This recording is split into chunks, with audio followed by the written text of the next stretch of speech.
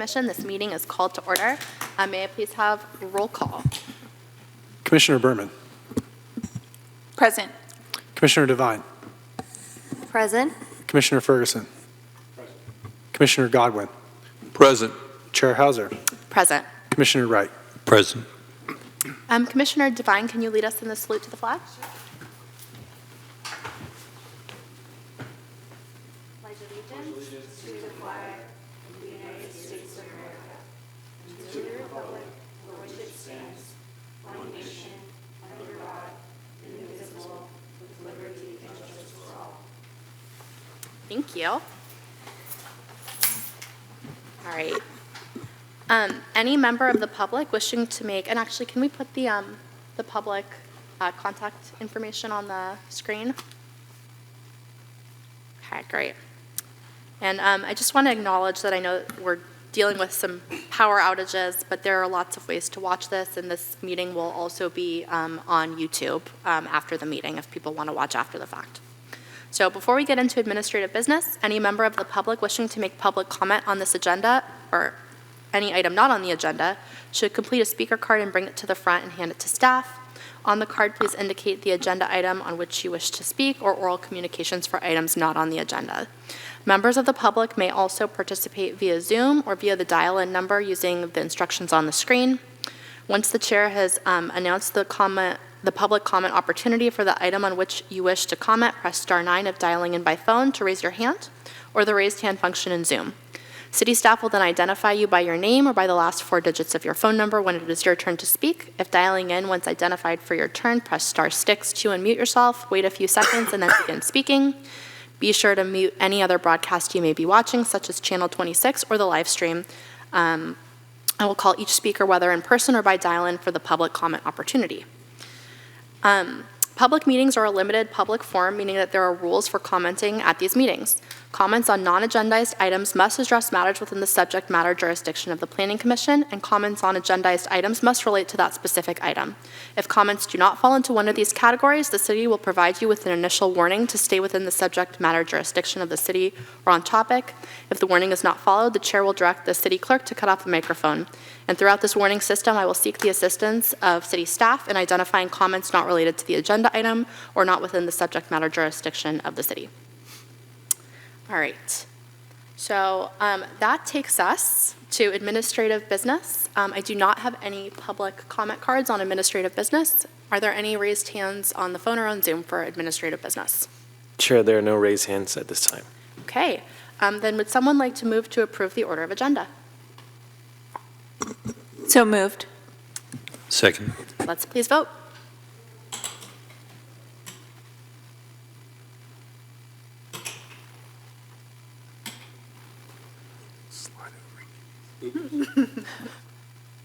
Chair, would you ask for a revote, please? Or we can do a revote, or would you like to do a roll call vote for clarification? Either way is fine. Let's do a revote. Please vote once. And that motion passes unanimously. All right. We have 1 meeting minutes from January 4th. Does anyone have comments on the minutes, or I will entertain a motion?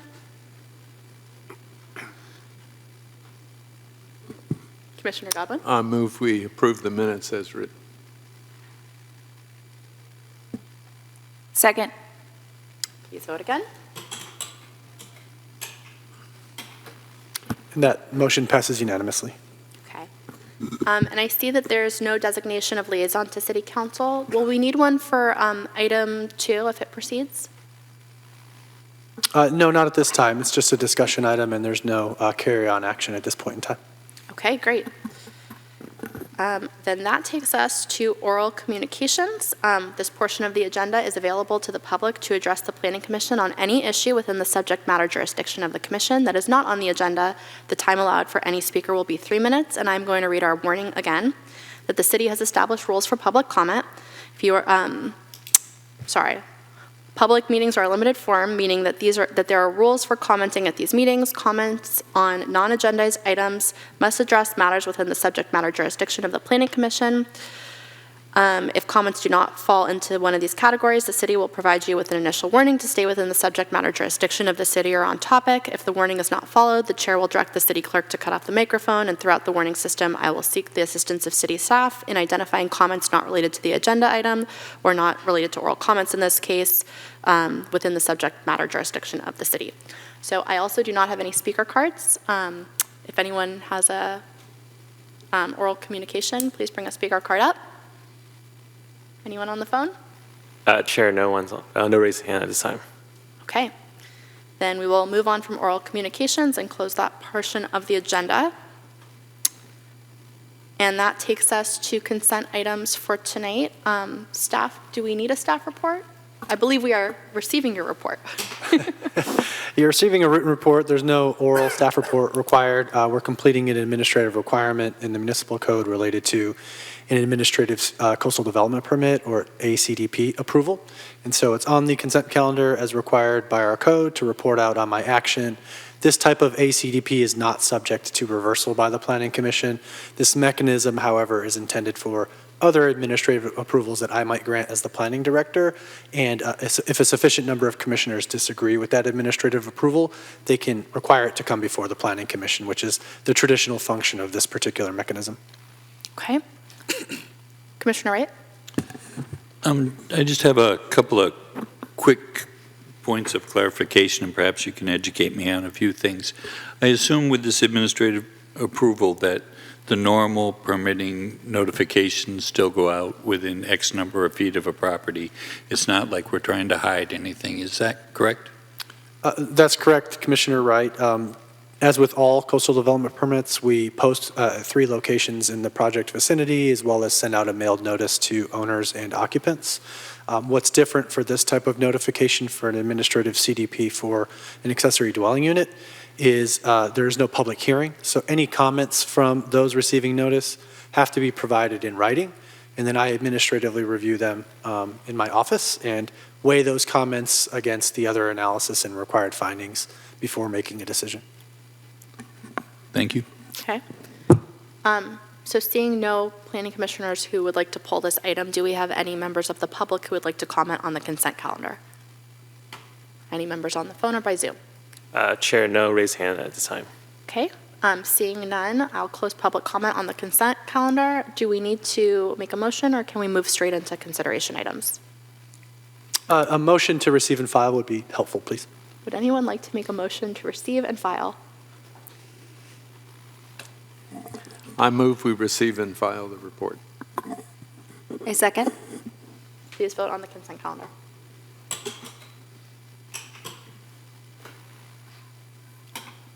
And that motion passes unanimously. All right, moving right along to our main event, item 2, which is our consideration item for discussion of objective development standards for housing element rezoning program HE-I-1. May we have a staff report, please? Yes, Chair. Just need a moment to bring the slides up and we'll get started.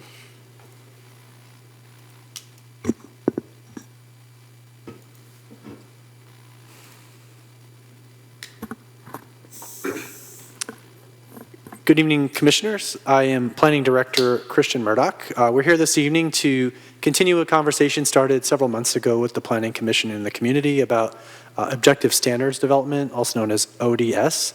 These are standards like zoning provisions, height, setbacks, lot coverage, parking, etc., that the city can adopt in its municipal code to apply to development projects to ensure the projects are complying with minimum requirements to address design or other development-related concerns to protect public health, safety, and welfare. While she's not here in the audience tonight, we do also have Assistant City Attorney Karen Murphy, who's been a close partner with staff and the Commission throughout the housing element development process and our discussions on objective standards development. Tonight, we're here as part of the overall housing element process. We are shifting from housing element adoption, which occurred on January 22nd by the City Council, into housing element implementation.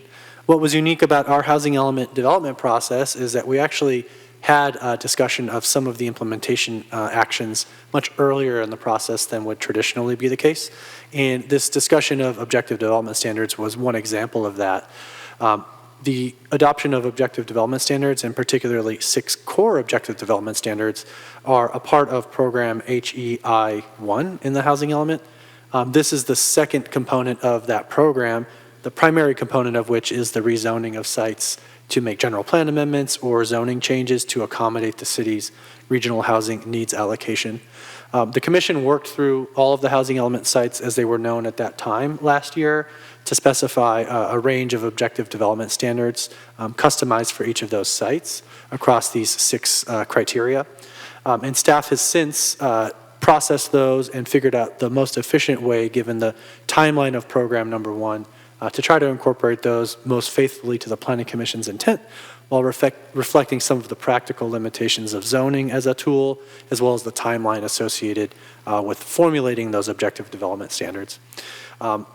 We are working, and we'll discuss tonight, the 6 core objective development standards that will be part of this Phase 1 rezoning.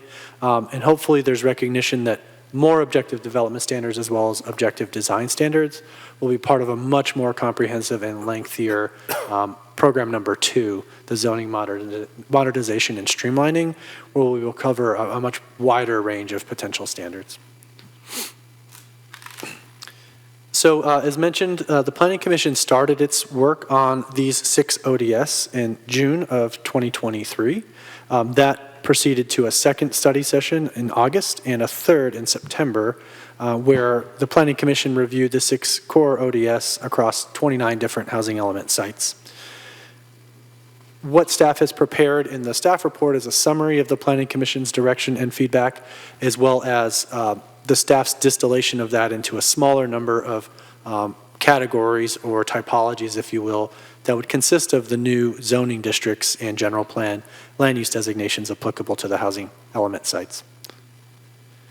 It's a little tricky to read here, but what we've done, taking the Planning Commission's prior feedback, is to break down into 3 main typologies: a residential-only typology, a mixed-use typology consisting of the traditional commercial type of mixed use, and then a third typology known as mixed-use industrial, or mixed-use institutional rather, that would generally reflect the same development standards as traditional mixed use, but when we get to the general plan land use designations, it would allow a different range of uses to reflect the public or institutional ownership of those sites.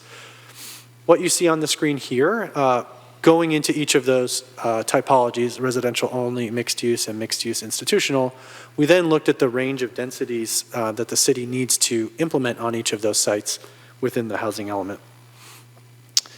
We've started at the minimal range of R30, so a residential only with a maximum density of 30 dwelling units per acre, and then broken that out into 40 dwelling units per acre, 50, and 60 dwelling units per acre, as contemplated in the housing element sites inventory. Some of these development standards are consistent across the different density ranges, for example, lot coverage, but others are different. Some of the setbacks vary as the densities increase, and notably the heights vary as those densities increase as well. And so the heights, for instance, would go from 35 feet maximum at a 30 dwelling unit per acre to 45 feet for 40 units per acre, 50 feet for 50 units per acre, and 65 feet for 60 units per acre.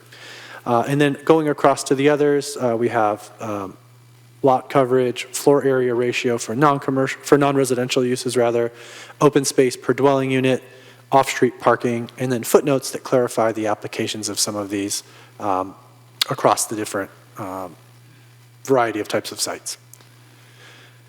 Here is the table for mixed-use typologies. So similarly categorized 30, 40, 50, and 60 units per acre. These have some additional descriptions in the parking standards, for example, about parking standards for non-residential uses. Specifically, those are intended to match the Sharp Park specific plan that the Commission focused on very carefully a couple of years ago. And the floor area ratio for non-residential uses here, you can see, establishes a minimum and a maximum. And then the heights are generally the same in the sense for residential component of the projects, with the addition of a 15-foot ground floor commercial ceiling height, which is the standard that was discussed in the Sharp Park specific plan. So in other words, for each density range, the height is what it is for residential plus 15 feet for that ground floor commercial component. Staff relied on some key assumptions when trying to distill the Planning Commission's prior guidance on these objective development standards. The first was that more density will generally result in more height, and so you can see that reflected in the maximum heights that we've prepared and recommended in the distillation of that prior input. As mentioned, mixed use includes a 15-foot ground floor commercial height, as reflected in the Sharp Park specific plan. As we're preparing and packaging these up in this initial presentation, it's also important to note that these are the objective development standards that will be advanced to our California Environmental Quality Act, or CEQA consultant, for analysis in the environmental impact report for this program. And so we are trying to include the most conservative, or put another way, the most impactful potential standards that could be adopted. So the range of impacts can be analyzed in the EIR, and ultimately the final decision on exactly where those development standards end up will be up to the Planning Commission and the City Council.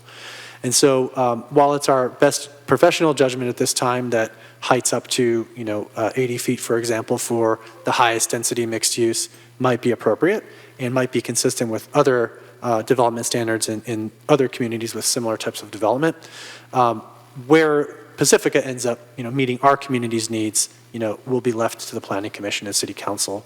We are trying to set the conditions where if you agree with our analysis and you think that's the right outcome for these projects, you can implement these standards across the range of densities.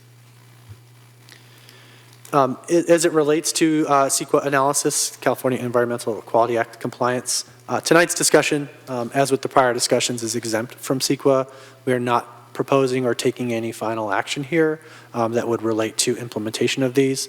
What we are trying to do is confirm what these objective development standards ought to be that are analyzed in the EIR, and then also confirm mixed use versus residential for some of these sites. As mentioned earlier, we will be preparing an environmental impact report to analyze the rezonings themselves as well as these objective development standards. And so as we've heard from some members of the community, for example, they're concerned about potential environmental impacts from increased building heights, and that would fall into the range of impacts that will be analyzed in the EIR. So tonight, what staff is asking for you to do is to discuss and confirm these 6 core ODS and the way that we've combined them into a band of zoning standards that would apply based on the density range and use types. And then also consider, for example, perhaps where height is of greatest concern, if that's a mixed use site, whether it continues to be important to make that site mixed use based on the prior concerns about preserving commercial space in town, or if maybe a trade-off in that instance is to have lower building height, but perhaps not have the opportunity for mixed use. And so staff would welcome your feedback and direction, and we're here to hopefully facilitate the discussion and answer your questions. Thank you. Thank you, Director Murdoch, and thank you for sifting through 3 very long meetings worth of our discussion and for making attachment, I think it was D, to synthesize it, because my chicken scratch notes were hard to read. So I want to open it to the commission for questions, but before I do, I want to ask 2 different things. The first is just a question about the CEQA clarification from Director Murdoch, but the first one is going to be of my fellow commissioners. My vision for how we do this tonight is that after we ask some clarifying questions, maybe we reserve them, we take public comment, and then my thought was that we would maybe do any sort of general comments first, and then we would go into a site-by-site analysis. Maybe some sites don't need site-by-site. Does that sound fair to everyone? Does that sound desirable? Sounds good to me. Okay. I'm getting a lot of thumbs up and head nods, so that's what we're going to do. And then Director Murdoch, my only question, so for the CEQA, is the idea that because we're doing an EIR that has specific development standards in it, by doing the rezoning and by having these ODS in it, that we would have a programmatic EIR that housing element projects could rely on and maybe do like a 15183 checklist rather than having to do their own CEQA? Is that the thought? Well, sure. So the specific mechanics of where the City Council, for example, might come down on by right or ministerial approval or requiring discretionary review, That's a finer detail that will be in the ultimate zoning that's developed, except where state law will require the city to implement by right approval requirements. And there are some of those specified in the housing element. Beyond that, it's not so much a question for the CEQA analysis, because the analysis is being done as though the projects could be approved. And so the environmental clearance will be there to put by right for potentially all of them, right? Even though that's maybe not a policy decision that will be desired by the Planning Commission or City Council. And so we are just trying to put in that outer envelope, if you will, of what the impacts could be, is so that we can work through the environmental review component and mitigations that might be required, and then provide the appropriate policy options for where these standards ultimately end up. So the envelopes are required for CEQA, unlike this discussion, because it's just a discussion that's feeding into CEQA. That's right. This Okay. it will feed into a final decision, right, which is when we need to have CEQA completed, so we understand the potential environmental impacts of those final decisions. Okay, thank you for that clarification. Does anyone have pre-public comment questions they would like to ask of Director Murdoch? And hello, City Attorney Murphy. Thank you for joining us. Yes. Commissioner Godwin. I had a couple related questions. Have you talked to North County Fire about some of these height changes? We've had extensive conversations with North County Fire Authority during the previous general plan update process about building heights. This same concern about heights manifested during that process. I don't have the specific building height, I apologize, but there is a height at which the North County Fire Authority's ladder truck can facilitate firefighting and evacuation response, and a height above which it cannot. I don't want to put words in their mouth because they're not here, but my impression of the general response was, with modern fire codes and building sprinklers and stairway, egress and all of the modern fire code requirements, ladders are not a core requirement, for example, of fire response to these types of buildings that might go above that height that the ladder can service. And so it's not a limiting factor from their perspective, is my takeaway from those prior conversations, provided the buildings comply with the fire code, which they of course would. I know other places I've lived have required things such as an air pressure pump for for columns of stairs when the building's got over 50 feet. Because a lot of people die of smoke inhalation in a fire, and if you raise the pressure inside the column of stairs, you can drive the smoke out of the building and save a number of people. So there's just a requirement for an air pressure pump. Other places, there's issues about storing like 150 feet of hose, so you have enough hose to get the water up to the level if there's a fire that begins up high, and that's typically where the residents are when more people's lives are at risk again. And you need some sort of auxiliary pump to raise the water pressure so once you have the hose connected, it goes up, that sort of thing. And given we're going more and more to plug-in hybrids and EV hybrids, there's a lot more high voltage electrical stuff that can be brought into a building that might be unfamiliar to firemen, that they need some additional review and training and some capabilities for. Those are just some examples. I'm not a fireman, so probably not an exhaustive list, but it seems to me the minute you go over 50 feet, you've got this second set of problems, and if you go over about 75 feet, you've got high-rise problems, and I think that needs to be explored. Absolutely, and we can continue those conversations with our colleagues in North County Fire.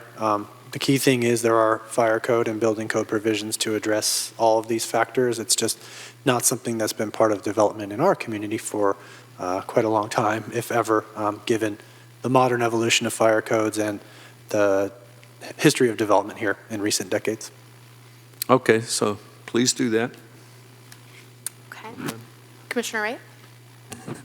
I know we've been doing a lot, and I know the history of what we've been going through as we're growing here in Pacifica. Do you feel like you've had enough staff and enough time to really be able to synthesize all that we went through to try to do our site-specific research to prepare what it is that you prepared tonight? Or do you feel like you're pressured on time, or is it someplace in the middle? Well, I'll acknowledge that the timeline associated with the housing element update relative to the general plan update and some of the staffing challenges we've had in the planning department have made this effort complicated more than it would already be. And the desire to add 6 objective development standards onto the rezoning process added additional complexity and challenges. What we've tried to do is respond to that desire to implement some of these standards in the near term. So there are standards in place for some of the most important criteria until that phase 2 program is able to take effect over the next, year or more, let's say. So would I have liked to have had more time? Absolutely. But there is not more time available given the priority to get the housing element completed and the rezonings in place to comply with state law. And with the shortage of time, would it be staff's recommendation that perhaps Planning Commission schedule additional meetings to try to help give you more input in order to get to a better resolution for all, I guess, would be my question. Well, I guess the outcome of tonight might provide me some indication of that. I would say that my focus is on obtaining certification of the housing element and getting the rezonings in place. This is a critical activity on that path. And so the more the Planning Commission may seek to delay their direction on this process, the longer it takes to conclude the other part of the process, which has real risks for our community, which we are trying to manage and to get past. And so I would hope that the conclusion tonight is that this is good enough for now, and that we know that there's going to be more concerted effort in the phase 2 process, potentially to revise or replace some of these standards. But having something in place and getting to the finish line now is better than trying to get the perfect solution and, perhaps not completing other critical work. And then one last question. When I see the MU 60 and I see 80 feet, and let's suppose somebody wanted to build something 80 feet, 100% affordable, would the cap on that still be 80 feet? It would, unless they were to invoke state density bonus law, for example, which sort of takes the lid off of any number of different development standards. The commission might recall earlier in this overall process, I said, there's only so much we can control as a city, and there are things that the state has put beyond our control, including if an applicant invokes density bonus law, they can seek, in some cases, any number of exceptions and concessions from the city's regulations. So let's not torture ourselves, again, trying to get the perfect solution when we know ultimately it may or may not be these standards that regulate development. Let's get something that we think feels pretty much right for our community so that at least we have something in place to provide a signal or a message to developers about what we're hoping to see. But you do understand why that is, that might give some of us reservations about rushing through this, and that, to me, my goal is always to get it right. I do understand that we are under time pressure and that we're between a rock and a hard place, but at the same time, if 80 feet isn't even 80 feet, then I'm even more concerned. So I just wanted to let you know that that is a concern of mine. Sure, I absolutely understand, and I know that, an 80-foot height limit is very different than the height limit that's been in place in our community for a very long time. With that said, we've been given a very significant task, through the housing element in the regional housing allocation process, and we had to make trade-offs as a community during that process to figure out how we can protect as much of the community that we love, the open spaces, the hillsides, while also planning for, give or take 2,000 housing units. And so increased densities while also, promoting commercial area and preserving commercial area. These were all priorities that came out of this extensive process. And so there's only so many different ways you can sort of squeeze the balloon before, another part shoots out. So height might be one of those. I haven't thought of significant other alternatives at this point. But if I could maybe explain the commission's task tonight a different way, you are minimally trying to figure out the outer bounds of what these standards should be for the EIR that needs to get back on track to review these standards. And there is still more time to figure out somewhere below that or within that outer envelope where these standards should ultimately end up. If the commission wants to consider greater height or lesser setbacks or more lot coverage tonight, that's something really critical for the EIR process so that can resume. But I feel whatever the outcome of tonight, very likely I'm going to have to tell our consultant to proceed with the EIR based on this outer envelope, even if the commission's still working through and not set on what the actual heights or lot coverage should be, just given the overall housing element timeline and our obligations for implementation. I just feel like we have a very unique community, 50% open space, 30% coastal. Each of our sites are very, very different. I was very pleased with our site-by-site analysis of exactly what should be where and felt that that was totally appropriate. And I feel like we're kind of turning a little bit away from that. While I understand why it is that you're trying to accomplish what you're trying to accomplish, will that limit our ability to be more site-specific in the future? So a part of the challenge with all of the site-specific criteria was the time for us to try to package that into a conceivable set of zoning standards. We are still thinking if there is a way and if we have the tools to do that. But to get these 6 ODS caught up and ready to go with the Phase 1 rezoning program, we just ran out of time to think more fully about what those options might be. So it remains possible, I'm not going to commit to it, that we might be able to give some finer grained control over those standards when we actually come through either with the Phase 1 adoption process or in the Phase 2 process. But to get these into the EIR and reviewed at this point in time, we did not have time to fully flesh out other potential options for a finer level of control on each of these sites. And is it possible to only do the lower height requirements and then require a additional zoning variance for any sites that we think are appropriate for higher height limitations, for example? That remains a possibility, maybe, for some sites, but we do have some sites that we need to establish for by right approval. And there are instances where if a developer comes in with 20% affordable units, for example, they will have a by right approval process. So this EIR needs to anticipate that many, if not all, of these sites might be approved at these maximum heights. It will come down to a zoning level decision when we're drafting the zoning, where we have discretion to maybe trigger discretionary review over a certain height, for example, let's say over 45 or 50 feet. We can continue to evaluate those options. That's not exactly, calibrating the discretionary trigger is not really the task that I'm asking the commission to do tonight. And are you okay if I reserve the rest of my nuisance questions till? I'm happy to answer them at any time. Thank you. Do we want to continue to ask questions after public comment? Yeah? Yeah? Okay. So with that, I will open for public comment. If we could put the call-in number on the screen.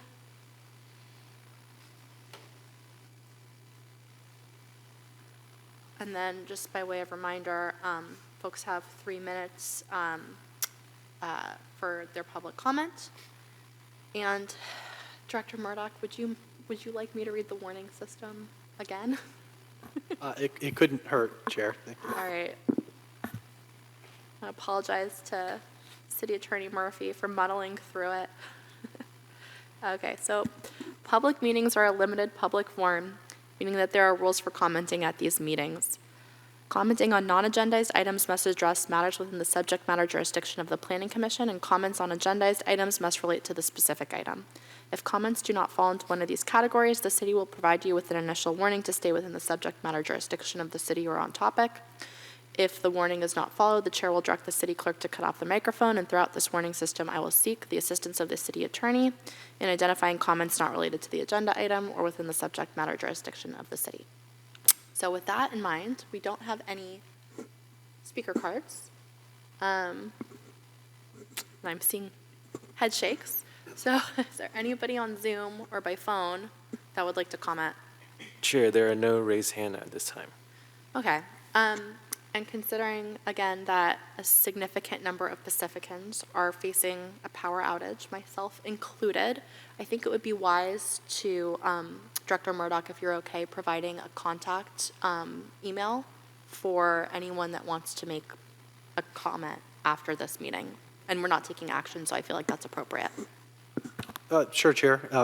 The public is welcome to use housing@pacifica.gov. We still are monitoring that as part of the overall housing element update and implementation process, housing@pacifica.gov.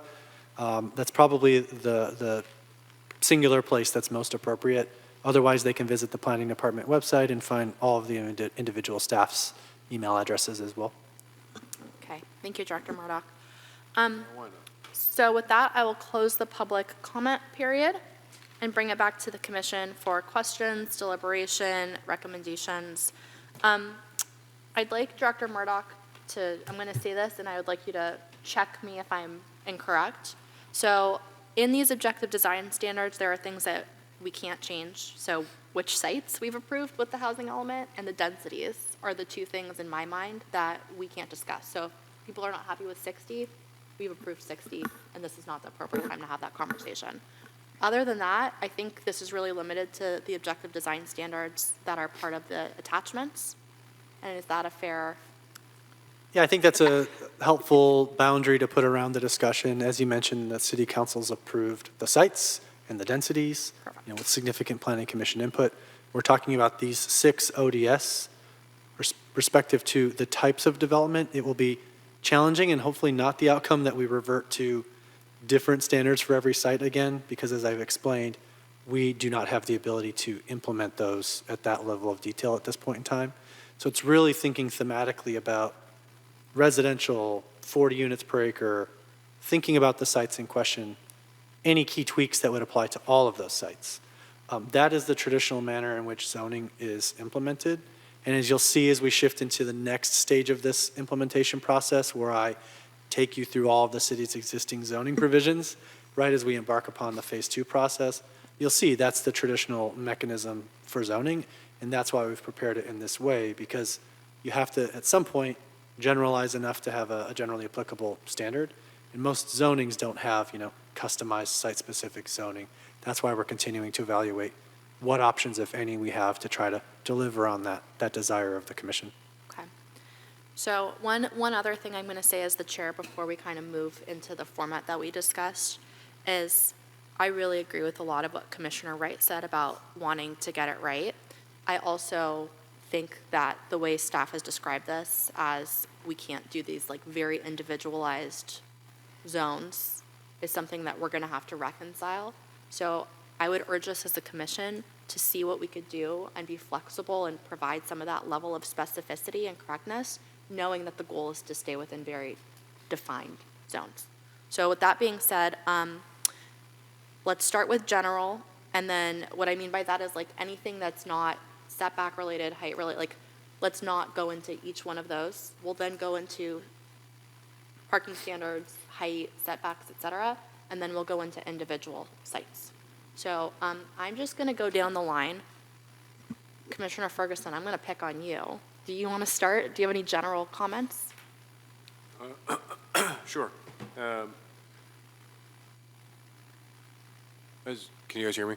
As I was going through the list, it looked like, I was trying to reconcile all the way across, but it looked like there might have been some areas, particularly in like the 60 dwelling units per acre, where the proposed ODS for that zoning might have exceeded the greatest of the individual sites ODS that we developed. And is there a reason that we did that specifically versus just using the densest and the most lot coverage and the highest of all the sites that were within that zoning. Do you have an example where that occurred? Give me a second. Okay. Or Director Murdoch, if you're following that comment, if you want to. Yeah, sure. For example, MU 60, I don't believe we ever discussed 80-foot height ever Got at it. any time, right? Right. R 60, 65 feet, I don't remember.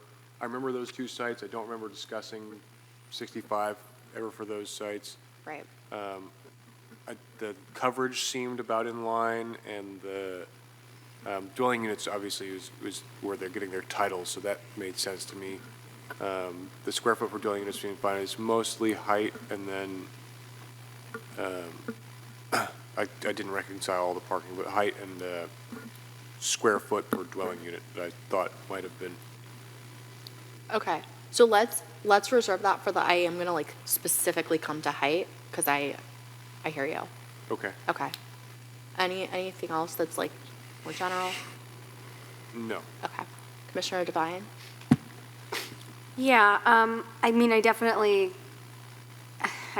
have an extension of what Commissioner Ferguson is discussing, and I think overall, it's just rather difficult to follow the proposed ODS when we have spent significant time as a commission framing this site by site. Although I completely understand the need to bridge the gap, it seems I'm having trouble even following some of this. I'm going, if what we're trying to do is develop, rezone as if, as you had said, zoning standards are done, we really should have started that way.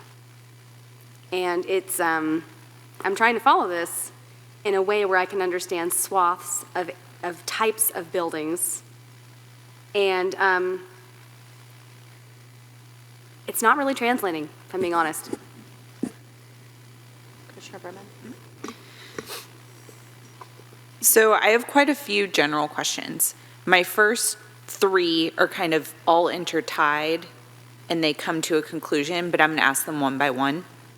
Has a consultant been chosen for the EIR? Yes. Okay. Has the EIR process started, or we wait? Yes. The process actually started last year, prior to us receiving the first set of comments from HCD.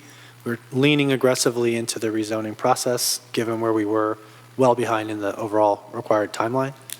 The comments we received from HCD called into question the sites that we had identified and the assumptions we used.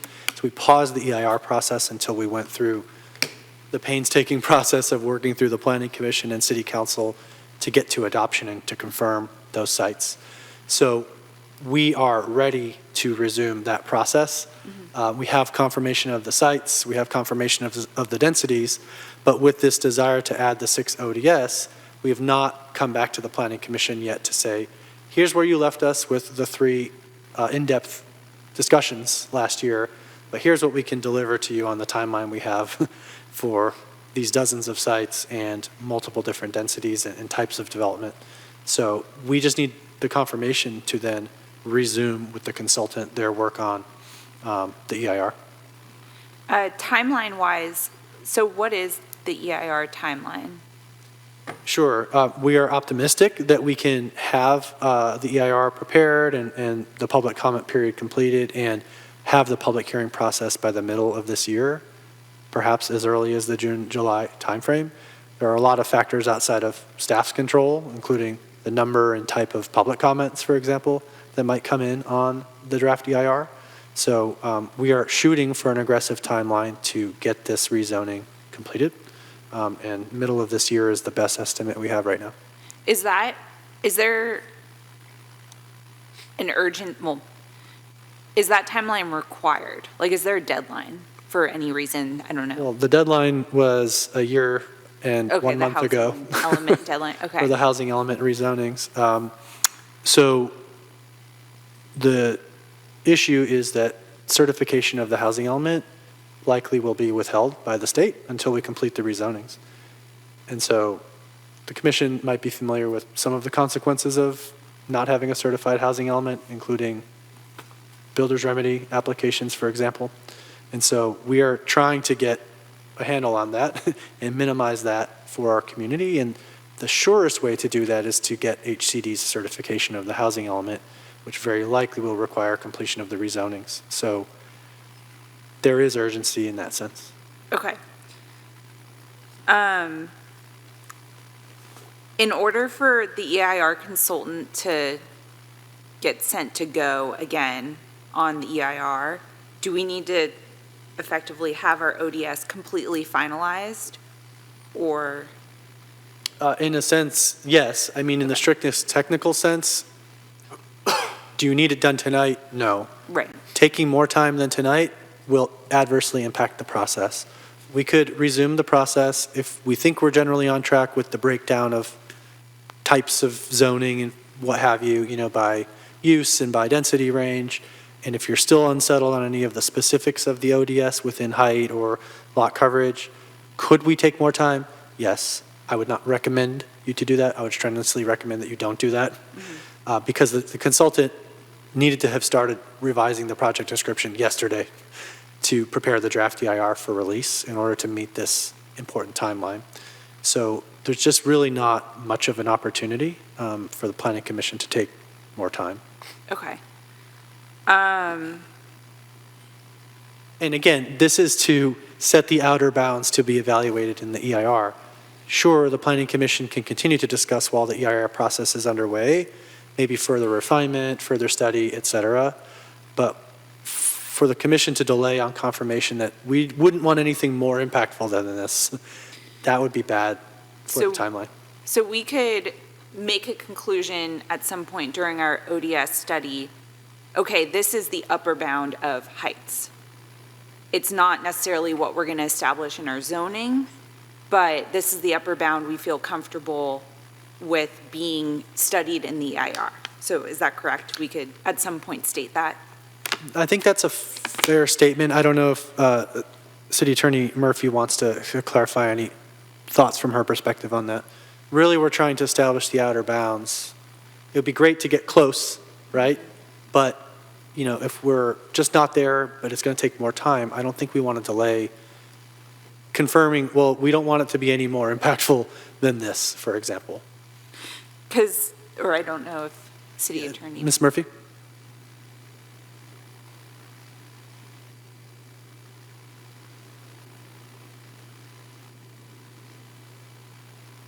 I'll keep going, and then we could circle back. So I know we'll have a tighter discussion on heights, but in general, I just want to make sure as we approach this discussion that we're not building an EIR that that results in undue concerns with the public, because 80 feet is really alarming. And I understand the strategy of having outer bounds and being able to work within those bounds and knowing when we're going to trigger an environmental issue. But I think it's going to bog up our public hearing process, especially if there's a lot of confusion in the community and with just 80-foot heights that maybe we're not even going to consider that height. That's kind of where I'm getting at with my generic height questions, but I know we'll get into finer detail later. Then last somewhat generic question, has staff had a chance to look at each of our sites and the densities and the acreage of each site and identify the minimum height that is possible to meet the dwelling units needed? Does that make sense? Sorry, I'm trying to form it as I speak. In a sense, yes. Extensively, no. What I will say is we've done some thinking about some best case scenarios, for example, and on the perfect lot with the perfect access and the perfect circulation, you can achieve the minimum dwelling unit sizes that our zoning requires, at less than 60 feet, 65 feet, or 80 feet for mixed use at 60 units per acre. But I think that demonstrates that's the best case scenario on the perfect site making the minimum unit sizes, right? Which is not likely to pan out in reality. And so when you start stepping back from that and recognizing we're going to have oddly shaped sites with challenging circulation, and maybe we prefer more open space on the site than, we could get otherwise, and we'd rather have taller buildings but better site design and amenities. There are a lot of factors that might lead to the commission wanting to have flexibility to go above 35 or 45 feet, or to have a project be designed, I should say, because the commission may or may not have future discretion to review the project. There are a lot of different factors, avoiding flat roofs, having nice architectural design, all kinds of different things that, while the initial emotional reaction to greater height is strong, at the end of the day, maybe the overall project design and proportions of buildings and amenities on the site and desirability of these buildings is actually much greater for a compromise on allowing greater height. And we won't have the opportunity to have those detailed conversations during the public hearing process or further study sessions before the public hearings if we don't evaluate the potential for those heights. These heights, as jarring as they are for Pacifica, are not out of line with what our partner cities in the peninsula, for example, have in many instances for these types of densities. And so this is just bringing Pacifica into where we've been forced to be with the types of densities and number of units we've had to plan for, which admittedly is very different than our community's character and what we're used to here. I'll be the first one to admit that. Okay. I'll want to circle back to that question because I'm more thinking specific to just the 30 sites that we have identified in the housing element. I feel like that could be digestible to do an analysis of, but that's all I have for now. We could circle back to that. There's a lot of time. And again, I think what we're all kind of saying is we understand there's a timeline. It's not going to be perfect, but it can't, it has to be, we have to have input, and that's what tonight is going to be. And if it needs to be longer and we can't get through all the 30 sites, then we'll just keep going, right? Okay, Commissioner Godwin? Any general comments? And if you don't, no one has to have general comments. I've got one basic question. If we agree to these minimum heights and density we've already largely agreed to, and let's say 2 or 3 years down the road, the houses aren't getting built at the rate the plan envisions, by making these agreements now, could the state come back and incentivize us or insist that we, say, raise the height limit to 125 feet or something to help make this a more economically feasible set of tasks? Or are we able to say, hey, we tried and these are the kind of things we got agreed to within the community and we really don't want to go anymore even though the plan is off track and appears like it'll remain off track for the balance of the period? I think we should expect in this housing element cycle more back and forth throughout the 8-year period with HCD than in years past. I'm having a hard time imagining them prescribing, changes to the zoning that increase height, for example. And typically, from what I gathered from developers, increasing height doesn't always make projects more affordable to construct. Often it will increase costs because of the construction methods and materials that need to be used. So what you might expect is HCD to say, well, how about let's look at reducing parking further because that's eating up a lot of site area or, costing money to construct and set aside area for parking or some of the other amenities that we're looking at.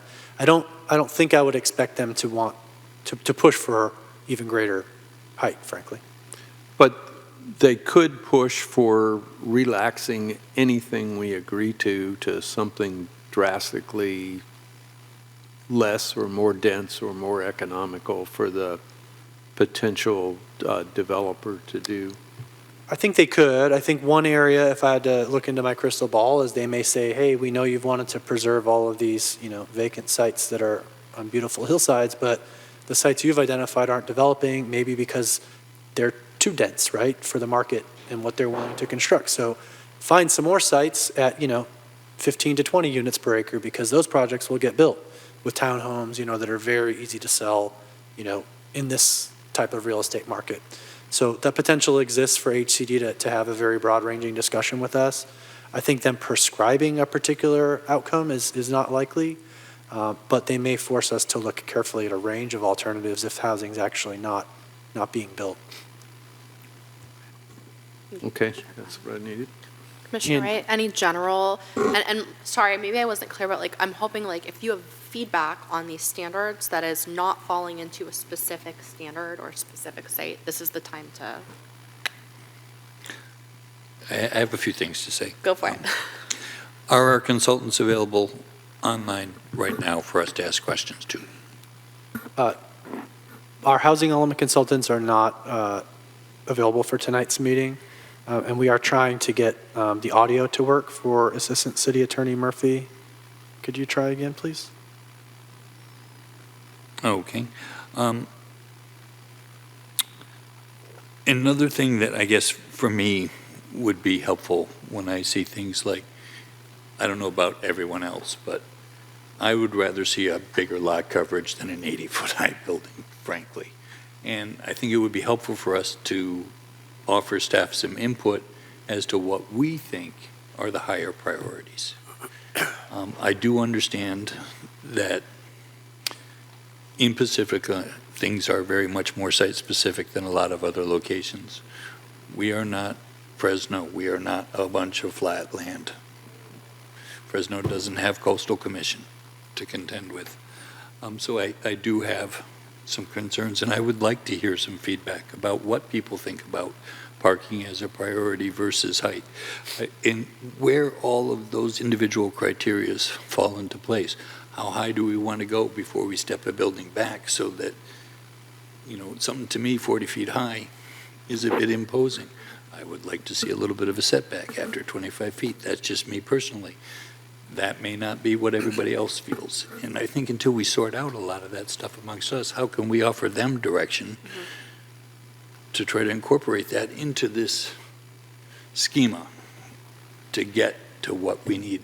And I don't have enough knowledge to know, at 60 units per acre, how do we arrive at this 80-foot? What percentage of lot coverage gives us that? How much do we need to be concerned about number of one-bedroom units, number of studios, number of two-bedrooms, number of three-bedrooms? How does that affect? What kind of community do we want to build? Do we want to be a family-friendly community? Are we just trying to put people in homes?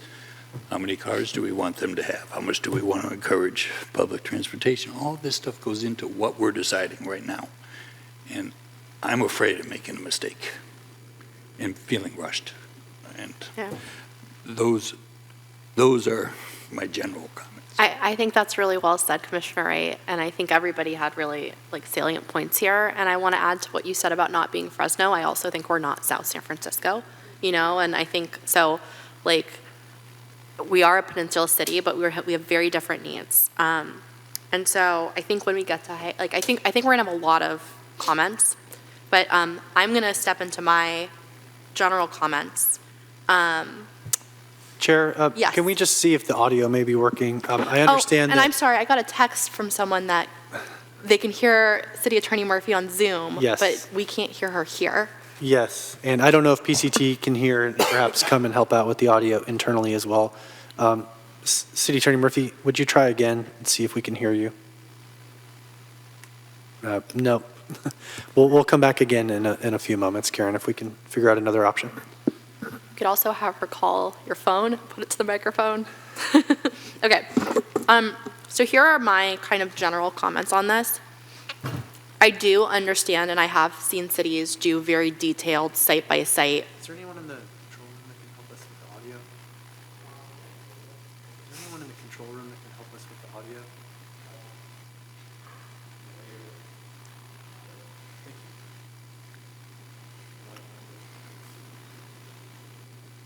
Would you like me to wait? No, I think we can proceed, Chair. Okay, Thank you. okay. I just want to make sure that we're all kind of hearing everybody. All right. I totally lost my train of thought. So I think there are cities where I've seen them really kind of compact things into like 5 categories. Right now, and cities that have a different category for each site, or they'll cluster like 3 sites here, and then you end up with 20 categories. And so I think that we're somewhere in the middle of that. One thing that I noticed in the document, and when I say in the document, I'm saying in attachment, I think it's C, which is the one that's actually, yeah, so the one that's actually setting the objective, oh, I'm sorry, no, it's not. It's in attachment B. We have this designator for polygon or not polygon, and a polygon means it was part of Appendix F, and there was a polygon around it. And then if you go over to attachment C, it's very clear that sites with polygons may propose development of up to 100% of the area enclosed with a polygon. So I'll come back to that later when we get to lot coverage, but I think just from like a QA, QC, and consistency standpoint, we absolutely need to get correct in attachment B which sites have polygons. And so I would note that like sites 29, 28, and 32 are all polygon sites, but they're not listed as such on attachment B. So I didn't go through every single site with a fine-tooth comb, but I would ask staff or our consultant to make sure that we do that. I also would list polygon after the smaller acreage. So for example, Terra Nova High School is site 22, and it says 4 acres, 43.33 acres, polygon. That to me is not clear.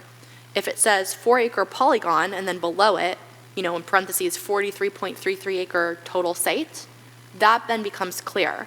The total APN is 43.33 acres, but the polygon only covers 4, and that 100% lot coverage that staff is, proposing would apply to the 4.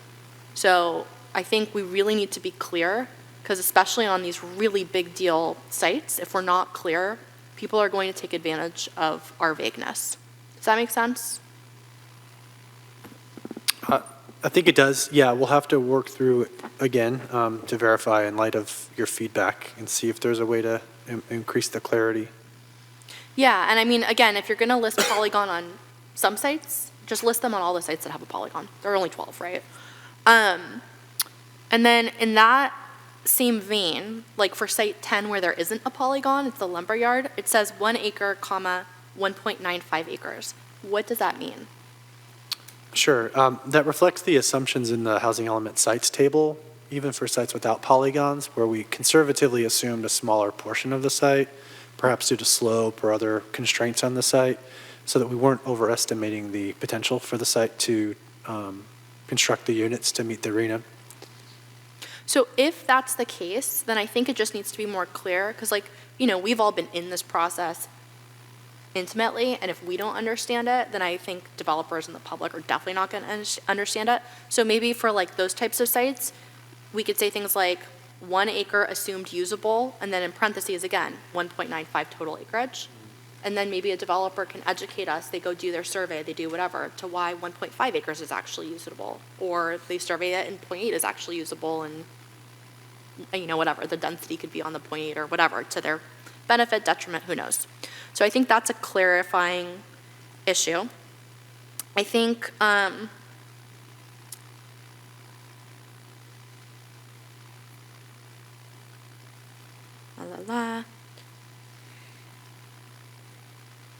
I think there's a note across all districts, or across many, that say lots less than 1 acre, height shall be 50 feet.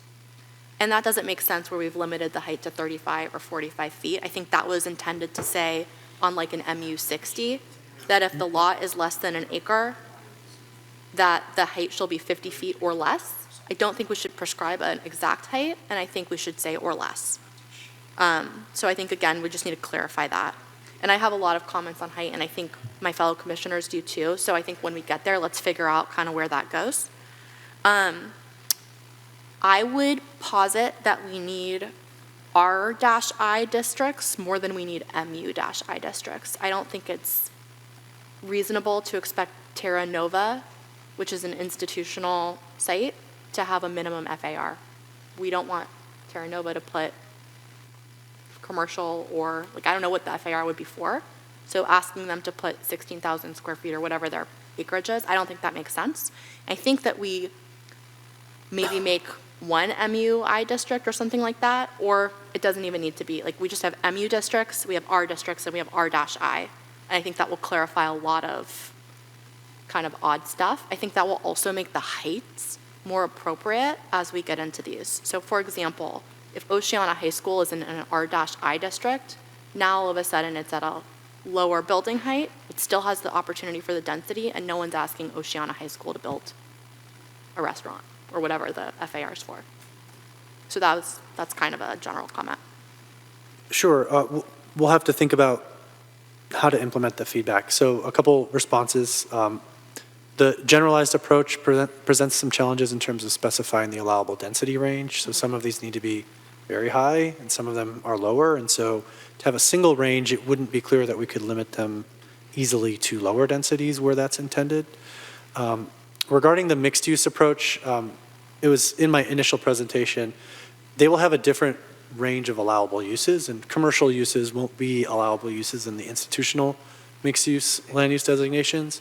It's meant to tailor it to the mix of traditional governmental uses, schools, infrastructure facilities, offices, and the residential components that are not typically associated with those types.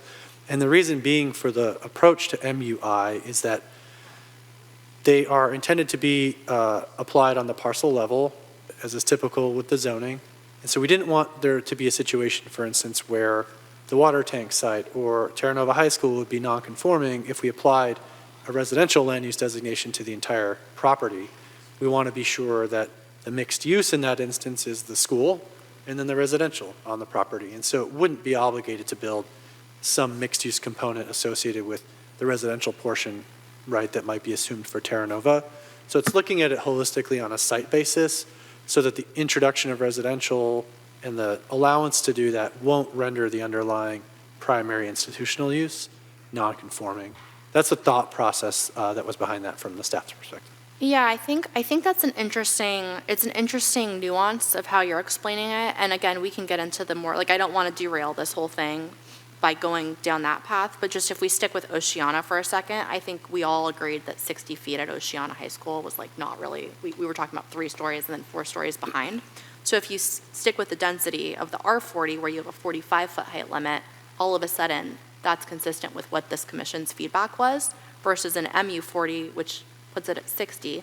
And even if you put school use in that, right, they don't need a 15-foot height limit on the ground floor. So I hear what you're saying, but I think you're sacrificing one thing and creating a different issue. So like, let's think about maybe how to do that in a way that meets what you're saying, but also doesn't give like kind of a crazy height limit. When I think a lot of these height limits do make sense. Like some of them, I actually have a couple comments about like increasing a couple of the height limits. So we'll get there when we get there, but I think we need to talk it over as a commission for sure. So is one sort of broad stroke feedback that the MUI designations, if we keep them, should probably have their own standards, bring down the height because we don't need 15-foot ground floor commercial, right, which will bring down the overall new development allowable height, and maybe even eliminate the minimum and maximum FARs, right, because there's a wide range as far as the non-residential floor areas, like very high FARs maybe for some of the school sites or very low FARs for water tanks or 0 FAR, but they're conforming and we want them to be, given their institutional nature. Exactly. And that comes across at several, like Sanchez Art Center. I don't know why that would need to be, you know what I mean? So I think, again, let's get there when we get there. And then 2 more kind of general comments. One is, these are kind of less important, but I just want to note them. One is, I think that for the MU districts, we need to have some sort of right-of-way note, because we are going to have that reduced setback that says something along the lines of separated sidewalks need to be provided for pedestrian safe way, because we have a lot of these sites on very big boulevards. So I think if we're going to reduce the setback to 10 feet, it needs to be comfortable for the pedestrian in a different way. So that's one thought, and again, we can discuss. The last one that I had was we did discuss the key corners. I think staff probably ran out of time, but as a stopgap measure, there's a figure in the SPSP that's 5-6 that was studied when we did it with Diet Bhatia. And I think, for a Band-Aid solution, Commissioner Berman, this was your kind of idea for it. if everybody is in agreement with what that looks like, and I'm happy to describe, or we can pull it up or whatever, maybe that's the Band-Aid solution that gets that corner in. Okay. And those are it for my generals. Great, thank you, Chair. And just on that point of the key corners, you're absolutely right. That's a very refined point. We ran out of time to try to find sort of the objective criteria that would fit into this construct. It's not a critical environmental review component, so we are continuing to think how to do that. If need arises, we can try to figure out the Band-Aid solution, as you Yeah. mentioned.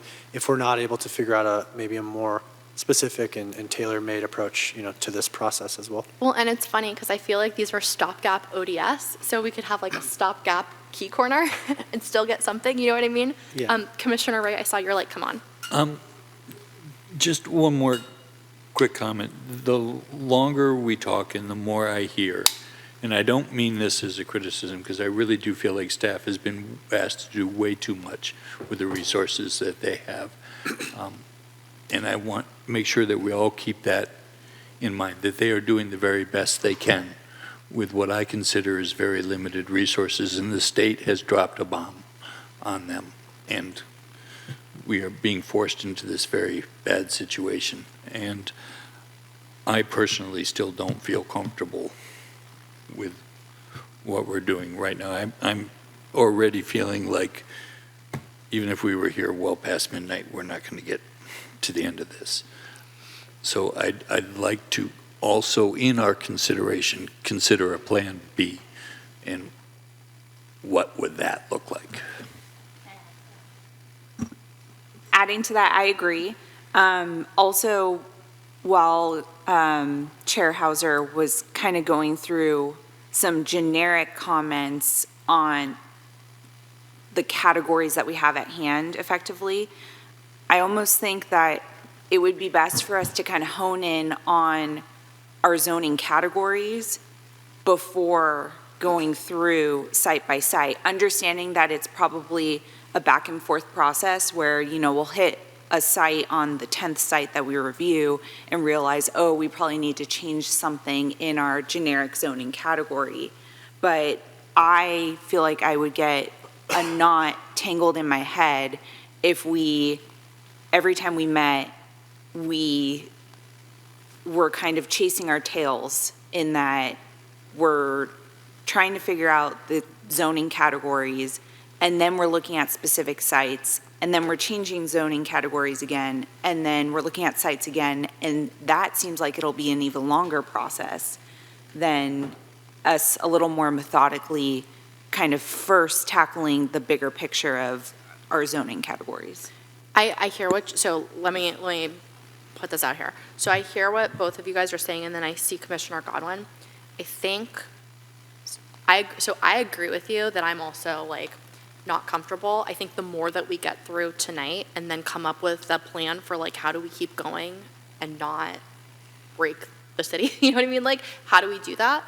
I think we can just keep doing as much as we can tonight. I also think that when we get into the site-specific, like the reason that seemed like such a menagerie is because it was, right? And so I think when we get into like, the next one will be parking, and the next one will be setbacks, and we'll go zoning by zoning, I think it will feel less frenetic and more organized. So give me a chance, let's try it, and if it doesn't work, then we'll put a pen, okay? Commissioner Godwin, and then Yeah, Commissioner Wright. It helps me if things are more concrete, so it would benefit me if we had a representative site for each one of these zoning types to look at and use as an example, and so we at least get it right for one site for each one of these, and then we can try to generalize it to more sites that we think are similar and say either yes, it also works for the second, third, fourth, fifth site, or it doesn't, we need to go back and revise the thing. It would seem more real and easier to comprehend to me, if other people agree. Okay. I have another very general question. What is our goal for the mix of studios, 1 bedrooms, 2 bedrooms, 3 bedrooms, et cetera, for each of those categories that we're covering on lot coverage? In other words, what do our consultants think is an acceptable mix? So I don't think we've done that analysis yet, Commissioner Wright, other than identify that there's a need at sort of both ends of the extreme, right, for smaller, highly affordable units and also larger units that can accommodate families, for example. And so I don't have a number other than to say, assuming that we should build all studio units so they can be as small as possible to conserve height is potentially a problem in our housing element for meeting the housing needs that we've identified, particularly larger units for families. That's not to say all of the units need to be, 3-bedroom units, for instance, but some number of them ought to be, and we should factor that in as a realistic planning assumption. I also don't know that it's desirable or reasonable to assume that all of the units will be, at the minimum allowed by our zoning, for example. I'm asking again, for the commission to think broader and longer term about the type of community, right? Height and the mass of buildings is one very important factor, but so is comfortable units that meet the needs of the families and individuals that will live in them. And so let's try to strike that right balance of, near-term reaction and sort of long-term community character and needs as well. There's a lot to think about, admittedly. Chair, can we just take another moment to see if the Assistant City Attorney is able to participate? Karen, would you try?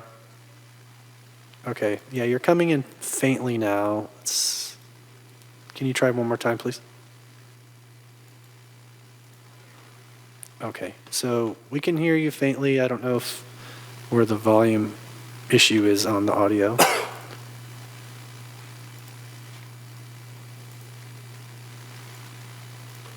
Can you try one more time?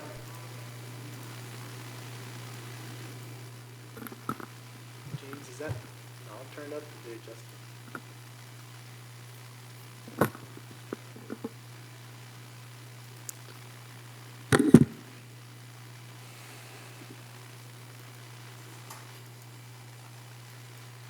Yeah, I don't.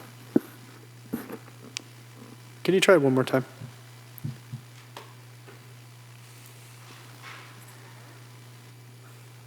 We're hearing you, and that's a good indication. We're going to try to adjust the level in the next moment or two.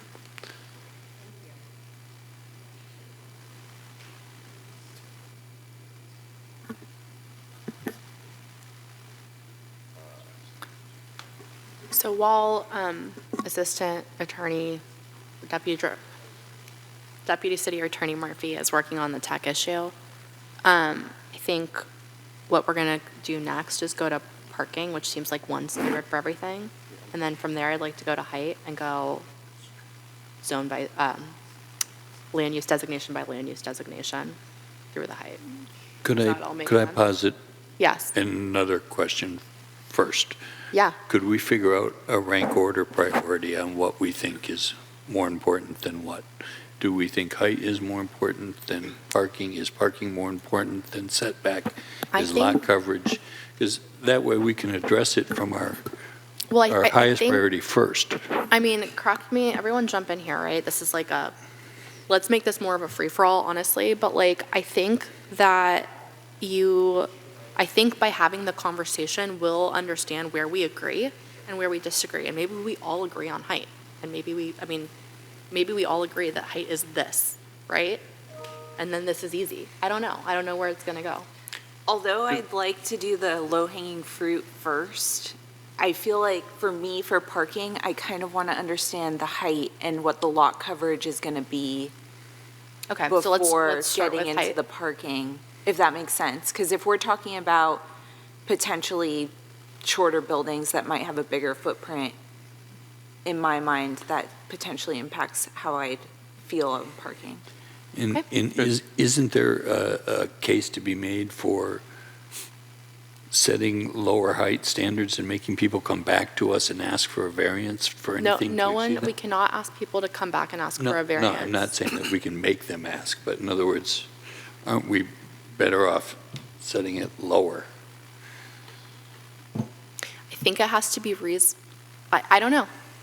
Does the city attorney want to comment? Is she able to comment? Sure. Yes, If you, we hear can you. you hear me? Yes, hi. Yay!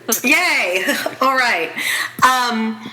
So one thing to keep in mind is that, as Christian mentioned earlier, although HCD may not prescribe specific height requirements, HCD will want to make sure that the densities that we're proposing for the housing sites and the housing element can be built to those densities. So from that perspective, the city should have a height that will accommodate that density and that does not require any additional approvals, such as a potential variance or in some cases, any discretionary approvals. I think Christian mentioned as well that there will be, the possibility for ministerial approvals. So from that perspective, I think there should be a set height that we think that a developer can come in and develop at the required density. So I think that's one of the key issues. And I hope that answers the question. If not, please let me know. But without understanding the ratio of studios, 1 bedrooms, 2 bedrooms, and 3 bedrooms, how can we figure that out? Well, we can't prescribe that, right? So there's going to be different things, right? Let's say you have an affordable developer and they're getting funding from the state or the federal government or grant or whatever. They may be able to do all 1 bedrooms, or they may say, we're going to do extremely low income and we need services, but it's all going to be studios and 1 bedrooms. Or you may have an affordable developer that says, I'm only going to get this one grant and I'm going to do 25% 2 bedroom, 25% 3 bedroom, and 50% 1 bedroom. And we can't know that. Or you have a market rate developer that comes in and says, I'm only doing 2, 3, and 4 bedrooms, right? We cannot know that, and so we can't, without their program, we can't prescribe a program for people. We just have to kind of give them the general envelope and let them figure it out for themselves. Okay, then let me ask another more specific question. At 60 acres per unit, with a 45-foot height requirement and our standard general plan parking requirements, what's that density? Say that question again? With a mix of sizes in units, a 45-foot height requirement, our standard general plan parking requirements, what density is that on a 1 acre lot? I think we're going the other, Director Murdoch, feel free to jump in here, but we're starting with a 60 dwelling unit per acre density, and we're saying that for someone to hit that, this is probably what they need to be able to hit that. Okay, so that would be then, I guess, is the variable that's missing effectively the size of each unit? that's what I'm saying, without knowing that, I don't understand how we I think we're going to go can- in I know, and my engineering brain hates that. I just want to complete the algorithm, but I know that we can't prescribe the unit size. I'm not asking to prescribe it, I'm just trying to understand. Mm-hmm. Where do we end up? Well, it actually does kind of relate to my question earlier about if staff is able to find kind of the minimum heights that could satisfy the densities, which I know, even when I asked the question, I knew part of the answer was it's hard to find that threshold for the density if you don't know how big a unit's going to be. But then, to play devil's advocate, how can HCD verify that our objective design standards are feasible if they don't know the size of a unit either? Or they haven't shared whatever standard it is that they're applying? Right, because sure, an 80-foot building, of course, we could meet the densities, but I think a lot of us are really hesitant to proceed with an EIR that says 80-foot buildings, which is where I was hoping that maybe there's a way we could find that bottom threshold of what the minimum height would need to be for each of these zoning categories in order to meet the densities, even if, we have 30 sites and it would take someone a lot of time to kind of go through each one. But once you have the equation down, if we could kind of define what the minimum height would be, that would be something really beneficial, I think, for us to work with. I don't know. Is that kind of It's very, related very to what much you were the saying? same family of issues. Okay. So One of the things, go ahead, Commissioner excuse Cotton. me, just a moment. I always think what helped me was if there was some demographic data. How many single people, how many couples, how many people with 1 or 2 children, how many people with larger families are kind of our target. And if we knew what group of people we were trying, what mix of people we were trying to serve, I think that would help drive some of these decisions. I feel like that's going to be hard because as Yeah, it would Chair be hard. Hauser was talking about, I mean, there could be any site, any developer could come to one of these sites and they could determine to build any number of housing developments. So it could be, Sure. Market rate or a mixture of market rate. And so, I don't know, I feel like that would kind of lead us down a path that we wouldn't get to an ultimate conclusion. So let's officially move into height. We're eager. And I appreciate that. And let me start by saying that what I have heard from everybody and how I personally feel is that 80 feet is not appropriate for Pacifica. And if anybody disagrees, they should feel free to jump in. But what I would also note is that this was really thoughtfully and slowly studied when we did the Sharp Park specific plan, when we were looking at 50 dwelling units an acre, which was MUC. And like the mixed use designation, that already had the 15-foot floor plate into it. And so if you look at let me back up, and I'll speak into the microphone. The Sharp Park specific plan has mixed use land use designations. It was done professionally by Diet and Badia. It was done with an EIR. We deliberated extensively on it, and we approved it, and council approved it. It had a lot of stuff in there, including a 15-foot ground floor plate for commercial. At 50 dwelling units an acre, okay, that was 55 feet. That's from table 5-1 in the Sharp Park specific plan. A good rule of thumb, and I have verified this with architects that I've spoken with, but a good rule of thumb, are we having a technical issue? No? Okay. A good rule of thumb is that we could go an additional 10 feet to get an additional 10 dwelling units an acre. So while I still think it's very tall, I think 60 dwelling units an acre would feel more appropriate at 65 feet, and that would be the cap. You said an additional 10 An additional feet. 10 feet for an additional story. But that's with the 15 feet. And that's not for R60, that's for MU60. And- Because it right? So that's also why I want to take some of these schools out of the MUI 60, which is same as MU 60. Doesn't make sense. Then we can bring it back down. And you said that would be an additional 10 units per acre? That's how it Correct. translates? Correct. I just did a project with an affordable developer who each story had 9 to 12 units on it, depending on Okay. size, on 1 acre. Okay. So I think that that's a very fair way to do So- it and to bring it down 15 feet. Can I And only reiterate for the that in MU. other words? Please. That you think it's feasible with a 60-foot height requirement and a total residential use of getting 60 dwelling units per acre? With a 65 So no unit? commercial. No, height? but that No, was with- with, Oh. because of the 15 feet.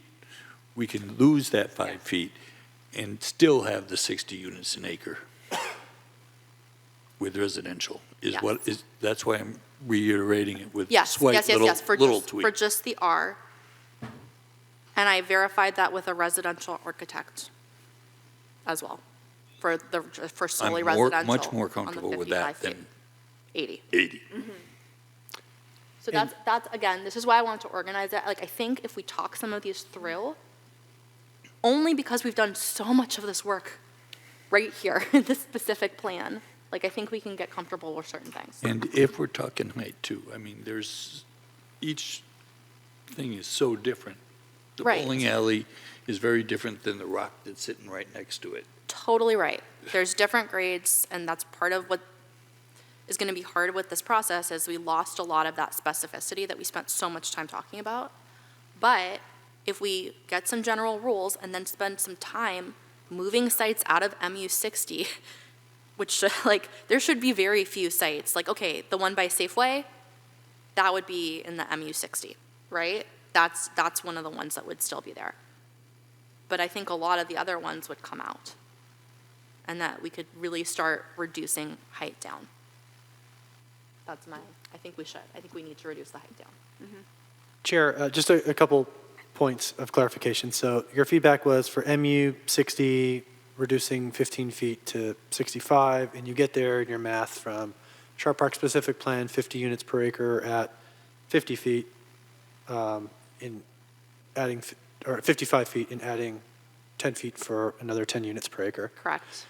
That's great. I just want to, Well, I guess if it's mixed use, it has to be 65. This is only for MU60, not for R60, which to your point would be 55.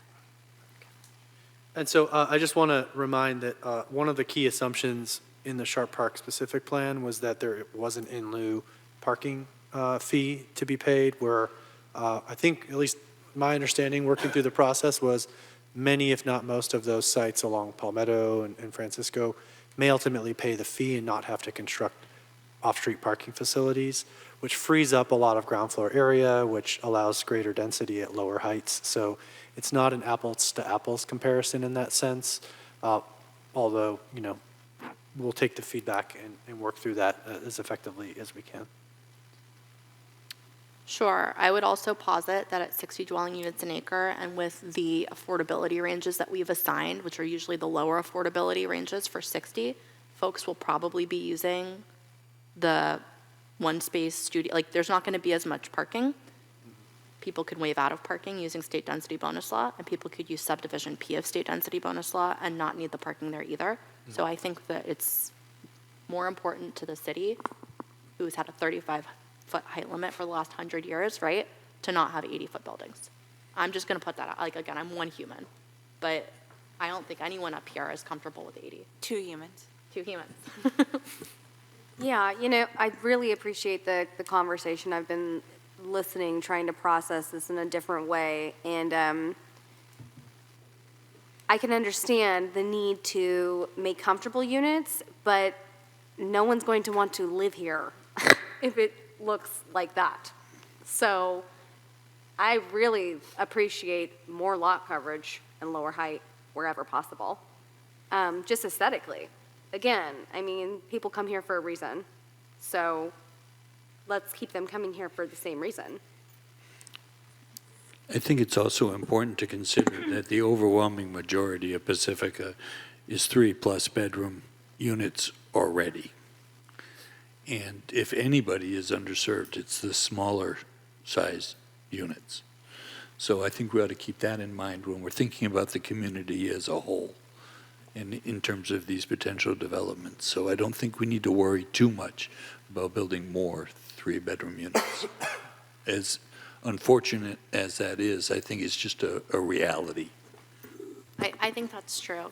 Commissioner Devine, I agree with you. I also think 70% lot coverage is, which is what's in here, is higher than what we discussed in a lot of sites. It is. I'm kind of all right. I'm like, it's a lot of coverage. You know what I mean? Especially when we're prescribing open space and Yeah. setbacks. I don't know. I'm so trying are you to- not comfortable with the 55, 65 from the 80 and, hang on.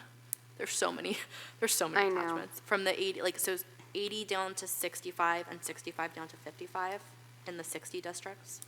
This is so challenging for me because that just, for some of these sites, I understand the point of the EIR to be at the max. Like, I get it. Loud and clear. Still doesn't help. Still's not helping me. Like, we did so much work on a site-by-site specific plan. And visually, and I hear you. It's like if we sacrifice here, then we have to increase here. And, I'm going like a ping pong ball from attachment to attachment, trying to actually visualize this. And it just feels like an immense amount of time was wasted, frankly. It's very, very frustrating. I wish we could have looked at this from okay, let's start with all of these zoning categories, and then let's look at the map, and then let's see what actually fits where, and then let's determine the development standards. That would have been much more strategic in my mind, so I'm not here to beleaguer the point, but I'm trying to contribute this evening, and I'm really struggling. I also find it a little bit challenging that most of San Francisco has a 40-foot height requirement, and now it's being imposed on us to exceed that. It just doesn't make sense to me.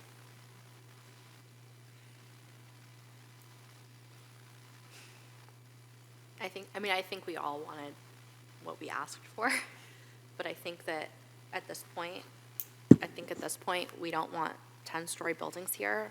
And so I'm like trying to rectify two things, and I agree with you. I like absolutely feel like the frustration and the pain and all of that, and I don't know what to do except try to work through it and come back to it later. Can I add some color to the conversation and then explain why I am where I am? The most common comment I get from people who find out that I'm on the planning commission is how difficult it is to do anything in the city of Pacifica construction-wise, and the burden we place on our existing residents for adding a single bedroom, for example, like the cost associated with that and compliance. And the general opinion of the constituents here is that it is like darn near impossible to add a very reasonable amount of build for yourself, for people that lived here their whole life, whose parents live here, whose kids live here, and then to put your name on something like, 65 is better than 80, but 65 is insane. So where I'm at, and it would take a Herculean effort to move me off of this, is I wouldn't give 1 inch on any of the height limits we've already given, which were like a pound of flesh at the time. I'd push back on any assertion that they're not buildable. Look, there's plenty of ways to get around these rules with existing state laws anyways. That remedy is still there. I'll let you guys have a discussion, but I have no interest in raising. We went through a series of lot sites, right, and we came up with 45 foot at the highest height limit for any of those sites, and now we're talking about, 65 is better than 80. It was a lot worse than 45.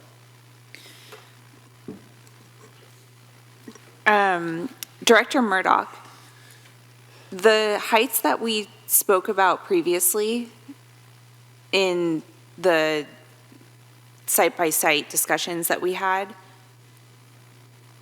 are any of them determined to be infeasible to meet densities that we need to meet? I know we were doing a lot of things in parallel, and actually, I definitely agree with the commissioners here that the process is a little frustrating, but I think if we did it a different way, I think we would back ourselves into a corner, and that would potentially be even worse if we defined categories and then had those rigid definitions to select sites for them.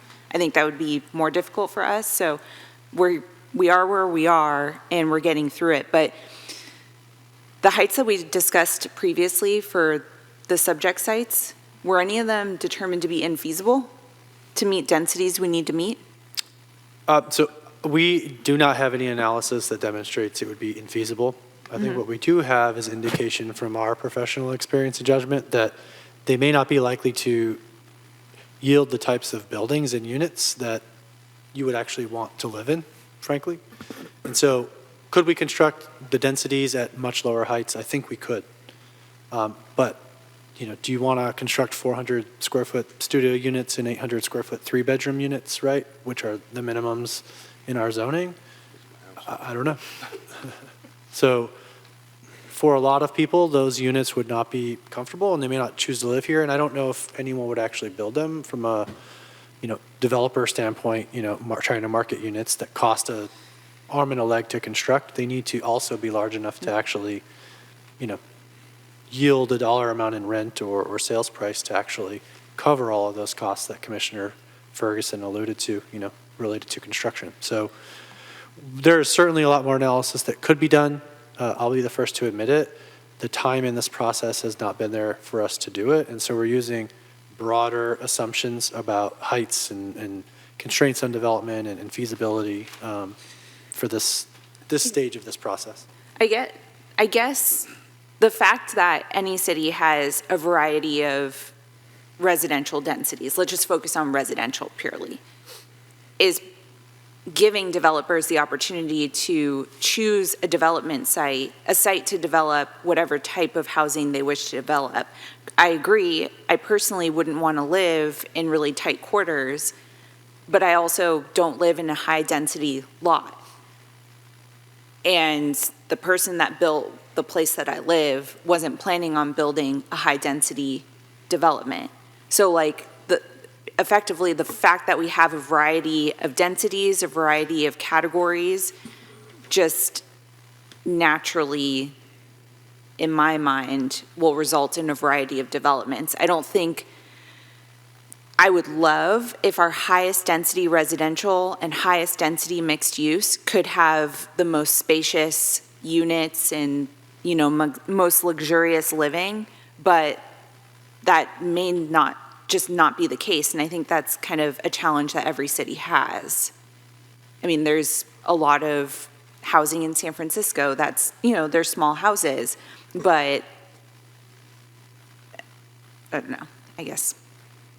I hear, like, okay, like, I want to be very clear that the idea of living in a city that has these really tall buildings is not why I choose to live in Pacifica, and it's not appealing to me. But I do, like, I hear you, Commissioner Ferguson, but there are like 3 or 4 sites where we specifically said 4 and 5 stories, or just this one will be 5 stories, right? 5 like, there are a lot of them. But those places are topographically appropriate for those. Well, and so again, so let's maybe part of the issue is that we aren't talking about sites yet, but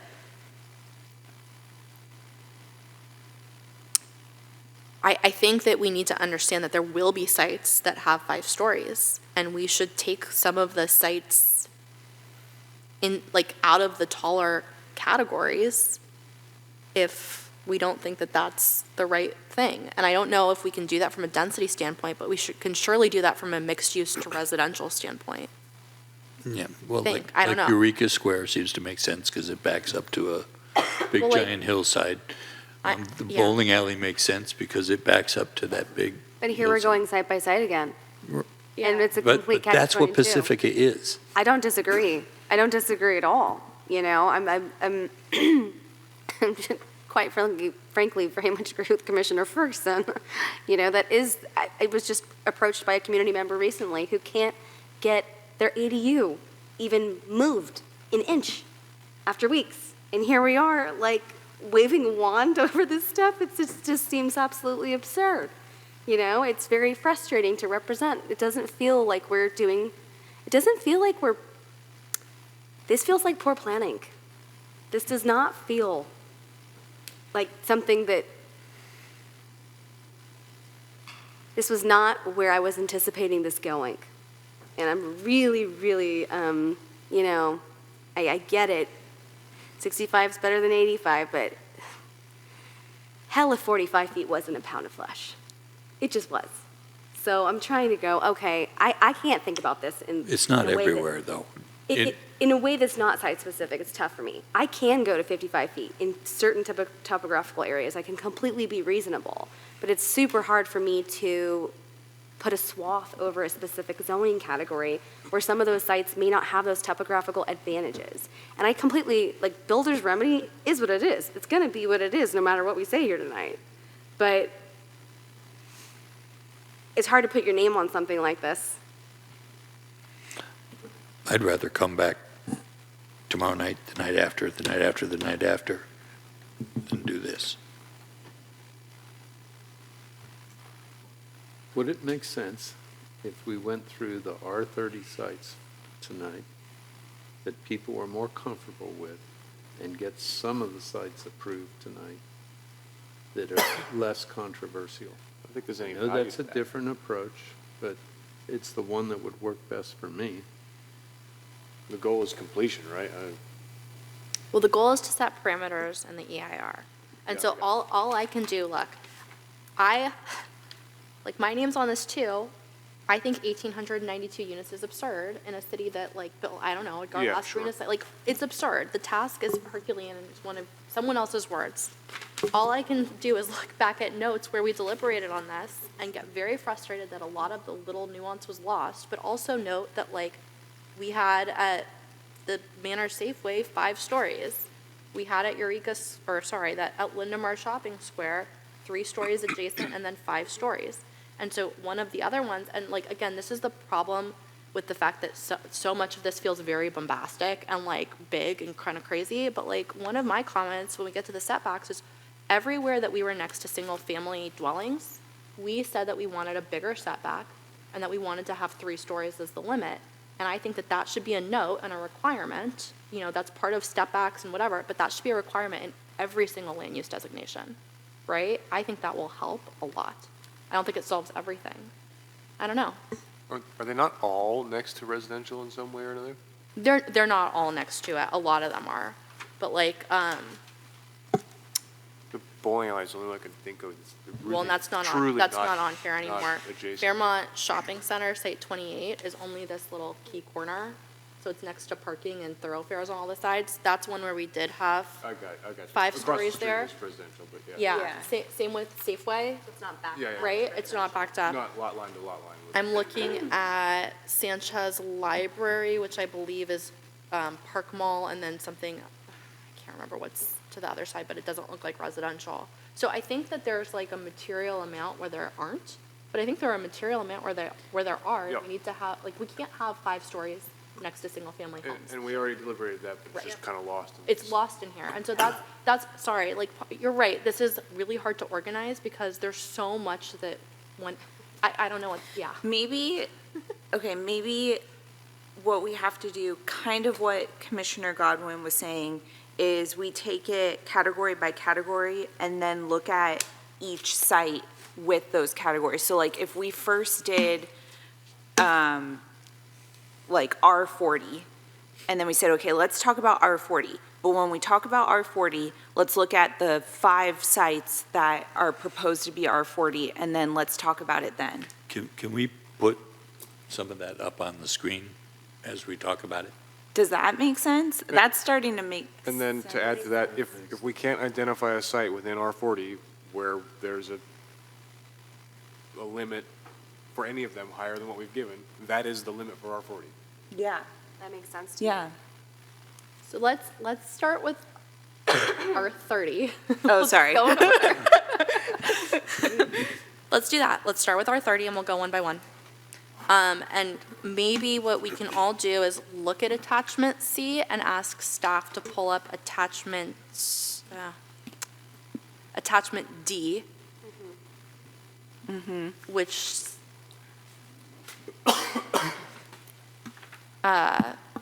my understanding was had each of them grouped, but now I'm looking at it and I'm having a hard time following it. So Director Murdoch, when I look at attachment D, is that trying to say that 2, 25, and F are in R30? No, so R30 is the easiest one to get through because there are not currently any sites designated That's why I R30. said R40.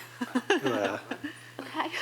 Oh, my God. We put it in there because logically we should have one as a companion to 40, 50, 60, and the mixed-use designations similarly. It's also there in the event that the commission took the approach to change a mixed-use site to residential only, for example. Okay, but so site 19 is 30 dwelling units an acre, and it's the MUI 30. Actually, sorry, I don't think I am supposed to be talking about this one. Right? Right, as The we shift review. into the site-specific discussions, there are commissioners that may have conflicts of interest. Okay, let me find another one. I'm just gonna be here a long minute. How do we do category by category with conflicts of interest? We can recuse when we get to the, like, we'll start with the categories and when we get to the, okay. So I'm looking at,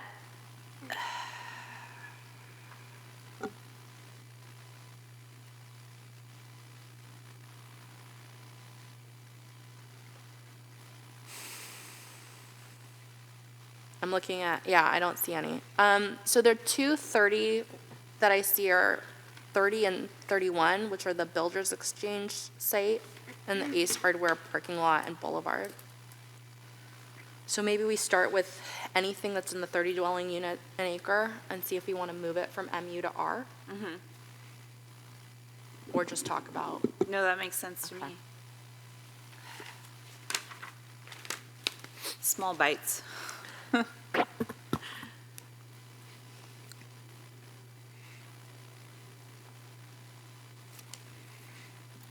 So just so I understand correctly, 55 was the highest we approved for anything anywhere? Right now, like, In our last we're gonna come discussion. back, we're gonna come back to the height.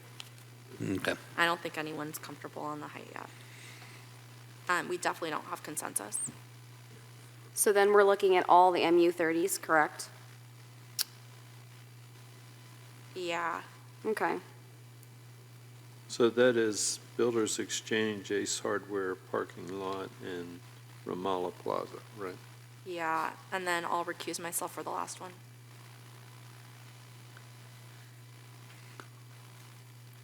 Christian, are you aware of all the sites that everybody needs to recuse themselves from? I am, and I'm pulling the list up.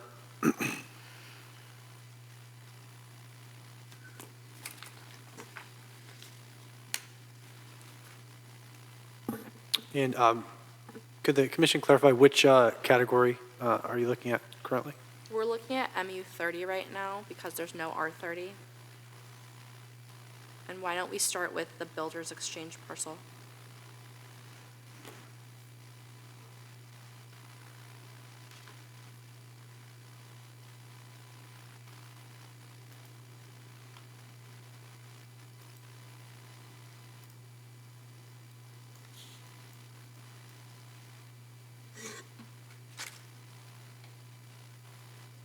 So I'm just going to read my notes from while Christian is pulling this up, I'm going to read my notes of what we asked for. And it was 70% lot coverage, so this was a higher one, 4-story, no minimum or maximum FAR, but mixed use is allowed.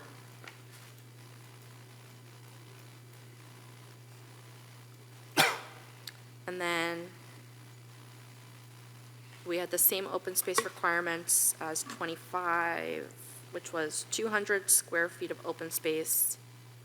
Up to 50% could be private, but a minimum of 150 square feet of common and 50 square feet of private.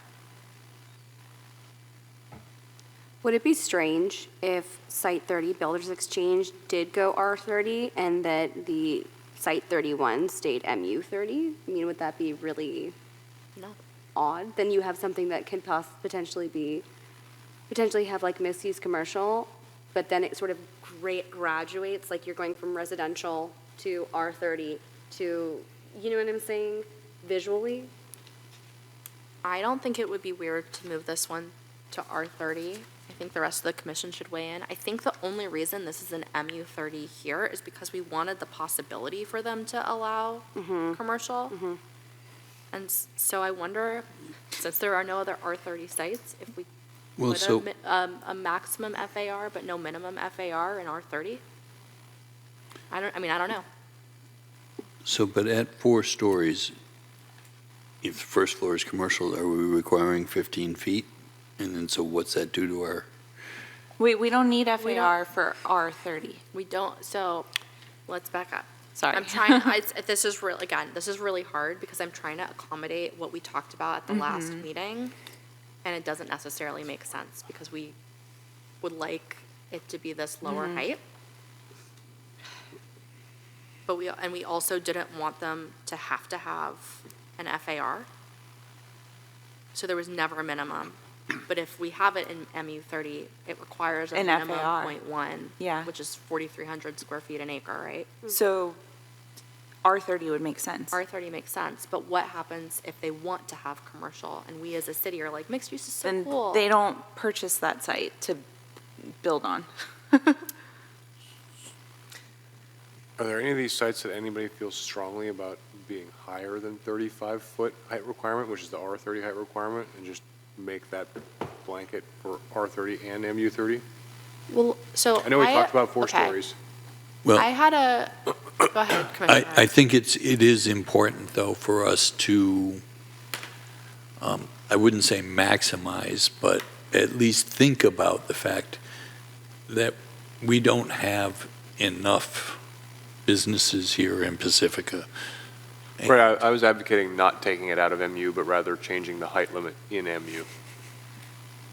I'm going to say one other thing that's a little bit controversial because I'm the one, I very much want to reduce the height limits on the upper side, but I also think that we should put the 3-story ones or the 30 dwelling unit an acre ones at 40, because I think otherwise we're going to get really ugly architecture. I'm comfortable with 40.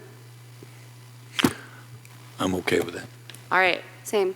Director Murdoch, we just agreed on something. In the 30, Wait, in the R30. R30. Yes, in the R30 district, the height will not be 35, it will be 40. Oh, I thought we were talking about MU30. Are we, well, because then now we should talk about MU30 and decide if 40 feet, because, I mean, naturally, MU would be taller because we have the 15-foot I ground floor. definitely don't think we should have a 50-foot MU30. I don't think that makes Right. sense. Is that with pitched roofs or flat roofs? So, well, that's why I like that's why I like R30 moving to 40, because now we can have pitched roofs, okay? So for And- MU30, I think that should be 45. So reduce 5 feet in height. And then if you're doing mixed use, you can do it, but you'd have to have flat roofs, right? It gives the flexibility and I don't know. It's already the biggest building in Pacifica. What was that? It's already the highest building in Pacifica. Does anybody know what the current tallest building in Pacifica is? Do you know? I don't. I would assume the Best Western, Rockaway, It's like, the 30, maybe 37 at the Crown. Depends on what you call grade.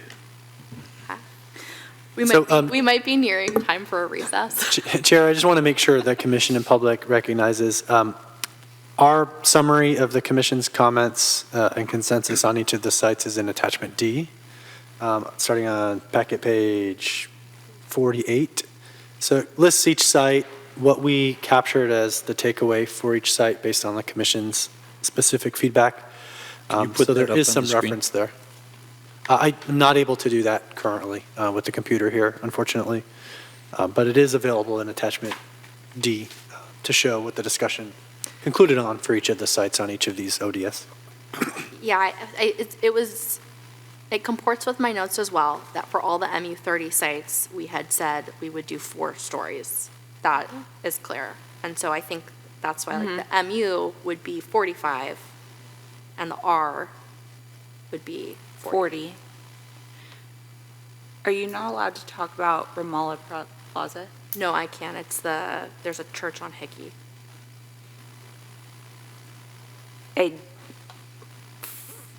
45 feet for Ramallah Plaza, does that sound, I mean, I don't live near there. I'm not as familiar. It's next to apartment buildings currently.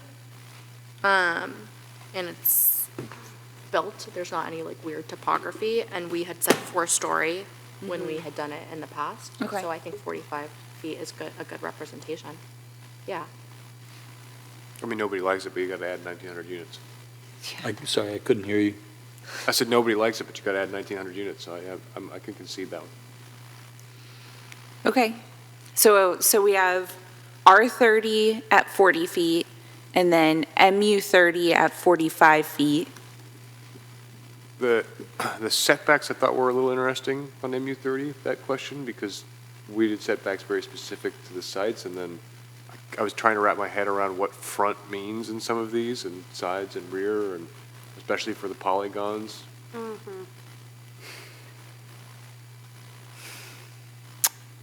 Well, I'm very tied to the idea that we need to have a note that says that there's a larger setback from single-family dwellings, because on every single site where we had a specific requirement, we did that. And I would like to propose the 30 feet, because that's pretty much what we said everywhere where we were next to.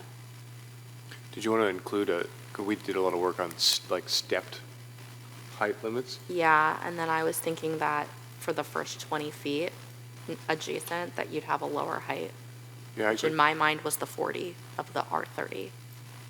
But 40 feet. was 40 feet of the R30.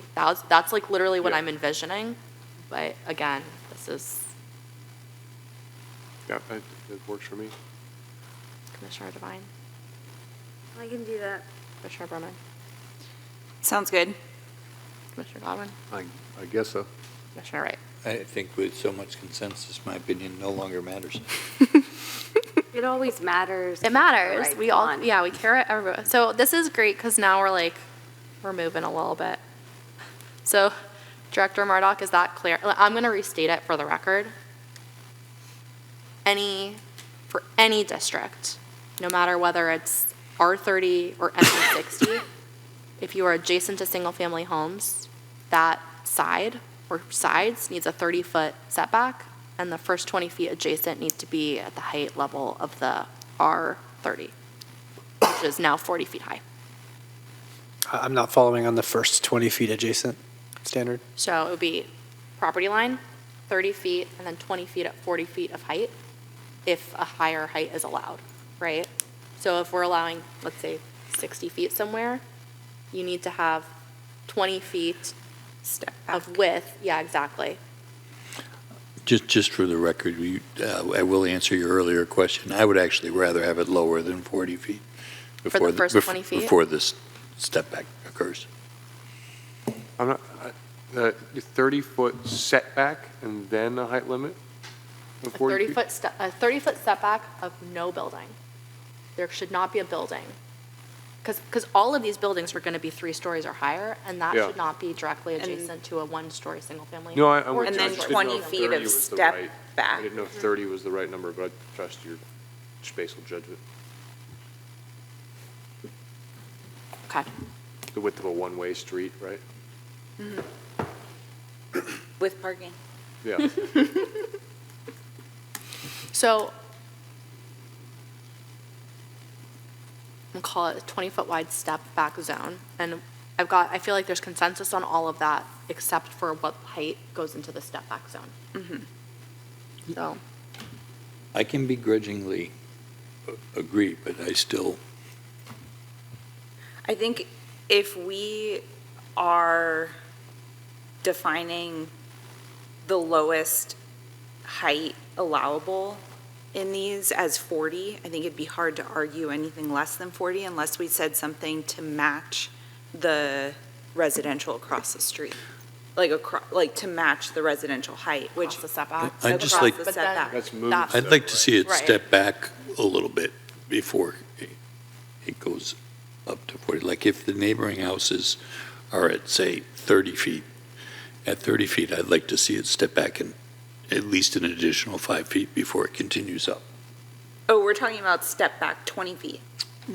That's from the building face. Then No. once you go up, 30 feet. No, 30 feet from the to the building building face. right, and then you go up Uh-huh. X number of feet, and then you go 20. over before you can, Yeah, oh, 20, okay, Right. then yes, then A I'm on board. 20-foot, a 20-foot wide step back zone, but that step back zone is 40 feet in height. in height. Right, So- what I'm saying is right. before you get to the 40 feet, I'd like to see it step one more time. Because So of you want the a angle, shorter- because the angle of light coming in to these residential people's yards. What if we said that the height matched the residential adjacent? Prior to a step back. Yeah, I mean, I don't necessarily agree with this. I'm just trying to understand what you might be comfortable with. Or just leave it 35 because that's the existing height limit. Yeah, I'm fine that if we go above to getting to that 40 or that 45 that you want, but what my concern is with that little setback, if you put a 40-foot high building here, this person's yard doesn't have sun in it Yeah. anymore. That's what my concern is. And to Commissioner Ferguson's point, the existing right now is 35 feet. So someone could build already there, something that's 30. I mean, we're not going to get like 10 feet. I mean, it's going to be probably 35 feet at the lowest. So I don't want to totally upset the apple cart here, but currently I'm under the impression that a backyard rear setback is 20 feet. And so by going to 30 feet and You having the have additional 50. 5, Okay. I think then we're going to, again, have a little bit more consistency. I'm mostly I can be convinced. Yeah, you're looking at a 50-foot building-to-building cap, basically, Yeah. Yeah, depending that's on right. the sides and how it. 20, That's right. 30. If they're built in conformance with the zoning. But Yeah. Yeah. Okay. Progress. Okay. Kicking and screaming, but progress. So what is the final resolution? So the only things that I feel like we've just resolved, and we're going to go out of order, and hopefully, like, we can summarize this later, but R30, the height limit moved up to 40. MU30, the height limit went down from 50 to 45. The setbacks, every single zone, whether MU60 or R30, now include a qualifier that if you're next to single-family homes, there is a 30-foot setback adjacent to that Property line. property line or lines, and then a 20-foot wide step-back zone that has a 40-foot height limit. So in R30, everything can be 40 feet. But in MU30, it would have to be 40 feet and then go up to 45. If we keep the height limit in MU60 at 65, and I'm not saying we're going to, because again, we did not have consensus, it would be 30 feet, 20 feet at 40 foot high, and then the rest of it could be 65 feet. That's what that step Okay, back I would just look like. wanted to make sure I was clear in my mind what we had Okay, discussed, because it seemed like there were a couple of thoughts. okay. So let's stay, I guess, in R30 to go through it the way Commissioner Berman described. So we've looked at height. We agree that there's no FAR required. Does anyone have issues with the front, side, or rear setback with the qualifier that we just added about single-family zones? Okay, we all have consensus on the setbacks. Do we have consensus on the 70% maximum Can we lot do that one coverage? last? Okay, we're gonna come back to that one. Okay. On the parking, we all agreed for every site that the parking was essentially the same, and I don't think what made it in here quite describes what we had. It didn't match what I had written. It almost matched. So it was one space for a studio, which is in there, one space for a one-bedroom, which is in there, two spaces for 2 and 3 bedroom. The 2-bedroom is not in there, and any additional. And the guest parking, I see you took from the Sharp Park specific plan, Director Murdoch, but we had specifically said 1 to 4, which was more in keeping with the current municipal code. So it's instead of 1 guest parking space for every 5 homes, it's 1 for every 4 homes, excluding those studio and 1-bedroom units, which don't require guest parking. And then where there was commercial, we had said the commercial parking requirements would match those that we agreed to in the Sharp Park specific plan. So again, that's why I thought this was a low-hanging fruit, because this was the one thing that we had the same in all of them. Any, I agree with your memory, and I'd like to keep it the way we described. okay. Director Murdoch, is that clear, and are you okay with that parking update? Works for me, thank you. Perfect, okay. And yeah, I think it's really important that the 2-bedroom gets added in, because that doesn't want to be forgotten, because then there's only going to be 1 parking space, yeah. Or 0. Yeah. It's not in here. So, but just so I understand correctly, if they build all 1-bedrooms and studios, there will be no guest parking?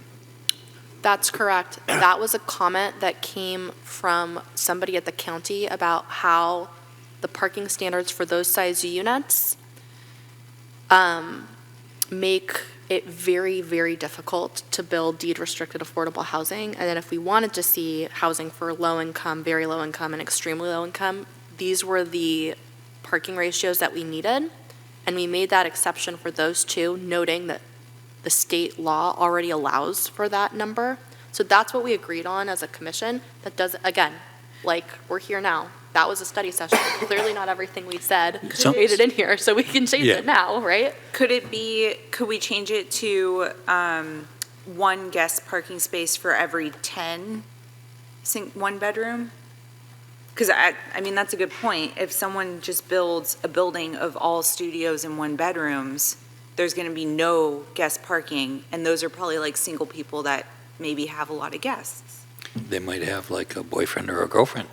Yeah, or not single people. So this issue of off-street parking for studios and 1-bedrooms was specific to a comment from HCD. We've committed to these 1-bedroom standards in terms of the number of spaces and guest parking, and I would not recommend that we revise that at this point in time.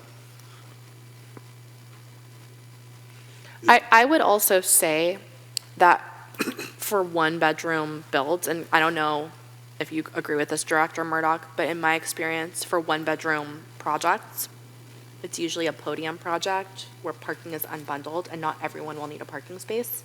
That's my take on it, but I don't know. I think we really need affordable housing, especially the deed-restricted stuff, and if that's what makes affordable developers like Habitat and Eden and whatever come here, I would be okay with keeping it.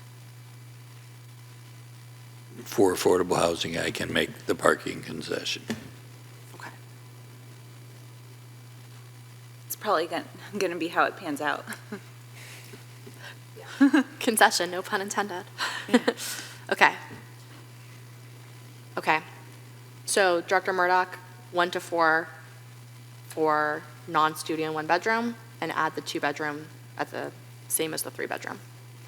In fact, I would have it say 2 bedrooms plus, in case there are 4 bedrooms, whatever. Open space, did anyone have comments on these? I had one comment, but just, does anyone want to jump in? I feel like typically open space and lot coverage, in my mind, go kind of hand in hand. So if we could like talk about them together for each of these categories. Yeah, and I think also there's the qualifier for all the polygon sites, that sites with polygons may propose 100% lot coverage.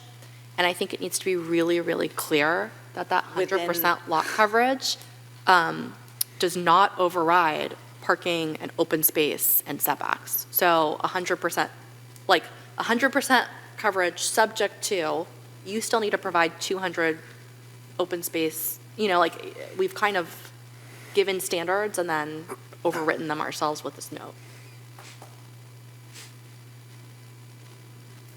So do you want to start, Commissioner Berman?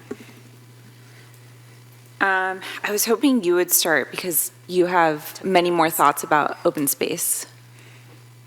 I just want to make sure we have some private open space. Absolutely. I think what I didn't understand was the qualifier of the 20% minimum open space. Yeah, the math doesn't quite work on the 200 and the 20 and the private. Yeah, so again, I'll just read like what, on the majority of sites, and then I think we're going to need to come back, because there were some sites where we were like, no, we need a lot more open space, so I think we need to come back to those. But like, on the majority of sites, we had said 200 square foot, which is in there. Up to 50% can be private, which is in there. I would add the up to. But don't you think we should have a minimum? Well, and so, but the minimum is 150 common and 50 private. That's what I have from my notes. It would be 100 common, wouldn't it? Half of the 200 could be private.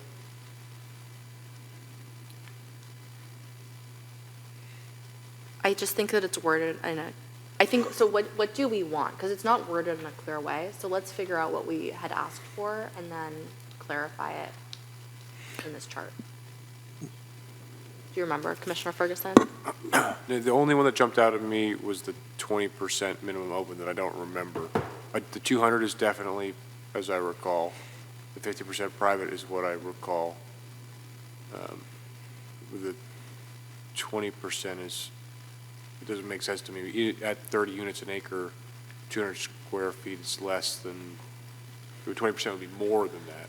Does 20% minimum open space mean 20% landscape area?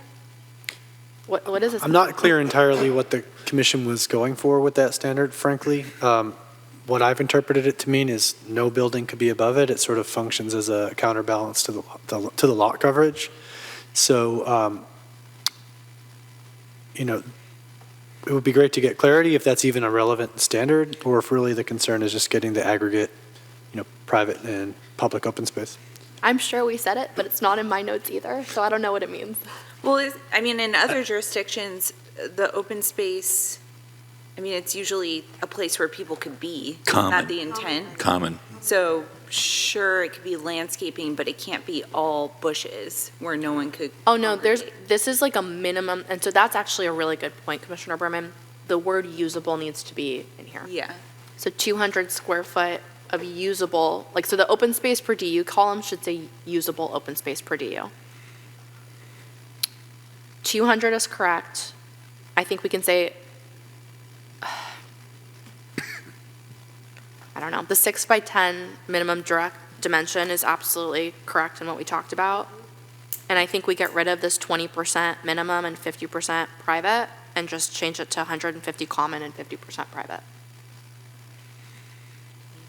150 square foot per dwelling unit of common open space and 50 of, That, what 60. about the 200? 60. because the math doesn't work with 6 by 10, you're right. 60 and 140. Done. As minimums, yeah. As minimums. So Director Murdoch, we're going to change open space to usable open space, 200 square feet per DU, strike the next line, strike 50% private. The minimum is 140 common and 60 private, with 6 foot by 10 foot minimum dimensions on the private. Okay.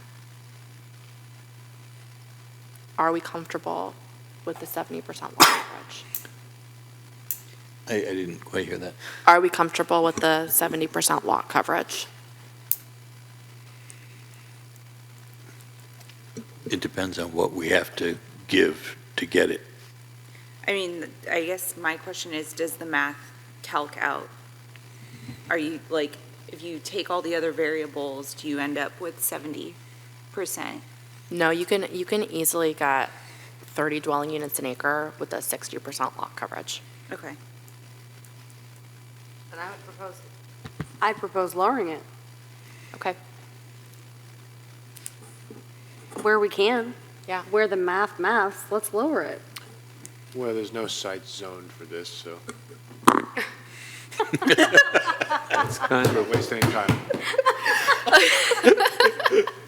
we're ready. Okay. That's So gonna be our best laugh of the night. This is a let's good time finish for a this. break. Let's go back to Yes. MU 30. Let's Yep. finish that, and then let's go to all the 30 dwelling units an acre and allocate them appropriately to one or the other. Because I think we did move. We have couple. one in there. We'll get one. Okay, so let's change it to 60% lot coverage. And then on the footnotes, again, the number 1, sites with polygons may propose development of up to 100% lot coverage. That absolutely needs to specify subject to restrictions on setbacks, open space, and parking. Okay? The other one, upper story setbacks per SPSP, I don't remember what that was, so if staff wants to bring that up, but I'm going to jump to number 3 right now. This was one of my general comments. In a zone where we're making this 40 feet height limit, having something that says lots less than 1 acre, height shall be 50 feet is really confusing. So I think that this is a comment that goes away on this district and only comes up if we have districts that are greater in height than 50 feet.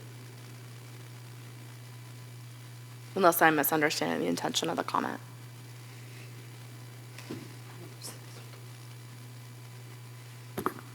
No, I think it's probably not clearly written enough. So I think the feedback I gathered earlier is the note should read 50 feet or less and not set a minimum for sites where the height is already, or should not allow 50 feet for sites where the height's already limited to less than 50 feet. Right. So for R30, no, this note goes away. Okay. Chair, could I ask one more question? Yeah, jump in. I assume, Christian, you feel free to tell us if you think we're making a mistake and you disagree with us. Is that true? It is, and indeed, we did in this table that we prepared.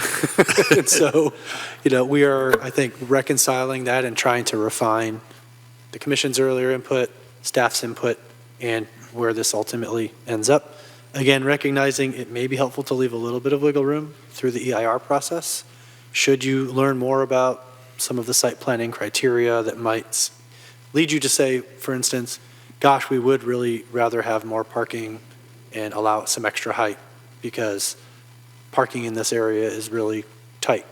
That the opportunity to do that diminishes if we don't have enough sort of overhead, if you will, in the EIR that's analyzed in this process. I guess I'm just suggesting that it would be helpful to me if in your dissent, you were more vocal as we're going along. I mean, I'm not saying that you're a commissioner, but I do value your input. I'm not saying it's going to change my mind. But if we are stepping in something or about to step in something, I'd at least like to know that I'm going to step in something before I step in it. Yeah, absolutely. That's my job, Commissioner Wright. I mean, I did chime in on the off-street parking standard a moment ago, how it related to a comment from the state, for instance. I acknowledged earlier, I have no information to suggest, building at these lower heights would necessarily be infeasible. I'm not sure that it will be desirable, as much as the concern is about height at this point in time. The livability of these units as an example, and all of the other amenities and the trade-offs associated.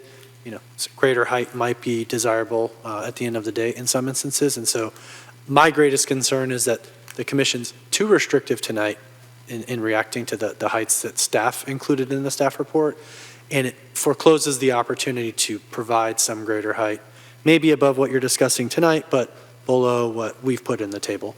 That's my sort of main concern at this point.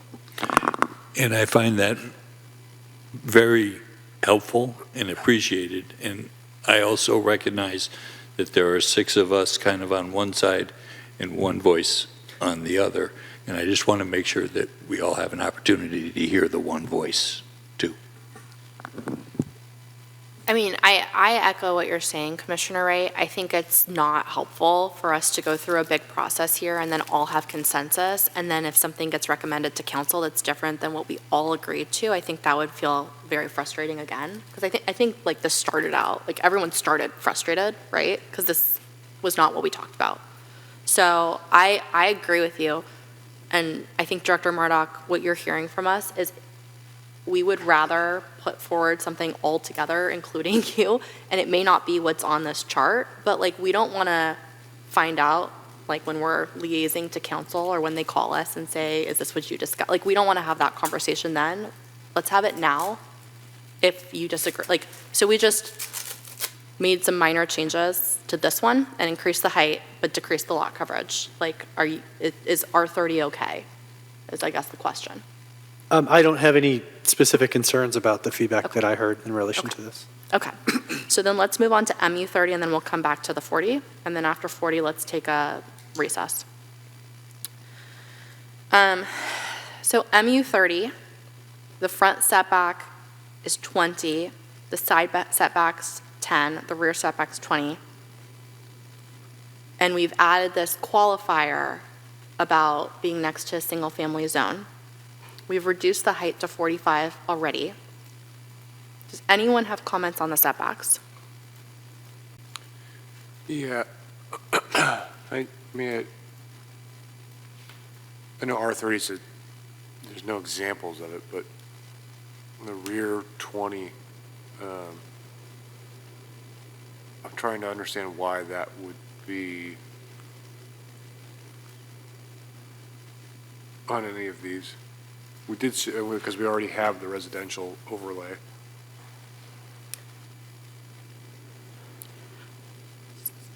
Sorry, Commissioner Ferguson, can you say that again?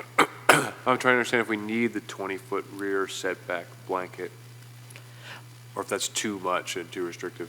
I almost think that the front setback is the thing that should get lower. So if we look at the Sharp Park specific plan for both the mixed-use center and the mixed-use neighborhood, we had a minimum of 5 feet and a maximum of 10 feet.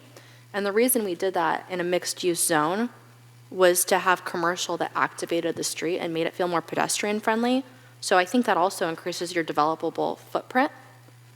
And I think as we filter into other mixed-use zones, that might all, like if we, again, we're in keeping with the Sharp Park specific plan front setback. Yeah, I think we're everybody speaking feel the same comfortable with that? language. Yeah. Okay. So the front setback will reduce from 20 to 5-foot minimum, 10-foot maximum. And are we on MU30 or MU40 or? We're at MU30 right now. MU30. Is that going to leave us sufficient space for sidewalks? Well, so remember, this is from the property line, so the right-of-way is like on the other side of the property line. But, great segue into, can we add a right-of-way development standard for all the mixed use that requires a separated sidewalk?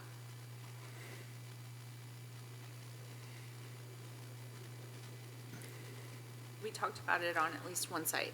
the Manor. And Fairmont Shopping Center. I might move away from the 10-foot maximum, given that I feel like some of these are going to require access in the front setback, like Romola Plaza.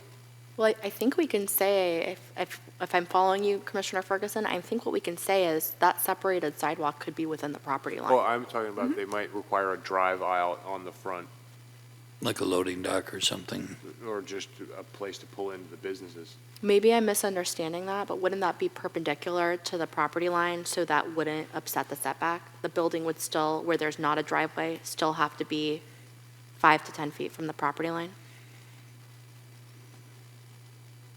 I mean, I'm just imagining commercial space with the parking in front of it. Oh, Like Romola Plaza is removed from Skyline, right? So you wouldn't be able to then pull into Romola Plaza and have any way to maneuver a car around. You have to pull behind it. it's a fair Through it. point. That's a fair point. What we did in the Sharp Park specific plan is we disallowed parking from being on the front, and it had to be hidden behind. Which makes sense for Palmetto, but I don't think makes sense for Skyline.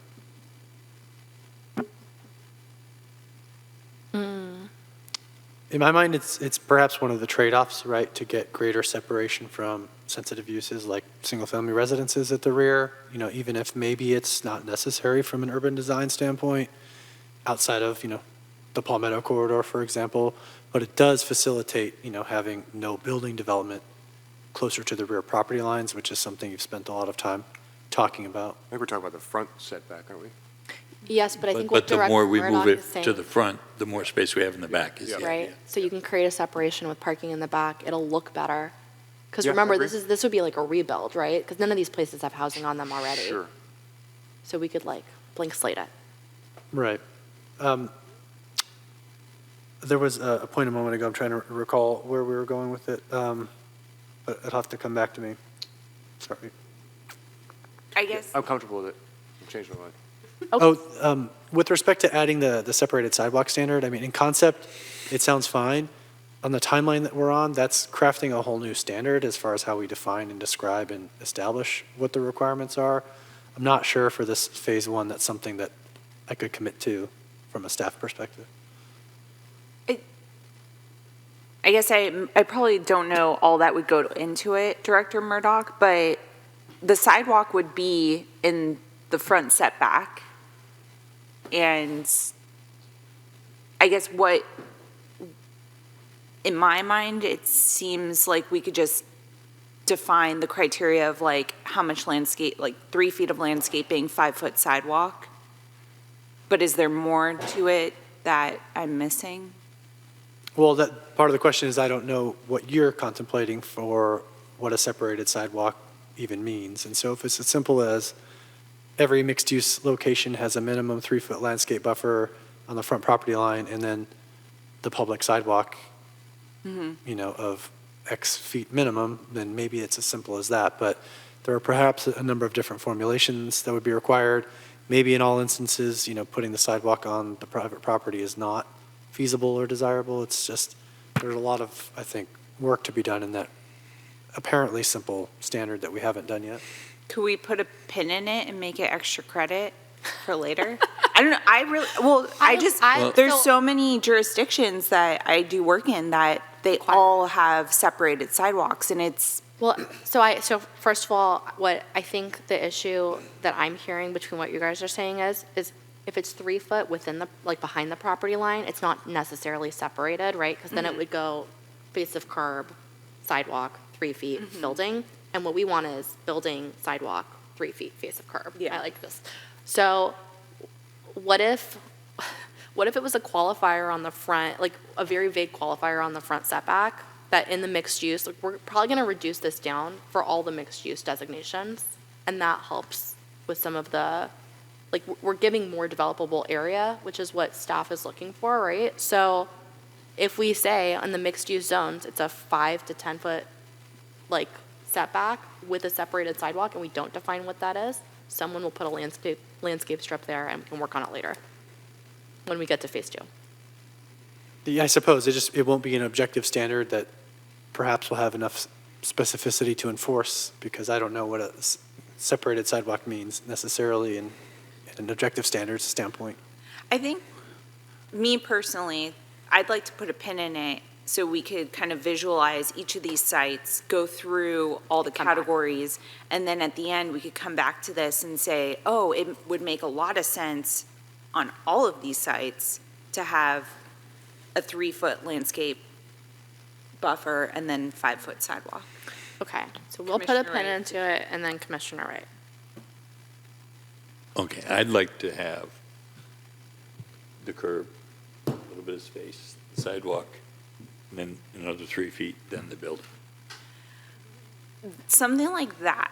I mean, that may be what we would end up with if we had a front setback of 20 feet, because you could, I would see that at 11. but I don't necessarily agree with that on, like, most sites. For example, a lot of the mixed-use sites, I like having the front of the building be more welcoming to the sidewalk, so I'd almost rather have, you know, some landscape between the street and the sidewalk, and then, you know, the sidewalk to the building could be concrete mainly with some planters or something. I'd be okay with that. I just get concerned about car doors Yeah. opening into the sidewalk. Yeah, so agree with what Commissioner Berman just said. I also want to remind everybody that the right-of-way improvement wouldn't be within the property line, so the setback wouldn't include the right-of-way, right? So that's the, okay.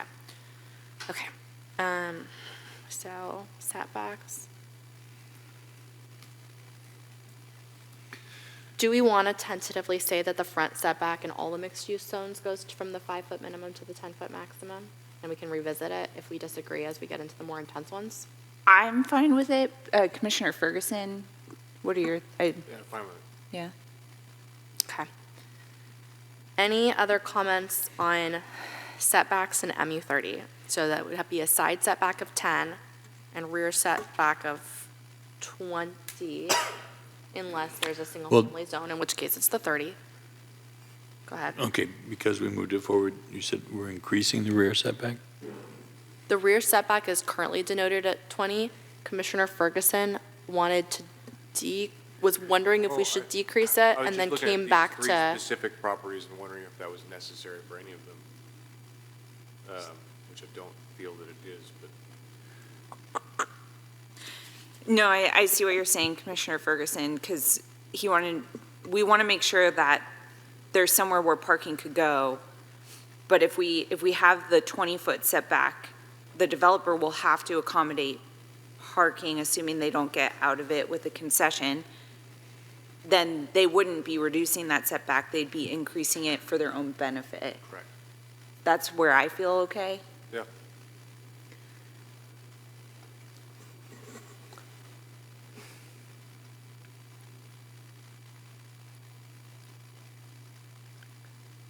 so I'm just reviewing what we approved with the Sharp Park specific plan, and it was the 5 and 10 in the front.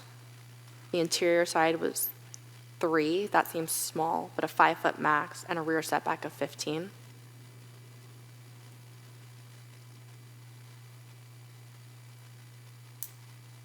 Or we can just leave it as it's written, Or leave it as written with the 5 and 10 in front. with the 5 and 10 in the front. Okay, It's a mixed-use center. Though, Right. we're talking about MU30. it's also the MU one. Is it the same? Yeah, it's the same. Okay. But it's, okay, so we're gonna leave it. Okay, moving on. With the front going to 5 and 10, or? Yes, the front is gonna go to 5 and 10, the sides are gonna stay at 10, the rear is gonna stay at 20, and the qualifier about single-family density will be added. Can we just check in with Christian one more time, if he's got all that?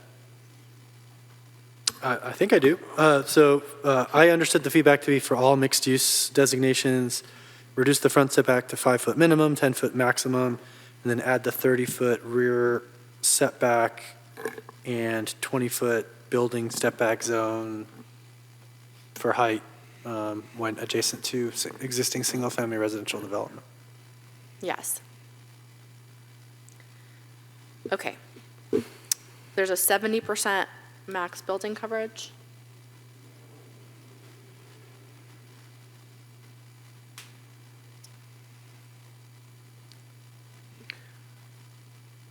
Sorry, okay, to comport with what Commissioner Berman asked, we're going to skip that and we're going to come back to open space and lot coverage at the very end. Okay. Thanks.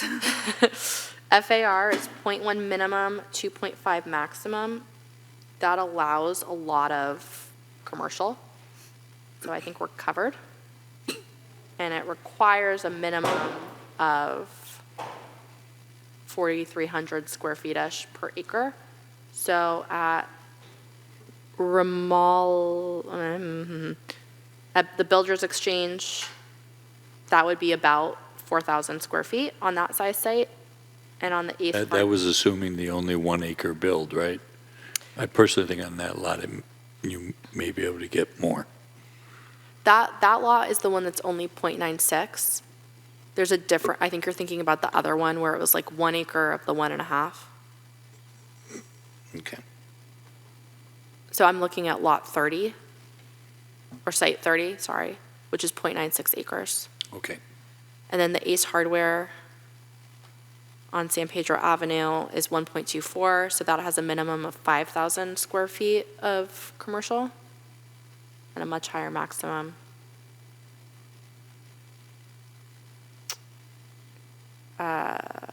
Ramala Plaza would have a minimum of 2,000, which is higher than what we required before, which was 0.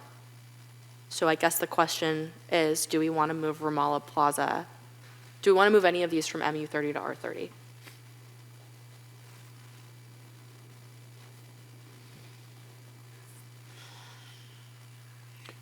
This is the last one before we go to break, right? Sure. Well, I think it would be one of the top two, right? Ramallah almost needs to stay mixed use. Ramala needs to stay mixed use. Okay, so Ramala will stay MU30. I think it's important to allow the Ace Hardware site to have commercial on it. I agree. The Builders Exchange site is right next door, and it's right across from the, Existing commercial. I think that makes sense for the MU30. It would be in keeping. That would be in keeping, so all of those stay. And then I have to recuse myself for the church. So if it's okay with you, I would love to ask Commissioner Berman to take over as chair for site 19, and then to have a recess after that's done. Is that okay with you, Commissioner Berman? Yeah, wait. Where is site? Which one? So go to attachment B.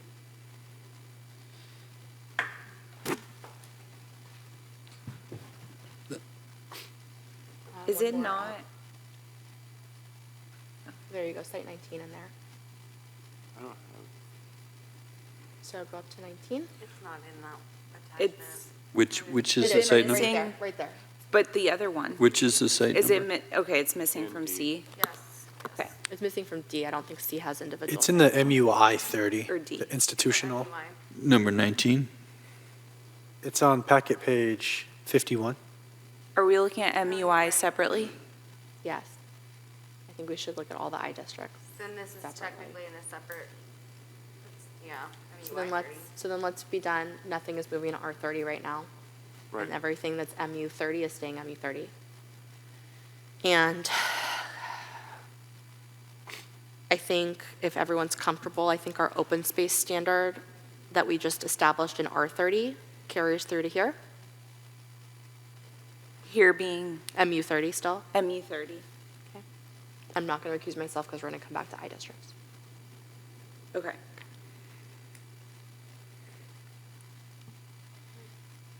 Does anyone have comments about doing the same open space that we did? No, Hang on, are No. we done with MU30? not yet. We're Not talking yet. about the open Okay. space for it right now. Okay. So we're gonna talk about MUIs separately. Right. Okay. Sorry, that was confusing. No, it's okay.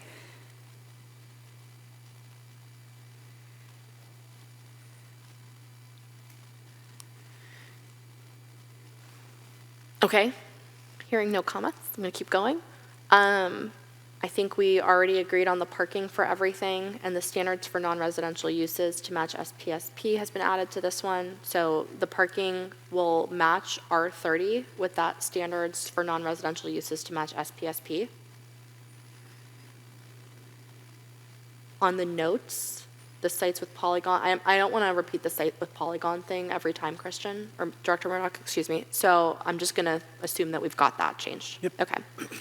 And then 3 can go away on this one too, because MU30 is at 45-foot height limit, which leaves us with the lot coverage, which is at 70-foot max.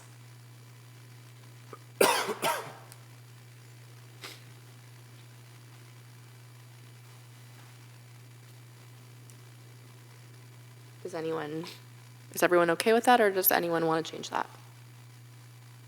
I'm fine with it. Okay, MU30 stays at 70% max. I'm just starting to glaze. Okay, so I think that concludes MU30. Go ahead, Commissioner Berman.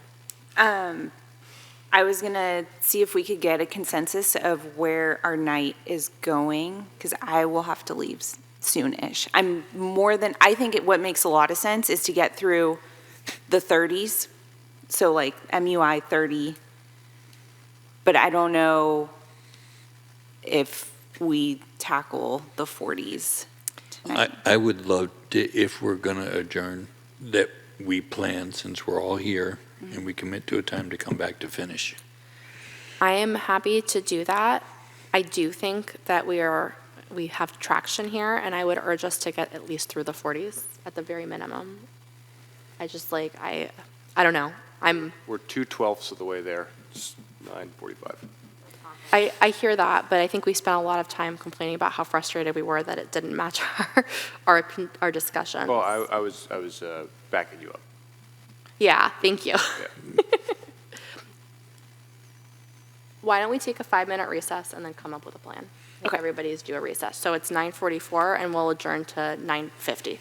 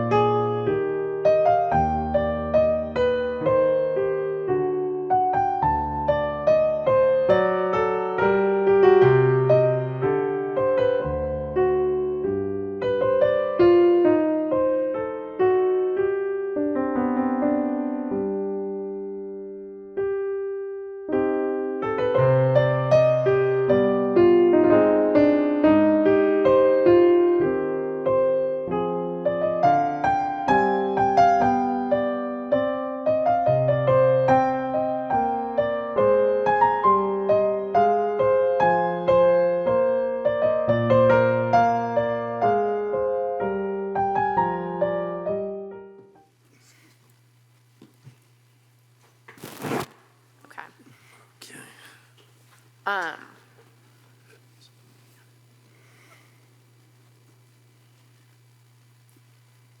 All right. So, I think we should come back to the I districts at the very, I think we should come back to the I districts at the very end, because I'm not sure that they should exist, so I think there needs to be a bigger conversation. I'd like to keep going through R40 and ME40. End of tonight or end of this process? That's a great question. I was going to say at the end of going through all of the other ones. Got If it. that happens to be tonight, which I'm not sure it will, then it does. If it happens to be at our next meeting, then it happens to be at our next meeting. Okay. I think it might be, if the eyes are kind of a unique animal on their own, it might be beneficial to have this attachment D table updated before we speak about, I don't know. I'm just really eager to see this table get updated with what we've talked about so far and to make sure all the sites are included. Well, so again, I think, let's clarify that. I read, and I'd like staff clarification on this, but I read attachment D as a document of what the planning commission had previously requested, but not in any way what the planning director or the planning department staff are recommending. Is that a correct understanding? So attachment D was meant to be a reference document to help the commission Yeah. relate what it previously discussed to what our recommendation is. And the actual designations and so forth are a combination of attachments B and C. B showing which designation a property is proposed to be in, and C, the detail of that designation that's assigned. So I concur, Commissioner Berman, that I think it would be really helpful to have B and C updated with what we've discussed so far. And the reason I like the idea of moving the I districts to the end is because, for all intents and purposes, currently, all it says is same as MU30, same as MU40, same as, like, there's nothing added. And in my opinion, all it does, there's maybe a couple of exceptions, like the courtyard, where we actually wanted commercial, but I think that should move to a regular MU, like, I don't think that needs an I designator. I think we either make these RI30 and then same as R30 instead, with a qualifier that in an I district, institutional uses are allowed, or whatever the intent of the I was, but all putting it into the MU category does, in my mind, is allow for a taller building, which is not what we want. I don't know. We could talk about it when we get to it. Do you want to have it at the end? I think it makes sense at the end. Okay. Okay. So do we want to get through the 40s and then break for the evening and reconvene at a time to be determined, hopefully at this meeting? All 3 40s or just the 2 40s? Just the 2 40s, because there's really no I. There's an MUI 40. Well, there's an MUI everything, but I would, because it's just the same as all the MUs, and we're not sure if they should exist, I think what we want to do is just allocate them differently. Yeah, I'm with you. I didn't understand the I designation or how it got lumped. The school isn't the same as a church and the, water tank. Right. Okay. So then let's move on to 40, and then let's discuss breaking. And if 40 starts taking way too long, then we can discuss breaking earlier. So with that being said, I'm in attachment C on the R40 designation, which allows 45 feet. I believe the intention for the 40 dwelling units an acre is to allow 4 stories. And so my question is, do we want to go to 50 feet, or are we comfortable with 45, understanding that you could do a 4-story townhome and get the benefit, at 40 dwelling units an acre, you could probably do a 4-story townhome with like a ground floor ADU or whatever, and get the benefit of better architecture. But if you make it 50, you've increased the height. So that's what I have been like grappling with on the R40. I prefer shorter. I'm seeing head nods. Commissioner Berman?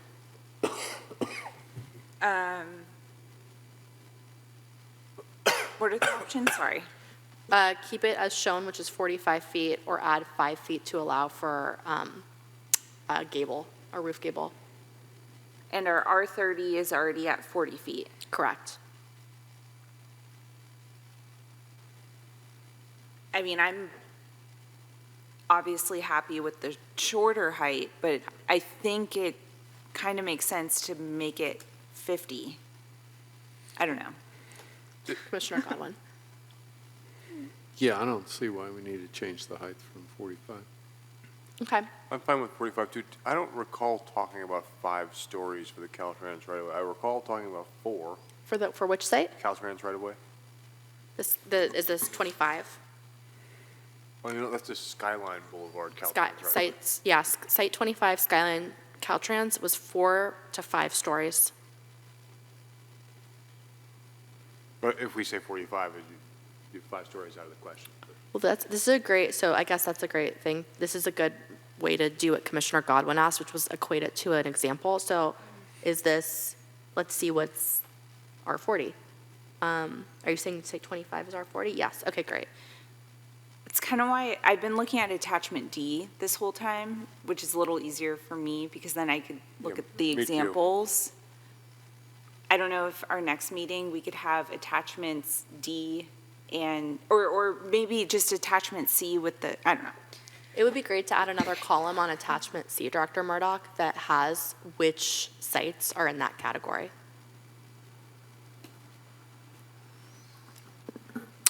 We will try to make that fit in the constraints of the agenda format here.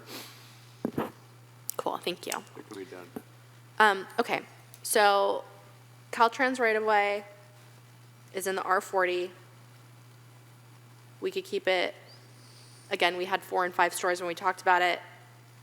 It's a nice one, like if we can make it work and staff thinks we can make it work at 45, then let's just keep it at 45. Okay. Done. Okay. So R40 should stay at 45-foot height. Okay.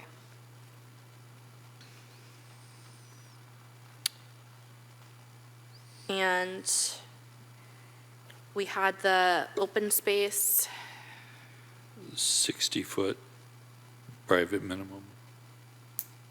so I think the open space for that, I think by rote, the open space from R30 gets extrapolated to all of these other districts unless Agreed. otherwise specified. Okay. Okay. How do we, I can't remember how we did the setbacks for polygons. Are polygons just exempt from the setbacks except where they meet the lot lines? So this site, 25, is not a polygon site, but yes. Correct, but there are others on here. Yes, it's a little, I think when the polygons were done, we probably hadn't thought that through. So there are some sites where it makes sense to have a setback because the polygon goes to the edge of the property line. And there are other sites where the polygon is floating in the middle of the site, like on the water tank site, and probably doesn't need a setback. And I don't know how to rectify that. Just don't know. I think what we can strive to do, right, is align with the up to 100% concept, but it doesn't circumvent the need to comply with setbacks measured from the property line. And Okay. so if there is a polygon right up to a property line, the property line setback will still apply. That makes logical sense. Okay.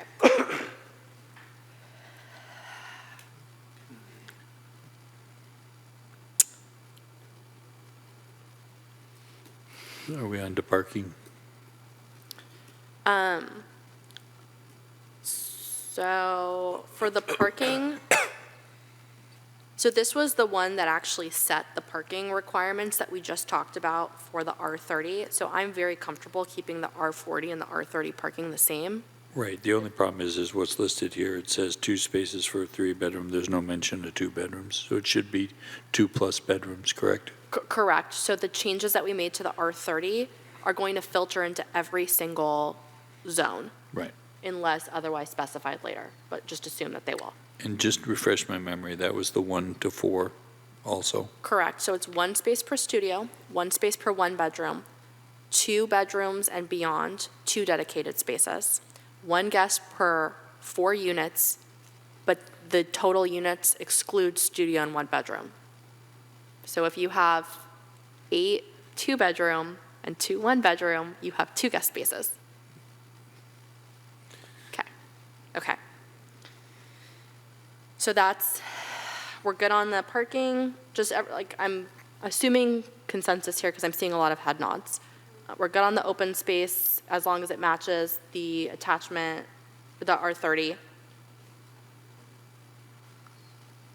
The setbacks, 5 foot and rear.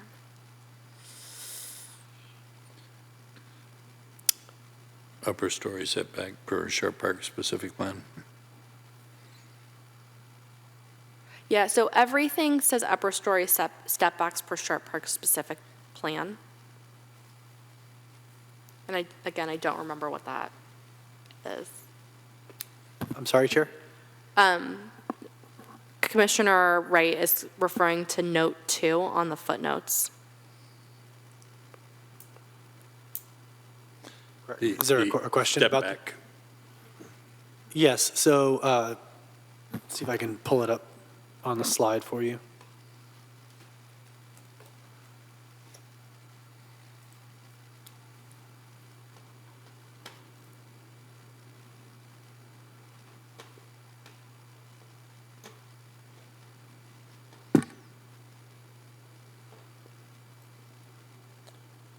And then I have a question about note 3 also. Note 3 will go away because this is a 45-foot height limit zone. So here's the table describing the Sharp Park specific plan step back requirements. So you can see upper story step backs, which I take to mean from the street side. So 10-foot minimum step back above the second story. And then above 4 stories, buildings must maintain a daylight plane of 45 degrees. And then rear step backs, more aggressive in the sense that maintain a daylight plane of 60 degrees above 35 feet when adjacent to low, medium, or high-density residential land use designations. This is a very good step back policy. I do like this. We must have studied this. A+, Christian. Okay. So I want to restate what Commissioner Wright said, Director Murdoch, when you were pulling that up, which is note 3 goes away for this designation. Note 1 gets the same change. We like note 2. Is everybody okay with the lot coverage and the setbacks? So lot coverage here says 70%, and then when you go to the site-specific attachment D, there's two 60% max sites. And then proposed ODS is 70%. So are we looking at 70%? Is that what we're saying? We're looking at it now and deciding what we want. Do we want to change it? Do we want to keep it? Stupid question, but because here we have two different types of sites, can we have a R40A and an R40B? No.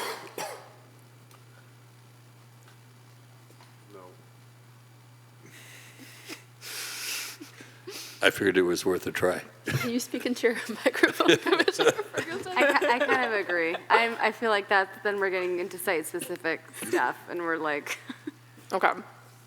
So I concur that we should stay away from the site-specific if we're trying to like make this work. And I concur that we were pretty specific about 60 on both of these, and I think you can do it with 60. So what are the differences we're getting at between R30 and R40? It's 5 feet in height. The setbacks are slightly different. And that's it. That's the only difference in the two zonings. 5 feet in height. Except And then a- less density in 40. Yeah. But 30 doesn't exist, so we can stop talking about it. I think you'll get some more diverse unit sizes in the R40 Because of the setback differences? because, because to get 40 dwelling units an acre in this envelope, you'll need to have a couple of smaller units and some bigger units, and you'll cater to different sizes and styles of families. Okay. I don't know, when I had a younger family, I far preferred less dense housing. I think everyone does. And But I wholly agree. So do we want to make it 60 lot coverage? Director Murdoch, can you make it work with 60% lot coverage For R40? for R40? Right. I just want to be clear, I didn't hear consensus earlier to increase the height above 45 feet. No, we decided to change, or to keep it at 45 feet. Right, Was okay, the thank you. consensus. Oh, I was saying 5 feet difference between R30 and R40 designation. I see. Yeah. So for example, if you're doing townhomes, you can be in the R30. It's like a dense townhome product. If you're doing garden style apartments, you could be in the R40. You could still be 3 stories, maybe 4 stories, but now you're doing garden style apartments. So like it's a different building typology. The envelope stays generally the same, right? Can we, to Commissioner Wright's point, if we go down from 70% lot coverage to 60% lot coverage, have we broken the bubble? I mean, I don't have the data to analyze that for you on the fly. I'm not instinctually concerned about that change in lot coverage. I Okay. think you might get smaller units or, some other adjustment to the project, but Okay. So we're saying R40 goes to the 60% max lot coverage, and R40 setbacks stay as described with notational change, with footnote changes. Okay. I think we've gotten consensus on R40. Director Murdoch, do you need any clarification? Okay, moving to MU40, and then we'll talk about next steps. So MU40 this is a really tall designation. This is a 60-foot height What limit. sites are we talking about, just so I can try to visualize? Yeah, so, Pavilion of Flowers on Oceana Boulevard, 340 Waterford Street, which is a vacant lot, and the car wash at 340 Waterford. can I ask a question about that? On Waterford, we have the zoning as MU40, but the general plan designation is MU50. Why would we have a different zoning than land use?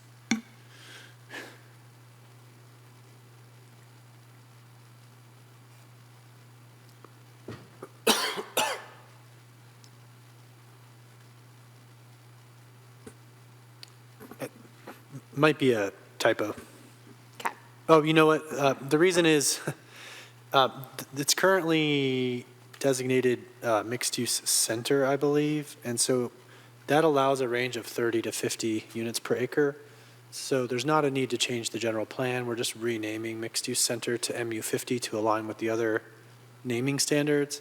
But the zoning needs to be more particular as far as the specific density range that's intended within that broader MU50 allowable range that's there currently. Okay. And then the other one here is the Skyline water tank site, which I personally think should be in an R district. I don't, which goes to the I stuff before, but I don't think there's any reason to have the water tank site in a mixed-use district. don't see Concur. Okay. Yeah. You So can this have is site consent. G. It's not, I know. So, Thank you. so Director Murdoch, site G will change to R40. So that's where I need to further understand. So it is a site that will continue to have a water tank located on it potentially, or some other public use outside of the polygon. So it was with that thinking about ensuring that the broader infrastructure or institutional purpose could continue as well as allowing housing on this If site. it had to enter into the polygon for some reason. Well, we are not, at this time, proposing to designate just the polygon. Got it. It's a broader parcel. Yep. Seems like a satisfactory explanation to me.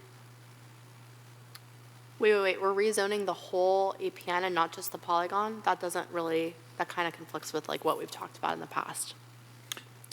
Right, I think for Then that- sake of the timeline that we have available, carving out, precise subsets of those sites is not something that we felt would be But feasible. that But would then you mean have we a- could build an enormous housing development on Oceana's property.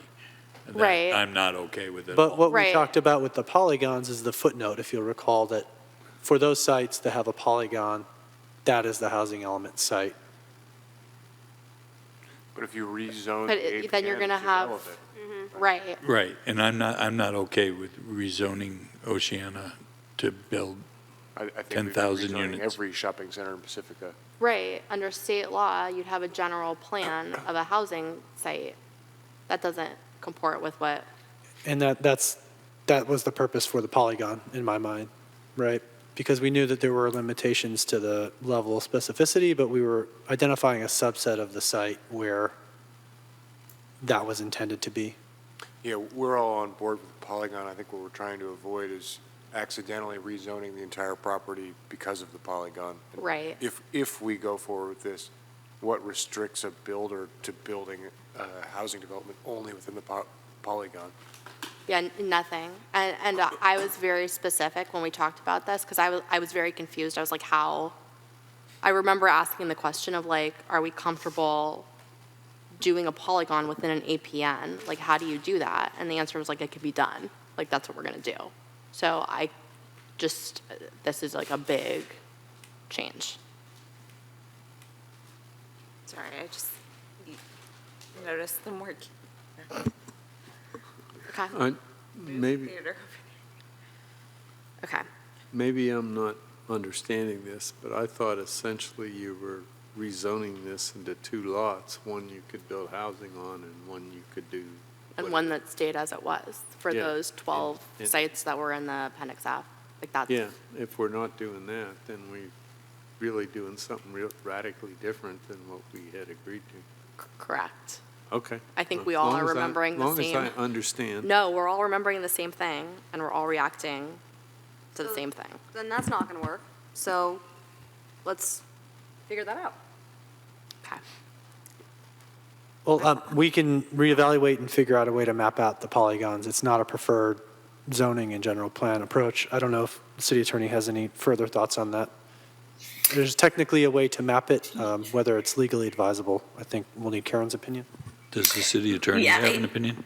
I think what we were trying to do was to avoid split zoning a parcel, but to still effectuate the polygon through the zoning. But, so maybe that's something that before our next meeting, we can think, Christian and I can think about a little bit more and provide you some thoughts on exactly, how we would propose to do it. But we certainly understand the commission's concern about not allowing housing on the entirety of the parcel. Yeah, that would be great, Deputy City Attorney Murphy. And I think it's really important that we as a commission get consistent information. So I think you're hearing a visceral reaction from all of us because this is really important. Okay. Understood. Thank you. Yeah, I think that's, baby with the bathwater would be not a good enough analogy. I mean, It would be great to understand, maybe in this exercise, what the end result, what were we thinking by not split zoning? Is it a convenience issue? What is it, an HCD issue? Like what?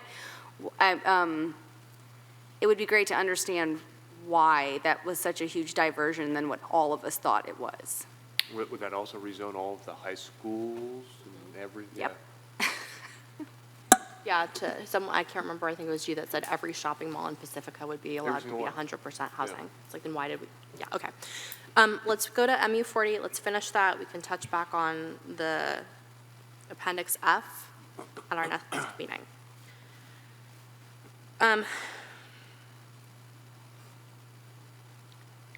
So if we go back to the Sharp Parks, I'm going to start with height. If we go back to the Sharp Park specific plan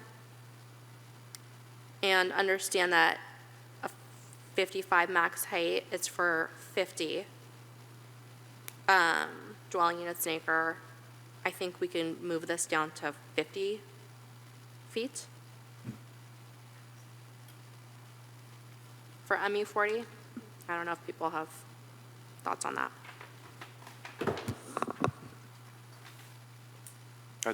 Yeah, I was going to say 45, but it's kind of splitting here.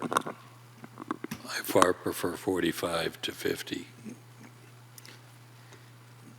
I think that I agree. I think that if we want to actually get quality commercial on the ground floor, we need to require that 15-foot floor plate. It's not still, 45 would be a flat roof then, 4 stories. Well, 45 is a flat roof for 4 stories of housing on R40, right? That's the minimum to get 4 stories. Like you might even have substandard ceilings. Like you might have an 8'6" ceiling in that building because we've restricted these people to 45. I got you. So if we're now adding commercial in the MU 40, it should be at 50 or 55, honestly.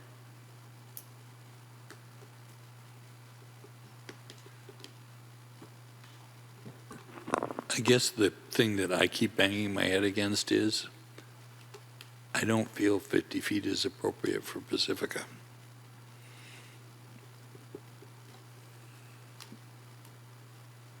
Yeah, I guess my comments kind of 50's the end of the low-rise buildings, and it seems like 50's much more desirable than 55 because you've gone into a mid-rise and the world looks slightly different, I think.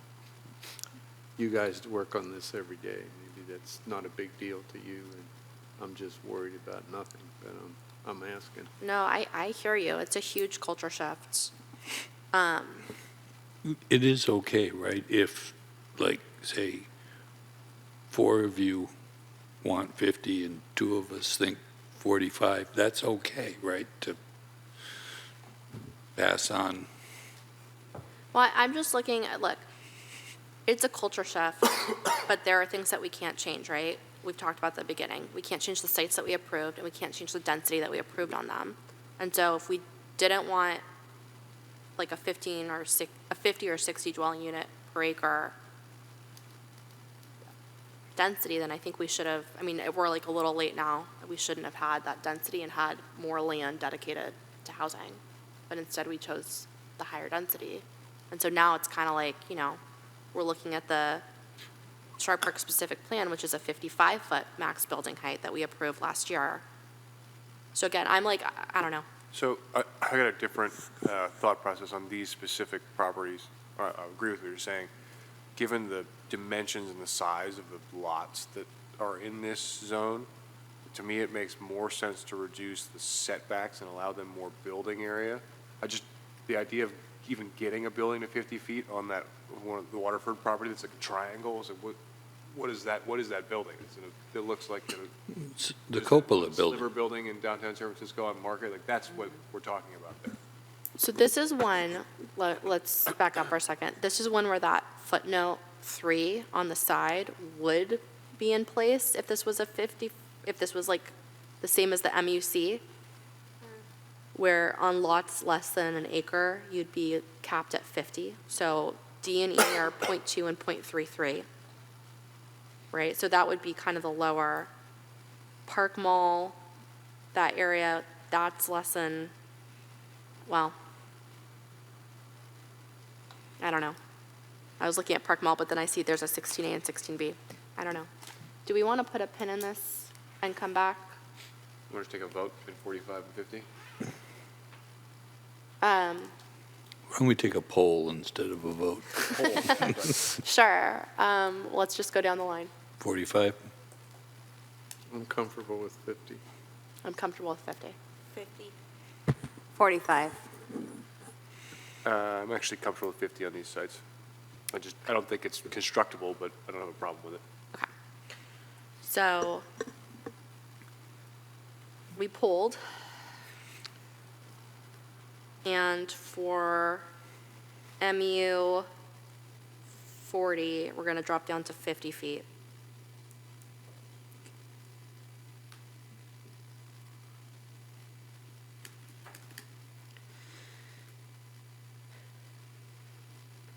And I believe we talked about the possibility of having higher lot coverage, so we're staying at the 70%, which is, I think, where you're going to need to be.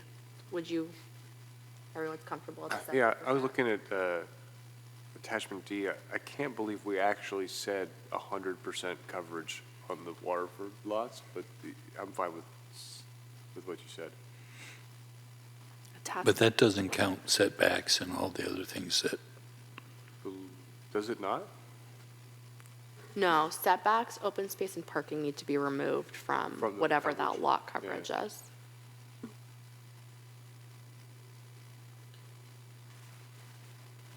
So, might need to Chair, be I think I heard someone mention 70%. The proposal is currently 75% for MU 40. Oh, I'm looking at MU 50. So why would MU 30, MU 50, and MU 60 be at 70% and MU 40 be at 75? I'm not necessarily opposed to it, I just don't understand the discrepancy. Yeah, I think it's a reflection of the very high lot coverages that were proposed for those Waterford sites, for example, where the interpretation was to balance it upward from that. I'm fine with 75, personally. Should we poll? You're fine? 75. That's fine. Okay. Keeping it 75. Is there any risks if we put forward those sites with 100% to HCD to reducing them to 75?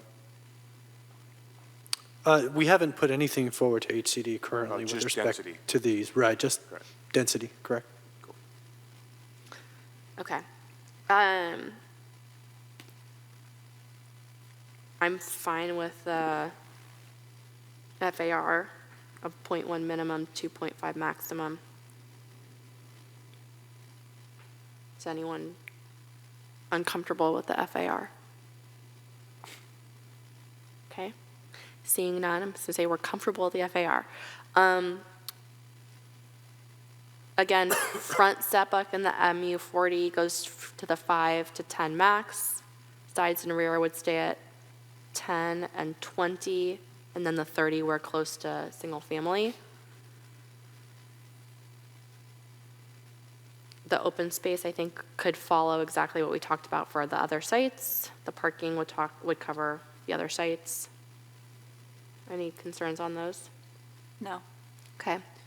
Note 3 would also go away because it's already 50 feet in this height limit. Number 1 would get amended as we discussed, and 2 and 4 are good.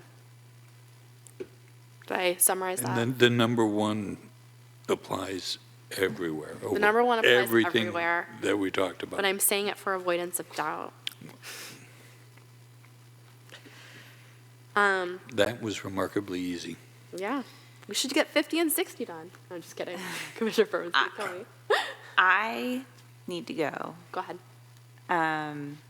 But I think we talked about finding a time to meet in the future. Please continue without me, but if we do meet in the future, I want to be involved. If you are leaving, I would like us all to consider not just you needing to Don't leave make early, me feel bad. but other people here also have children. And I think we might want to think about setting some parameters for future meetings so that it will be more, shall we say, family-friendly, just for the future. I'd be appreciative. I'd be very appreciative of that. Once I'm not a nursing mom, I could probably go back to late nights, but I don't want to Well, I'm just saying, this is something that's been percolating for a while, and Yeah. I'd like us all to think about it. yeah. Okay. Well, let's save that non-agendized item for some other time. My bad. Sorry, Chair. Commissioner Wright, no, just kidding.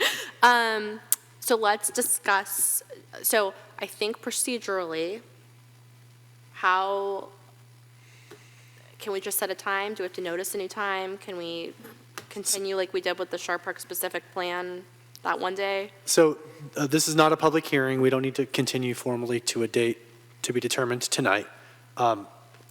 I cannot commit to a particular meeting date at this point in time. We have some significant obligations as planning department staff to prepare for the local coastal land use plan meeting number 3 between now and the beginning of March. And so it's not clear to me that a meeting in February, for example, may be feasible.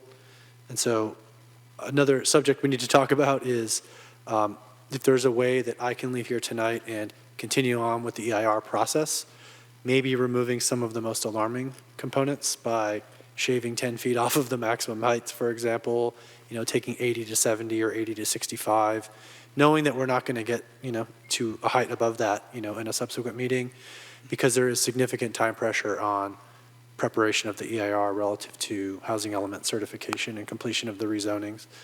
So that'll ultimately be a staff decision, but it'd be great to get some direction that would help facilitate that community component from the commission as well.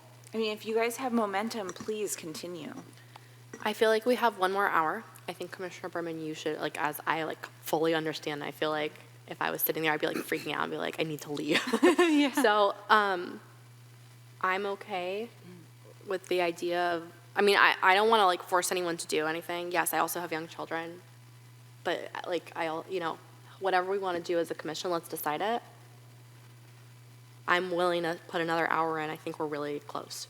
I think we could barn burn the last hour and just finish this. Let's just finish it. Commissioner Devine? Sure. I can go another hour. Commissioner Wright? I don't have kids, I can be here till You whenever. do have You kids. do have kids. But she's at college, it doesn't Okay. count. Commissioner Berman, thank All you. right. Thank you. We really Good luck. appreciate your time. Okay, let's keep rolling. So, going back to R50.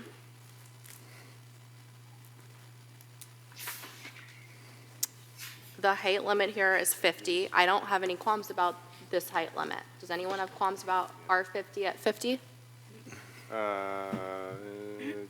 Given that, were there any properties in R50? Yes. Well, let me, I don't know. No. Did I close out of? As far as attachment D goes, I don't see anything. Yeah, I was scrolling above because they weren't always picked Oh. up. Within our designation, what do we gain out of a 50 versus a 45? Out of a 50 versus a 45, I think as you go up in density, you need to provide yourself the additional height or you're not going to do it. Okay, but like, so we're going to have a flat roof at a 50 with 5 stories, is what I'm hearing? Yeah, R40, we already went to 50, or did we leave it at 45? R40, we stayed at 45, MU40 dropped to 50. So we already have MU40 at 50. I think R50 should stay 50. Yeah, And we have no sites selected correct. with this Currently. It's a designation. future zoning designation. Yes. Am I correct in saying that? That's correct. So are we comfortable with R50 staying at 50? Yep. Commissioner I'm Devine? comfortable with all the numbers they have there, Yeah. other than the parking that we already amended. You're comfortable, hang on, okay, let me just look at that. See, we are gonna crush this, okay. Okay, so front, sides, rear. Honestly, I think that I'm more comfortable with the front being 15 and the rear being 20, like in the R40. Easy. Is that, I concur. you concur? Okay. Yeah, you, Commissioner Devine, is that okay with you? That's totally fine. Okay, so, Director Murdoch, does that work for you? That works, thank you. Okay. and you understand the parking is the same as always.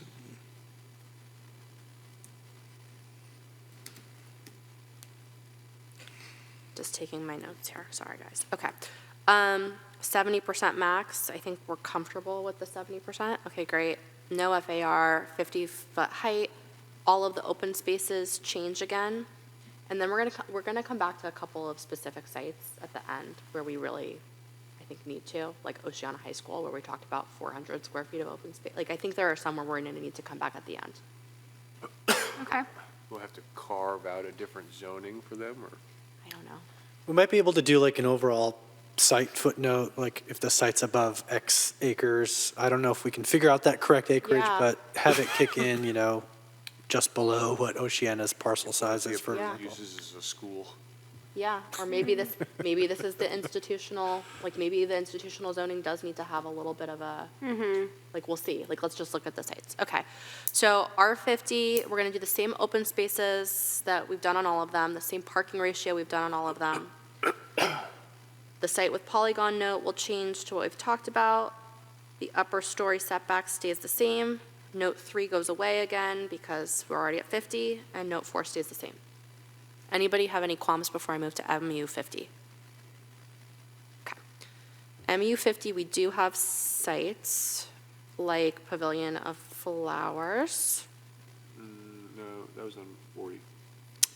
That is why it's confusing. That is being rezoned to R40, but the general plan land use is MU50. And I believe, if I'm not mistaken, Christian, this list is land use designations.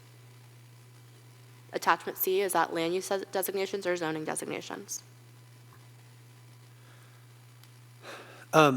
You should think of these as zoning designations in attachment C. So Pavilion of Flowers is going to be zoned to the MU40 on attachment C, but have a different general plan designation of MU50? Let me double check. Okay. Yes, so this is another instance where the existing general plan or the proposed MU50 will have a range of densities that would include MU40 density. So that's why the zoning is being more particular within that range of what the specific density should be.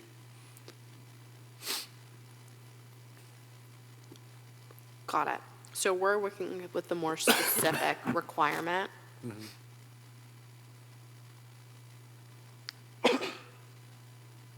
Do we have, because objective standards are part of zoning.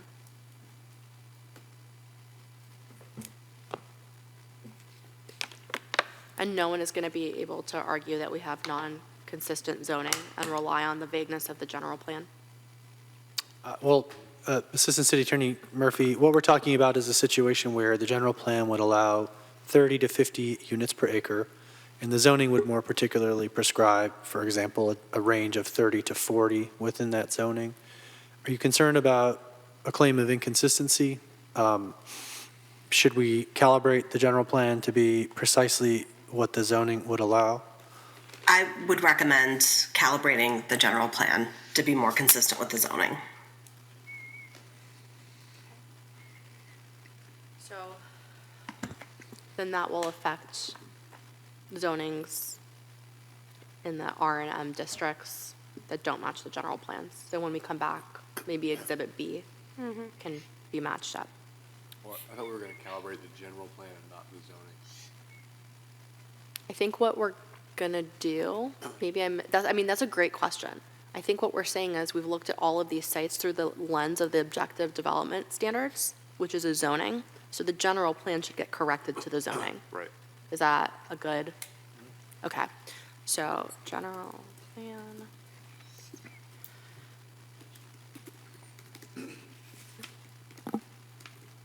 Okay. So this is a really important land use designation because Fairmont Shopping Center, that key corner that we kind of talked about, Lindemar Shopping Center, Park Mall, and that's it, because Pavilion of Flowers and the other one, Waterford, will be MU40. So we've got 3 malls that are in this MU50. The biggest thing is the polygons. The biggest thing is, yeah, the polygons and the step back from single family on both Park Mall and, I guess Park Mall is not adjacent to single family, but okay, yeah. Yeah, in the back, is it not? No, that's another housing element site, the Odstad site. Yeah.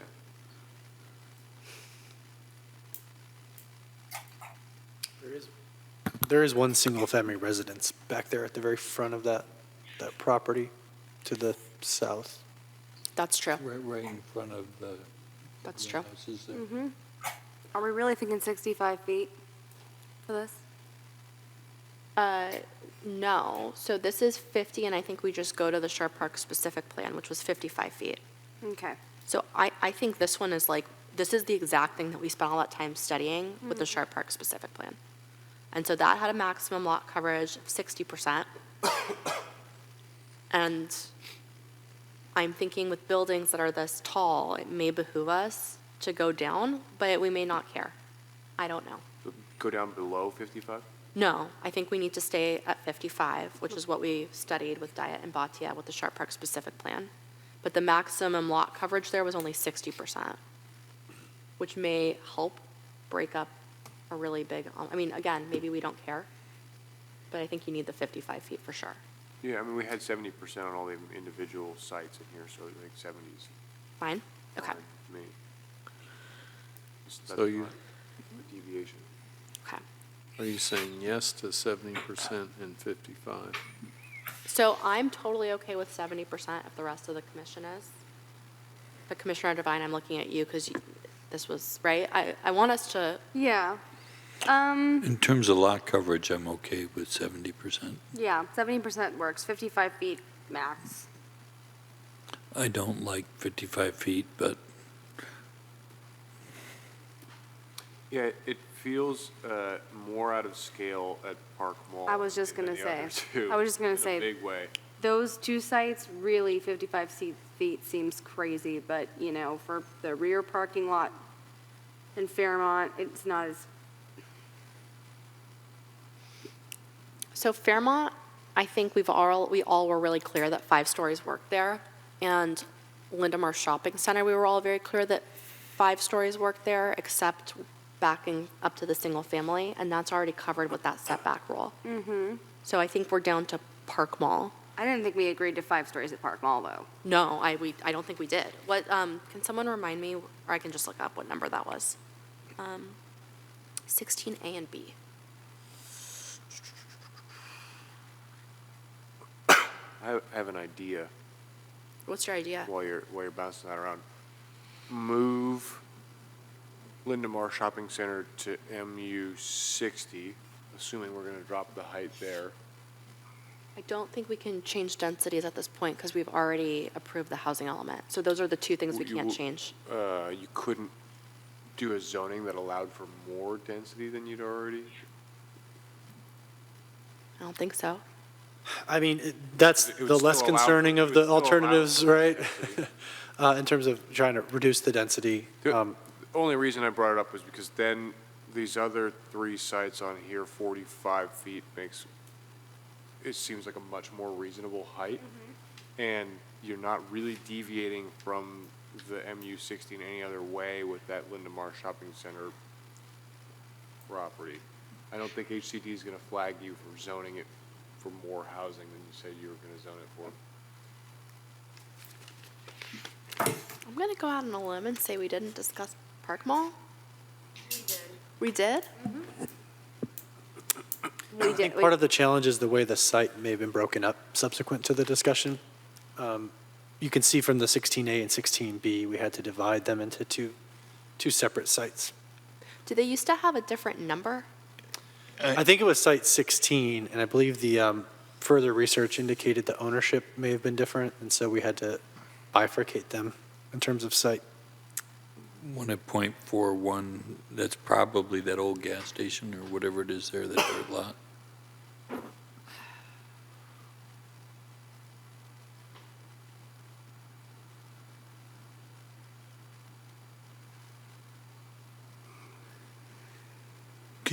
Sam, could you just refresh my memory? What, when we did the individual site-specific stuff, what was the height limit we set for that? For Park Mall, I can't find it in my notes. I have the one next to it, which is Site F, and we had 3-story there, which makes sense because that's the R40, right? So that's we've already got that correct in here. I'm looking at, let me find it in D. What I remember Park Mall was that on the front, we were going to go to a max of 35 and then do, one of these guys and go max 45 in that area. Because across the street, we have townhomes, right? Well, across the street is apartments and down the street is townhomes. That's what I remember. And they're at 35, that whole area. And then we have that one little, 35 in the whole city. right, but in that specific area, you are surrounded by several streets with townhomes, so it wouldn't be that crazy, even for that one tiny house, if the first height was 35, and then you went back and you went up to 45. That I'm completely okay with. So on attachment D for Park Mall, it's grayed out, and I don't have any notes on it, which leads me to think that we may not, I just don't know.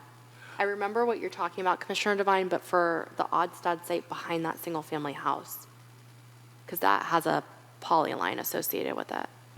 Yeah, I think, as I recall it now, I think potentially this was not proposed as a rezoning site, and so we didn't talk about it because we thought we may have been able to rely on the existing general plan land use designation possibly, so. And what can it be now? Well, I guess it could be 35 feet because it's in I'm Pacifica. even happier with that. Where the general plan has it as MU-50 with 35 feet. But if we lump it into this zoning, right, and then give it 55 feet, then you've cleared it with 55 feet.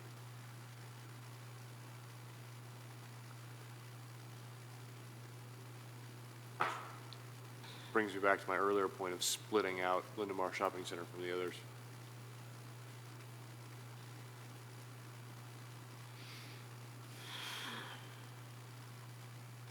I mean, this is a 5-acre site.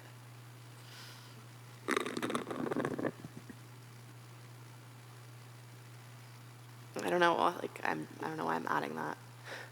Isn't that more reason not to go up? Well, I guess why, okay, so I do know why I was adding that. I'm wondering if it hits that minimum acreage requirement where we could add some additional standards to it, but the reason that was I then disbanded that in my head, was but that doesn't change the height. Per parcel. Hmm? I think it's only 2.5 per parcel, right? So that's the A and the B. Oh. A is .41. Sorry, well, hang on. 16A is .41. No, you're right. And It's 16B you're right, is you're right, 1.5 you're right. and 2.97. It's 3.5 parcels total, and there's an assumed two-ish developable. I don't know. To argue against my own desire to keep it lower, it does kind of back up to a hillside in the corner there. Let's back up for a second, okay? Because right now we're talking about MU50, and MU50 should be 55. But we're saying that this particular Oh, 50. MU50 should be 55. But Park Mall, which is also designated MU50 here, we're saying we have a problem with that one. So Well, why are we, I don't know that there was ever a consensus around 55 for MU50. well, so we want, There was, I missed it. okay, well, maybe I'm misunderstanding it. There's Fairmont Shopping Center, which we said would be 5 stories. There's Lindemar Shopping Center, which we said would be 5 stories, except not where the single family I is. remembered it as 4 stories for Fairmont, but I'm comfortable with 5. Both of those were specifically the 5 stories. We didn't talk about Park Mall. And I understand why we're saying what we're saying. So the reason I'm saying 55 is because I feel like we studied that really critically in the Shore Park specific plan. And if I'm missing the consensus on that, then No, yeah, you're good with it for the 2 sites, but not with it for Park Mall. Is that fair? Yeah, definitely not good with 55 for Park Mall. Are we all on the same page everywhere but Park Mall? I'm not on board with 55 for Park Mall, yes. Okay. Can we move Are you on Park board Mall? with it for Fairmont Shopping Center? Yes. Okay. So, Director Murdoch, what do we do?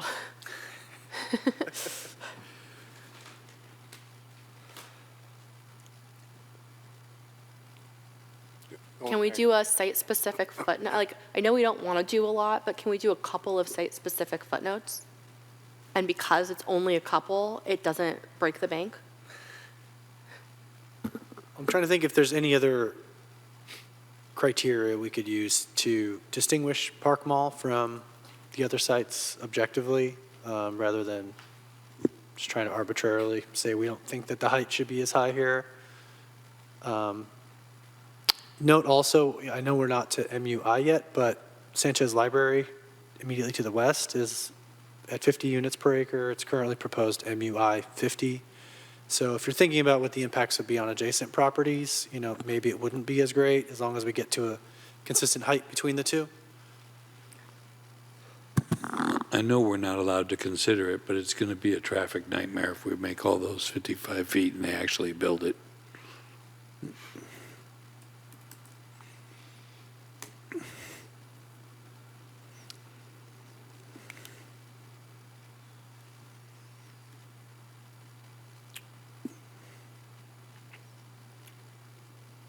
What dwelling units per acre is it currently zoned for? For Park Mall, the general. I think it's mixed-use neighborhood, so it could go up to 30 units per acre under the current general plan. Okay, here's a solution I see, but I don't love it, is we could move it from MU50 to R50 and keep the density, and then it lowers in height, but it actually doesn't even lower that much. So And then we lose the commercial? and then we lose the commercial, which I feel That's like is really insane. important over there because Yeah. there's nothing else there. And so it doesn't really get us anything. I don't know. I don't know what to say.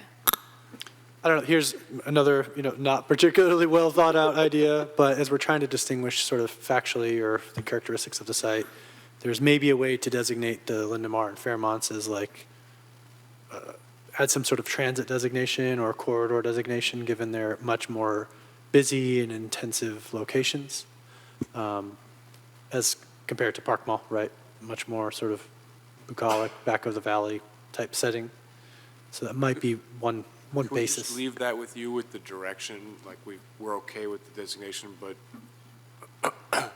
find some mechanism to split Park Mall from the other two? I think we still need to give direction on a height though, right? So like, I think I'm okay with what Christian just said. So like, the other ones are MU-T-50, right? We've created a new mixed-use transit 50, and that has a 55, and we're okay with it and everything we just talked about. And then Park Mall is MU50, but we want mixed use there, and we need 50 dwelling units an acre there. How do we do that? Or just the same thing with 45-foot height restriction, right? That's all we're talking about. Okay, so like, let's think this through for a second. That's a 15-foot floor plate for commercial, and that leaves 30 feet in height, so minimally 3 stories, right? 3 stories with Yeah, really maybe. flat, no roof, whatever, to get 50 dwelling units an acre in. I'm like, you know, I hear what you're saying. No, I follow you. Can I interject? Yeah, please. Does Park Mall generate much tax revenue from the commercial buildings? I mean, commercial spaces? Would it make sense to relocate those businesses and make that R50 so it would fit in better with the neighborhood?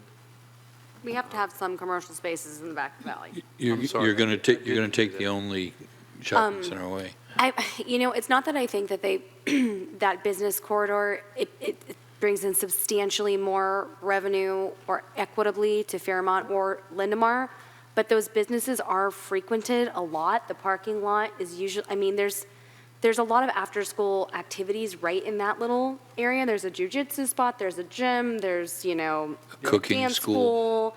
There's also a shopping mall, or a grocery store. Sandwich place. Sandwich place.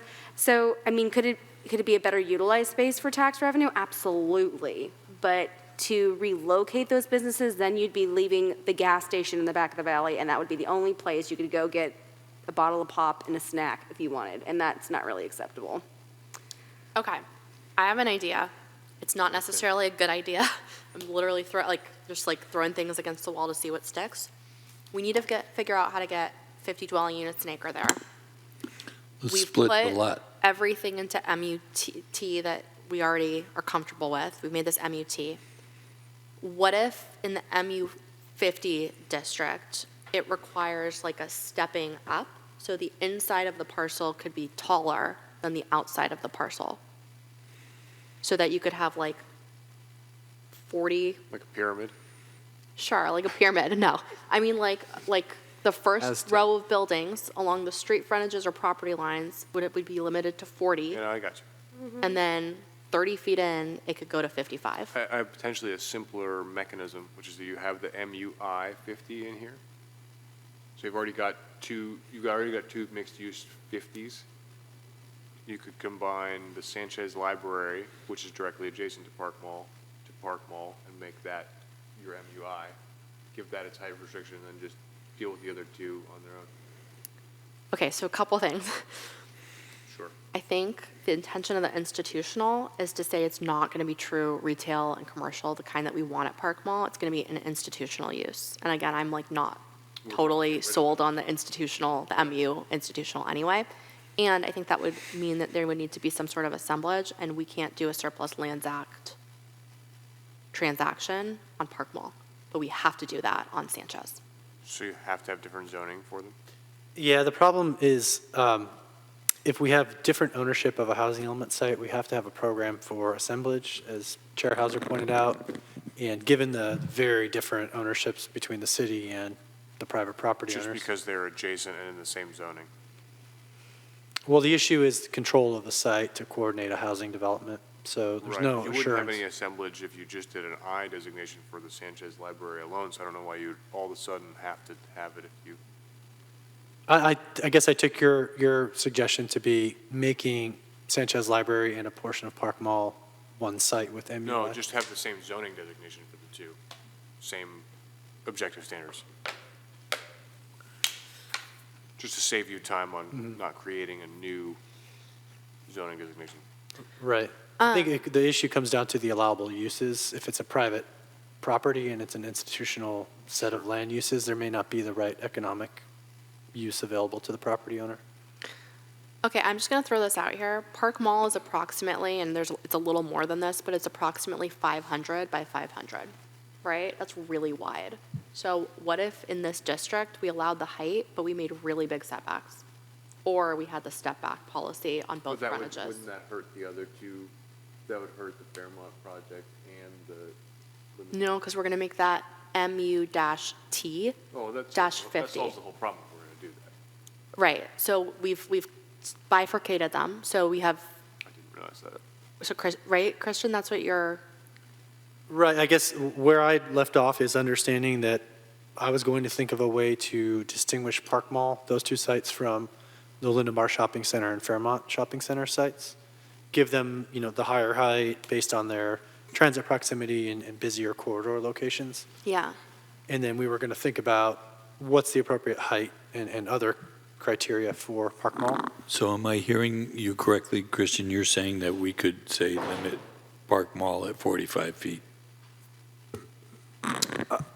I think that's a possibility. That needs to be squared with the density and the commercial component and the ground floor, if that's important, the 15-foot height, for example. Just one other note, Chair Hauser. Overall, Park Mall may have those rough dimensions, but one of the sites is actually a standalone parcel. It's only 144 feet deep, give or take. The former gas station along Terra Nova, it's a separate owner from the other Oh, Park Mall so site. you're going to have setbacks with it. So if we do like an increased setback, then you're really messing with one owner. That's correct. Got it, okay. I don't know how you get a reduced height and the density and the commercial. Something has to give, right? And we can't change the density. Yeah, I don't know that you can do density at all if you're just looking at individual parcels. Right, This is with any true. height or any, right. So if we're looking at it from that lens, individual parcels, how does it change the discussion? I mean, it significantly, you can't force private property owners to do anything, so you're just zoning it, right. hoping for the best. Do we want to go over MUT standards first, so we can just knock those out and then move to Park Mall? Yes, I think that's a great idea. So, I think these setbacks might be too much for the polygon at Fairmont Shopping Center. I assume that front would be on all sides of it, as I recall? okay.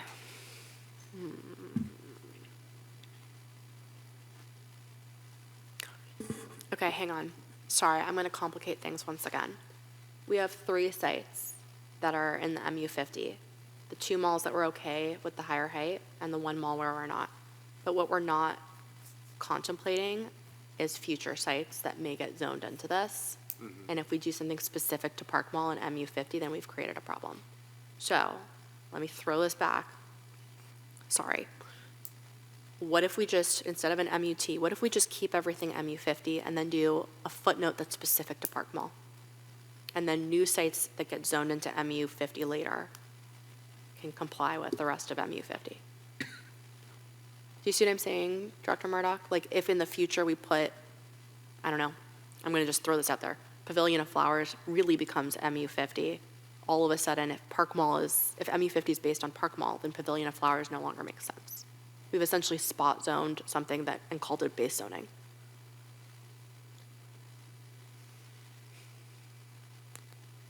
I think one challenge when thinking about the MU50 standards is there are a number of sites beyond those that you've identified that are currently in the MU50 range, perhaps fewer based on Assistant City Attorney's prior comments.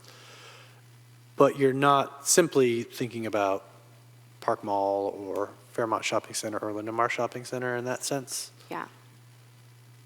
Even though the rezonings in some cases are just focused on these three unique sites right now. So it's something to think about. So what if, let's just keep going through MU50 and assume Park Mall is not in it, and then make a funky zone for Park Mall. You know, and if there's other things that are in the general plan designated as MU50, all the more reason not to increase the height from MU50 in my opinion. Well, I think the other things in the general plan are the MUC, which is already 50 dwelling units an acre, and it's already 55-foot height limit. Yeah, I don't know all the sites, so you could be right. So is the task now maybe trying to keep Lindenmar and Fairmont at the baseline, but think about how do we refine a different approach for Park Mall? The site-specific footnotes, they're they're legally permissible, according to Assistant City Attorney Murphy. They're just, from a practitioner standpoint, someplace I'd really prefer not to go with footnotes calling out specific properties. And it's also cracking the door open to revisiting many other sites, right, with their own site-specific footnotes, which, again, we don't have the time to do in this process. You know, if we need to do it because there's no other way for Park Mall, then so be it. But I would ask that we try a little bit more to figure out some other criteria to carve out Park Mall from the standard MU50. So I hear what you're saying, and we can keep thinking about it for a while, but if we don't find anything, I think we just have to note it, because as staff pointed out at the beginning of this, these are stopgap measures, and we can change that back with Phase 2 as well, just like we would get more specificity with Phase 2. Commissioner Godwin? I'll try one more time. Yeah. Given it's two properties, can we designate part of Park Mall as MU50 and part of it as R50? So we preserve some essential commercial space on one of the two lots, but we have more flexibility. It wouldn't allow for any assemblage. Right. I mean, there's a downside to I this just don't know too. individually if either of them work on their own without being one. I Well, don't know either. I was hoping somebody else did. No, I can share that it's probably been 4 or 5 years ago at this point, maybe 5 or maybe more years than I'd wish to admit at this point. But I have had a conversation with the owner of the standalone former gas station parcel. My sense is they would probably be fine with a residential-only project. They ran into all kinds of complications, given the relatively small size and the access constraints where they're bounded by, you know, driveways for the rest of the shopping center. They were running into a bunch of challenges in terms of figuring out how to make the parking work and so forth when they had to have mixed use on the parcel. It's also no commercial there now. You're not losing commercial if you were to designate it residential only. And so if you were going to go that route, it would seem, from my opinion, that maybe that former gas station parcel is the one to designate residential only. It would allow a lower height closest to the street, you know, where you're perhaps most concerned about crowding or an imposing building on the surroundings. And it would sort of keep the existing shopping center as a cohesive shopping center with commercial and mixed use, which is sort of what's there, you know, But then- historically. Then are we going to create parking wars, though, with the mixed use in the residential and always parking in the, Also R50, we said 50 feet, right? But I mean, perhaps no much more so than if you had a mixed-use project on that parcel to begin with, right? Because those residents could just as well, you know, park in the rest of the shopping center. I also, like,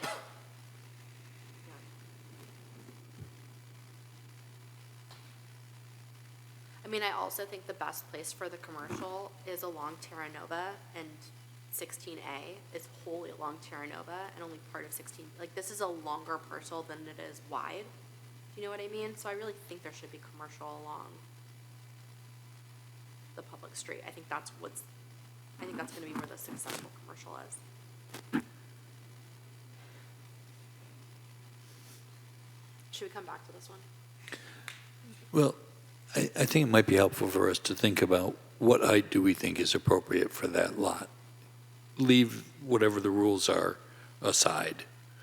What do people think for that location is a reasonable height? 45 feet seems enormous to me. That seems like a reasonable height. That seems like an absolute max to me. Yeah. 35 feet seems like a huge building there, but yes, if we're going to go to 45 for the sake of allowing density, fine. So Christian, how do we make that work? Well, I mean, it's hard to reconcile Chair Hauser's concerns, but I mean, one way is to go a residential-only designation to bring the height down.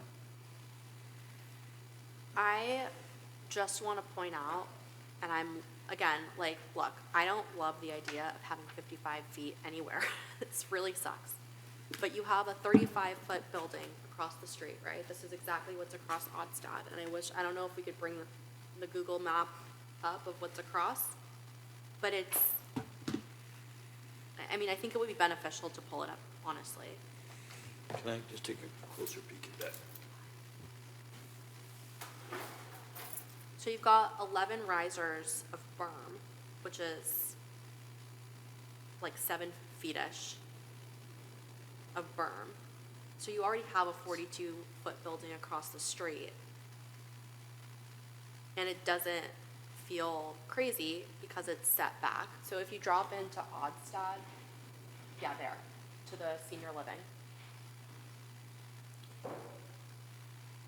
Right? And so that's what I'm saying, yeah, exactly. So this is probably one of the tallest buildings in Pacifica when you consider The berm. yeah, exactly, the berm. But it's landscaped thoughtfully. It doesn't even have a huge setback. And I think if you create a zoning for this and you have the setback. This looks right to me. Right, but this doesn't have a That's commercial. drastically different than 55 feet. I totally hear you, but again, like, look, I don't live in the back of the valley. It's not commercial that I would ever patronize, but Yeah. someone will, and there's not a lot of commercial back here. So, like, that's the question: is the commercial important? If Well, the commercial is not important. I'm not then- for going all residential for both properties. I think it would be silly. And for 45 feet with commercial. Okay. Commissioner Godwin. I think it's better as a residential project, but obviously I'm in the minority, so I can live with what the majority wants. Okay. Commissioner Ferguson is for 45 feet. Commissioner Devine, I think you're for 45 feet. I am. And are you both for 45 feet with commercial? Yes. Okay. 45 feet with commercial. Okay. So that's what the poll says. Just, That would not set the MU 50. That would be a standalone park mall guideline that staff figures out how to do outside of the MU 50.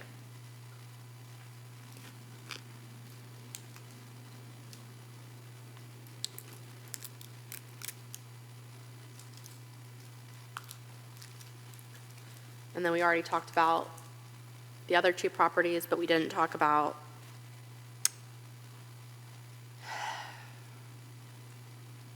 hang on. I think this is an important place. So we've talked about parking, we've talked about open space, we've talked about lot coverage, but we have not talked about FAR, and this is one where that's important. So minimum FAR of 0.1. The maximum is huge. The maximum is a ton of. If I'm understanding that correctly, Director Murdoch, that's essentially saying like 110,000 square feet of commercial is allowed on an acre.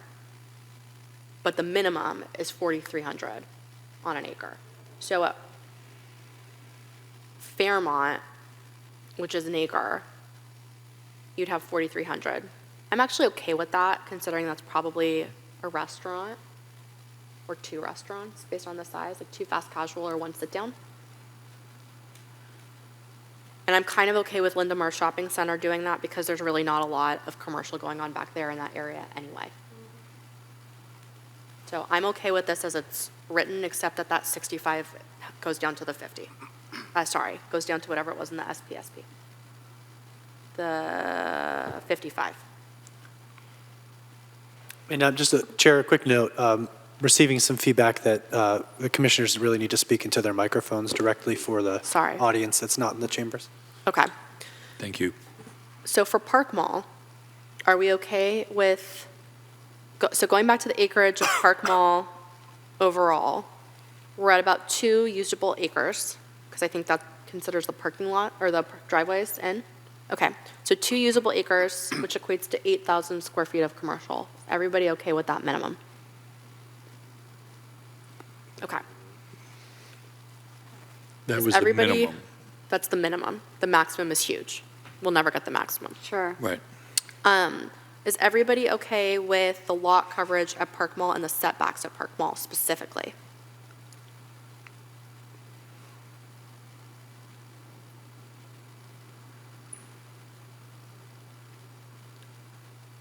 Head nods, anybody? I feel like the rear setback should be adjusted there. For Park Mall from Yeah. 15? Isn't it 20? Well, it does abut that one single-family house that Christian made reference to. Just for a The other portion part of of it. Park Mall does, but not the part that's being rezoned, right? I think that's correct. Yeah, technically it's a driveway that abuts Oh, that okay, part. okay. So yes. So Commissioner Ferguson, what would you like it to be? But Since we're pushing back on the height limits, I would be fine with even the 5 and 10 on the front, I'm okay with that. and then rear 15.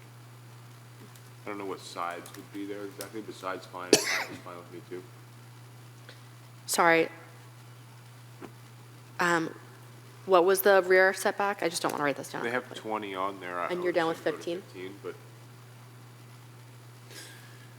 the only consideration for that would be 20 would be more comfortable for two cars to go around if they did something with ingress and egress and fire. all right, we can leave it 20. Okay. Just for the record, that one single-family house does have a big portion of yard next to it that's abutting, so they will actually have a decent amount of space back from there, so. So the single-family home is grayed out of where, like, it's the chunk taken out of Lot F, and the only thing that abuts it is driveway. So, like, you would never put like, I don't think there's going to be a building. Right. Okay. Okay. Director Murdoch, is that okay? I want to make sure I heard. So Yeah. for Park Mall, height 45 feet with commercial, front setback 15 feet, rear setback 15 feet. I think we ended up leaving the setbacks as they were written, which Just 5 and 10 25, for the 15. 25 and 15. I thought we talked about a 5 and 10 for the. Yeah, 5 and 10 for, Sorry, I'm not clear. Let's say it one more time. 5 and 10 Ferguson. on the front. 5 and 10 That's on what we the talked about front. with the other shopping centers. Oh, yes, because it's mixed use. Yes. Yeah, and that would be the frontage to Ozdad. 5 on the sides and 20 in the rear.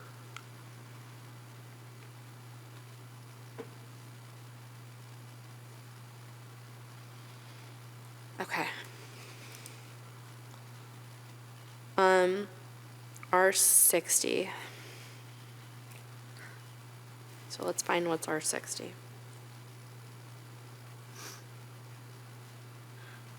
So What this is lots? the Church of Latter-day Saints, and that's it.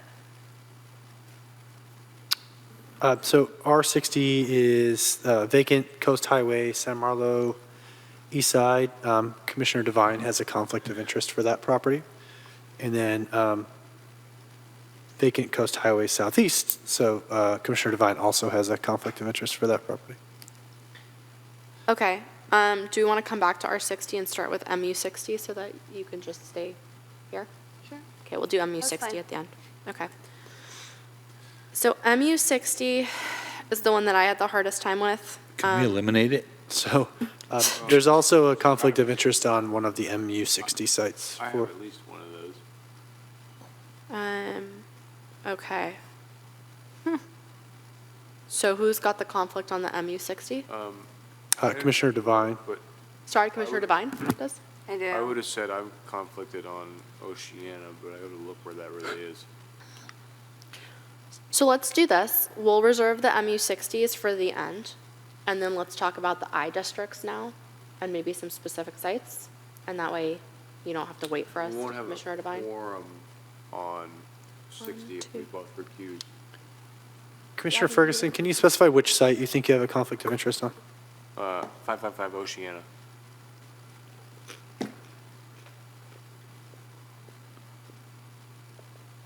Do you have a site Oh, number? no, sorry. I'm, my mistake.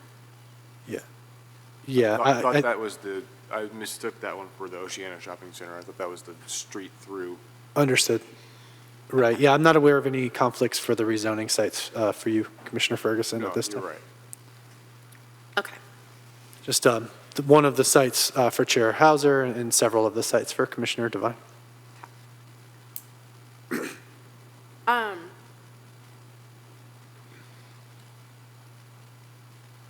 So I think, let's talk about the I districts. Let's talk about the I districts, sorry. I think there are a couple places where the I makes sense. So, sorry, where the MU-I makes sense. The Public Works Courtyard we talked about having commercial on specifically, and the Safeway, I should call it what its real name is, the Manor Shopping Center. But that's not institutional. I'm getting really tired. Sorry, guys. The water tank? Yeah, so of all of the sites that have the I designation, I don't think we need retail or any sort of commercial use on those. Can we polygon them? Are the MUI sites polygon so that, Some of them are, some of them are polygons and some of them are not. just to be very specific about what it is that we're making rules about? Right, so for example, the Latter-day Saints Church, which is Site A, is an MUI 40, and it doesn't have a polygon. I also don't realize, the site is institutional, like understanding that there's institutional ownership. That one I'm less concerned about. Right, so like that's an example of one where like a minimum FAR of 0.1 doesn't make sense to me. And I think, let me go back, actually. I don't think, oh, is that what you meant by polygon? Is that the polygon resolves this because we're only rezoning the polygon? Yes. So we don't, okay, yeah, that's right. So, do you want to explain? I'm very tired. No. You're going to do a better job at this No, tonight. I saw the light go on, and Okay, took a couple minutes there. So what Commissioner Wright is saying is we don't need the MUI districts because we are not rezoning the entire APN. We're only rezoning the polygons. And that's all that this commission has ever talked about, and that's all that we've indicated we're comfortable with. So I feel very comfortable that all of these can go to R dash whatever their density designator is, except for the Public Works Courtyard. Does anyone need a minute to look at that? Does anyone have questions? Does anyone disagree? I love that solution. Okay. And that also helps deal with a lot of these weird height things. So we have one site to talk about in this, the courtyard, which we'll talk about when we get to the MU. No, so Chair, I just need to clarify. So the courtyard, of course, is owned by the city. The institutional designation was intended to allow basically governmental uses to continue there while adding housing. Changing that to a commercial mixed-use designation, I'm not so sure about. The city is in the early stages of discussing with Pacifica School District potentially a land swap. So their district offices would be the mixed use on that site with housing. So I'm not sure how changing it to a commercial-oriented mixed use Okay. would facilitate that. So let's do this. Let's keep the MUI 60. And for the Our Savior's Lutheran Church, we'll move that to an R60. I think, unless I'm. Well, what if they want to keep a church on the grounds, though? Right. Well, I thought we polygoned it around the church to allow the church to still exist. What if they want to? I don't believe What we if they did. want to redevelop the whole lot, though, keep the church and move the church out of its current location because they can get a higher and better use out of it? That's not in accordance with our arena needs. Then they apply for a variance? What if I want to put a church on my house? I'm not allowed to do it. Bummer. So Chair, I think So, I should take a moment to pull up the housing element and confirm for you which sites actually have polygons currently, and we should not contemplate adding more polygons at this stage in the housing element process. I don't think we can add more polygons. I think we may be confused if we're confusing the church. But Deputy City Attorney Murphy, did you have something you wanted to add? I did. I just wanted to clarify, and Christian, please correct me if I'm mistaken in any way, but I believe the MU is intended to be mixed use institutional with residential. And the intent was to create a portion of that site for the polygon sites, at least, that could be developed as residential. And I know there were some concerns about that were expressed earlier, and a desire to make sure that only that outside the polygons, residential would not be allowed.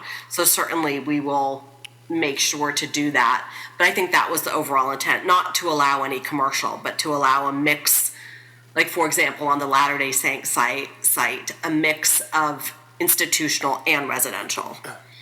Correct. Correct. So to Commissioner Ferguson's point on the Site J, the Our Savior's Lutheran Church, which is MUI 60. The church is grandfathered in. If they want to redevelop and keep their church, they can do that.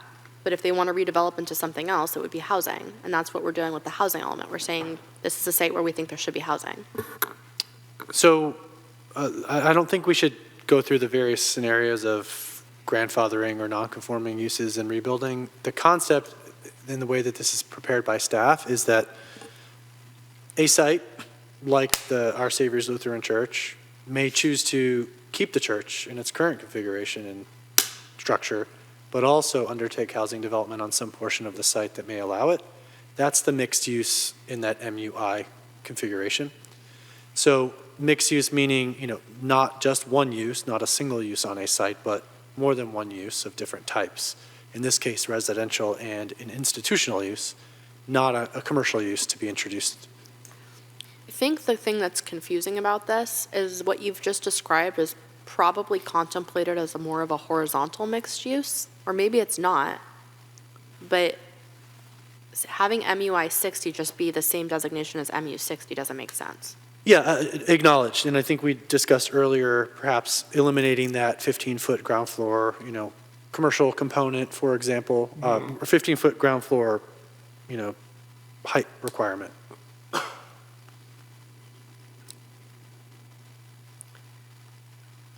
Is it easier to just leave all of these as an I designation?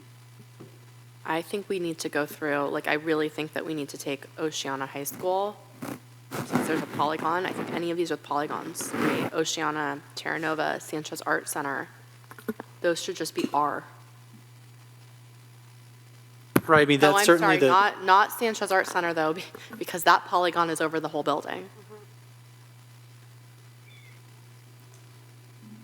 But Sanchez Library, the polygon is around the building. So that would just become R50. Oceana High School would become R40. Terra Nova High School would become R40. What if we just move the schools? The school's in Sanchez Library?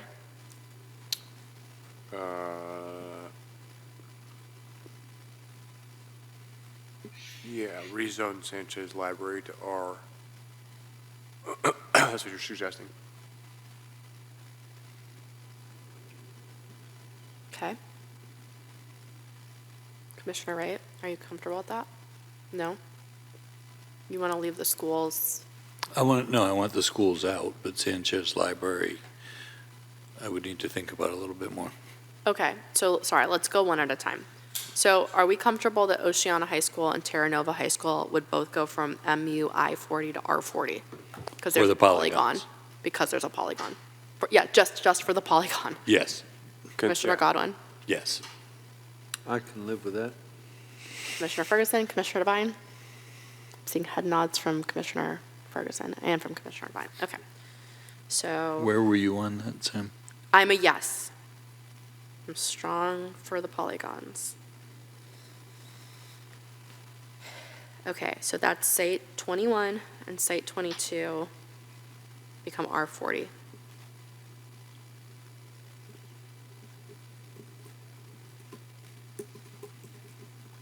And that helps with the height, because now we're within what we discussed previously. That's where I'm going to become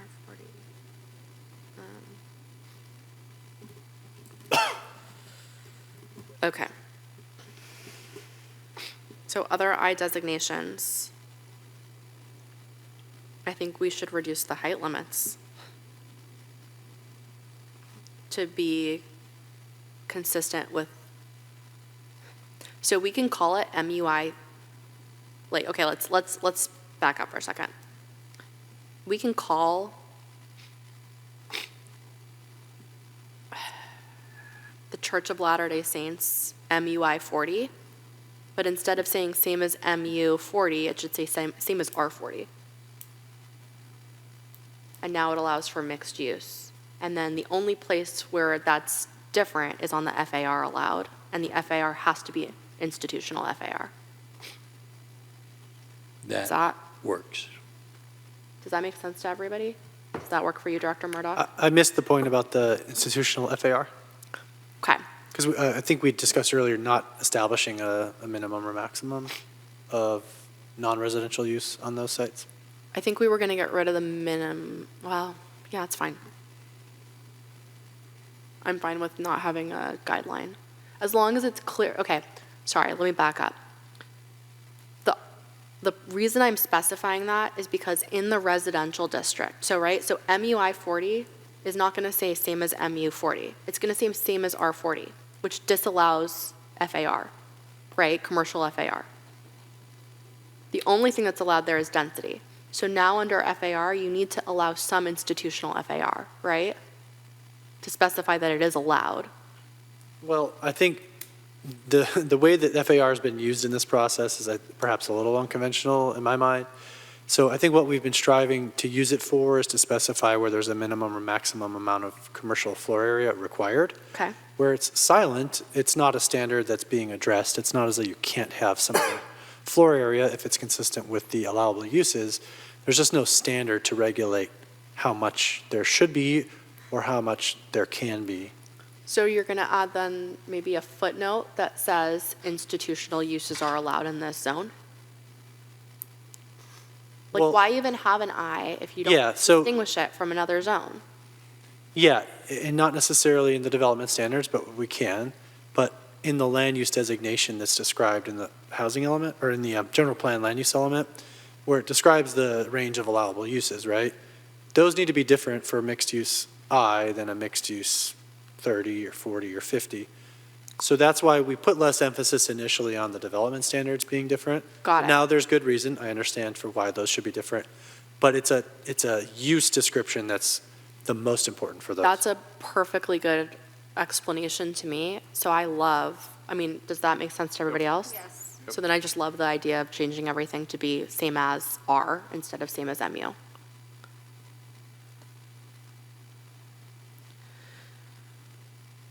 And so that was, I heard for MUI 40. Are we presumably going to talk about 50 and 60 and whether those Right. apply in the same vein? Hang on.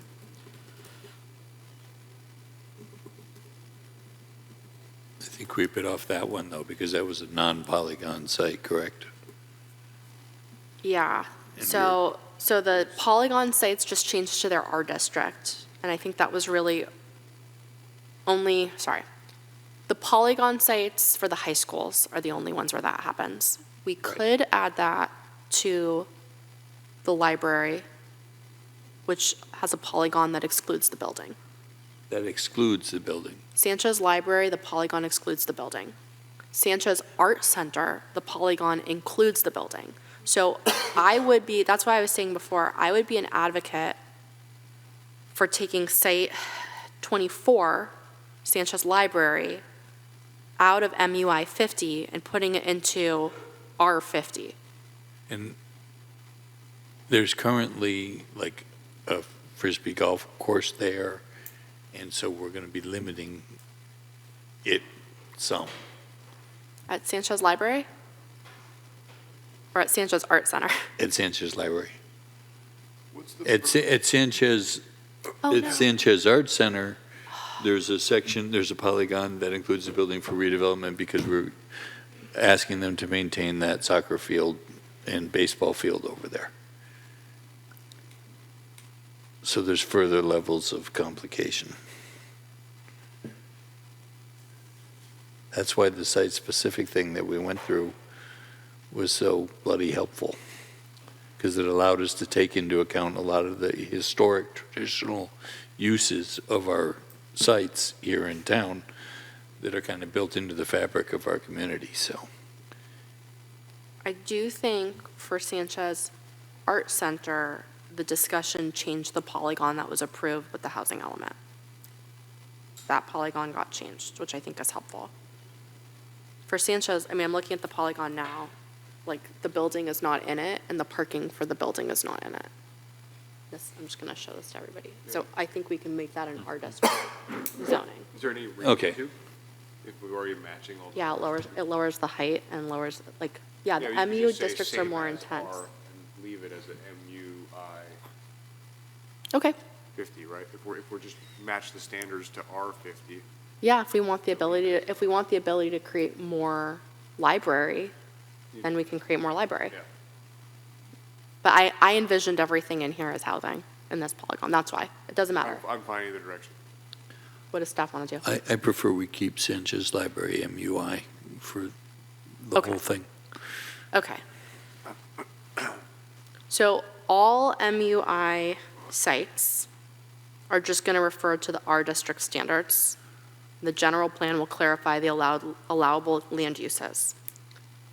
Except that I think we need to talk about the Public Works Courtyard, which is Site 20, because on that one,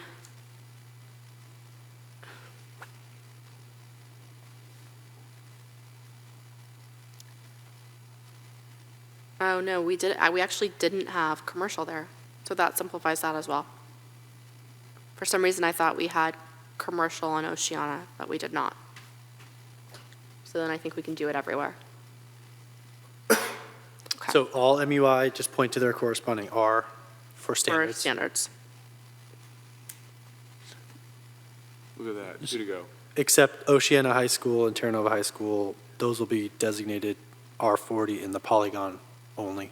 Correct. Can I ask a quick hypothetical question back to the Sanchez Library? Like, if they wanted to further develop the Frisbee golf course there, for example, more while they're waiting for a feasible low-income housing developer to purchase the site and build what it is that we want to eventually build, would that be precluded by us doing this zoning change?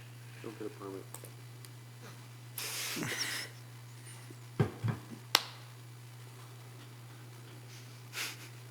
In my opinion, no. To me, that sounds like an accessory use to the library use for the public. So that's why we would want to keep the I designation for the whole lot. Which we did, that's what we're talking about. Just wanted to clarify. Okay, good. Okay. So now we're down to the, well, let's not do the 60s yet. Does anyone have, sorry, does anyone have comments on specific sites? On anything else that needs to be discussed? I was concerned that Oceana High School had a very different, so I had a couple concerns. I was concerned that we had a lot lower lot coverage and a lot higher open space requirement at Oceana High School. I was concerned that there's nothing on the Sanchez Art Center that requires the art center, and that was like very important to I like. thought we put a condition of a certain amount of, Indoor recreation. Yeah. space. that was my recollection. There Well, was something so we put in there to, there is currently nothing in the ODS that requires an art center to be at Sanchez Art Center, and I know that what we've said is when this site gets surplus land acted, because the city owns it, there will be control over it. That's more of like is council comfortable with that? I don't know, but I think it's really important to note that we were very specific that we needed an art center. I thought our intention was to make sure that it stayed alive. It was, it's definitely not in there now.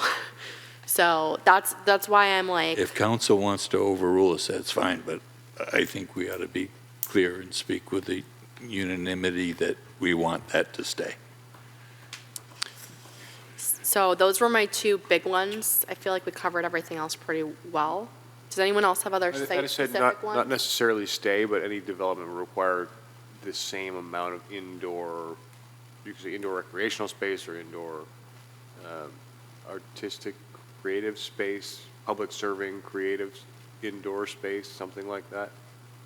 So no net loss of public serving. You can help me out This with one the would be language. great with a footnote. Sorry? This one would be great with a footnote. Yeah, so here, it sounds like we're trending towards site-specific parameters again. We did, in the way that this was structured, indicate a minimum amount of FAR that would have been required for the MUI at Sanchez Art Center, for example, and a very large maximum that would have also accommodated it.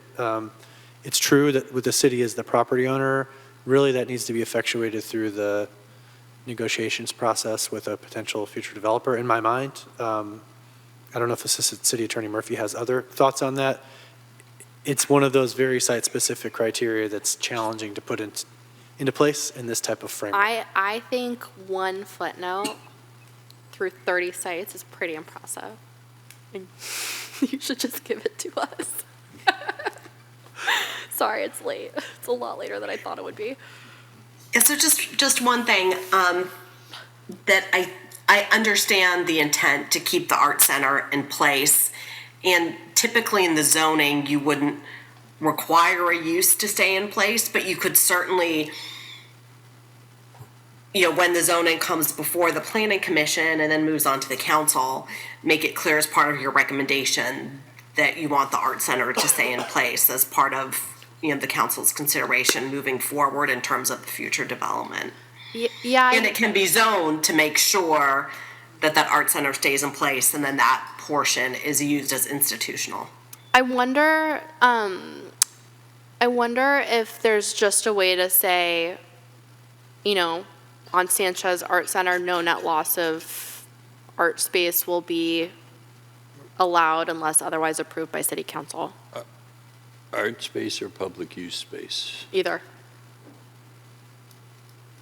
To say that basically put a minimum of art or civic Yeah. public use spaces on that parcel. Exactly. I'm losing. Yeah, that's something that, that we can work on in drafting the zoning or see what we can do with that.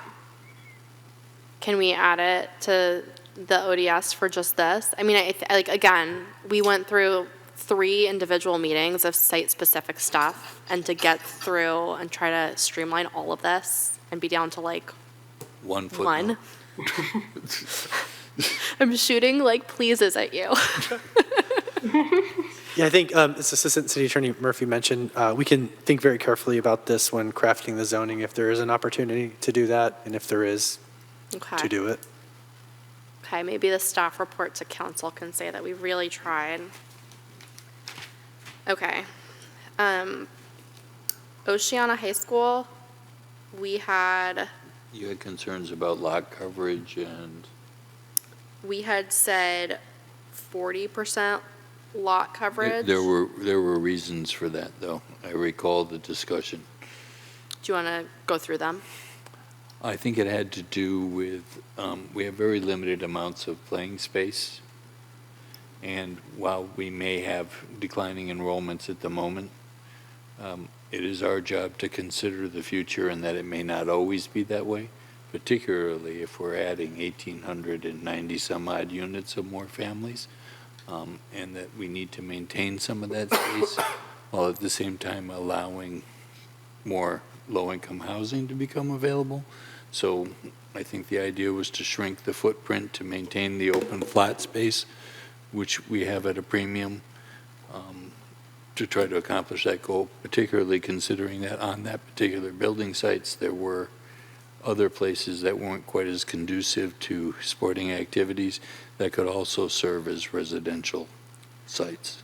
So could we say, to Director Murdoch, your point, R40, et cetera, everything we've agreed on, except that on sites greater than 5 acres, 400 square feet of open space shall be required, and everything just goes up 100%.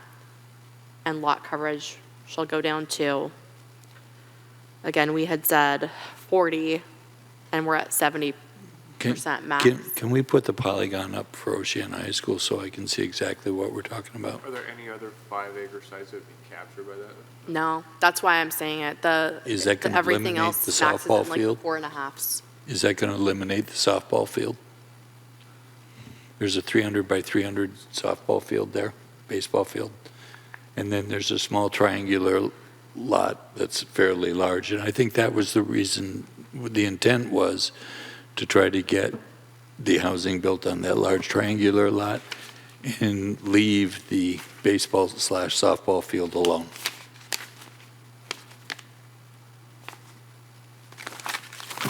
To be more specific.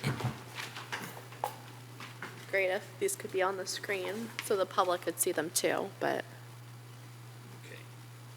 Well, wait, you need to talk into the microphone.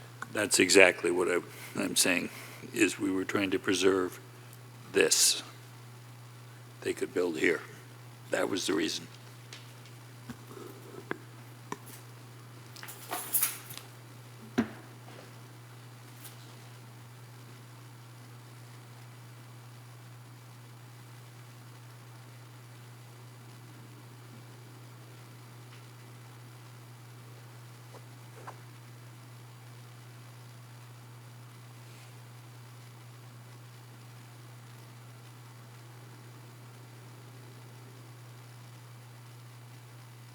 There we go. So, are you comfortable with the qualifier that we discussed? You had made the qualifier that sites over a certain acreage. Here it would be 5 feet. That would exclude any other site. I mean, in concept, yes. I'm just trying to look back at my notes to see if any height change was called for in R40. I didn't see that in my notes, so I show a height. I will double check for you. So for R40, it stayed at 45. Right. So trying to achieve the unit count on that site with doubling the open space, I think we just need to think through that a little bit more. I mean, it seems like it's this big site, but we also got a large number of units that are proposed there. What was the I don't think 134. This is an old slide, so let me just double check. So I have a slide with that unit count.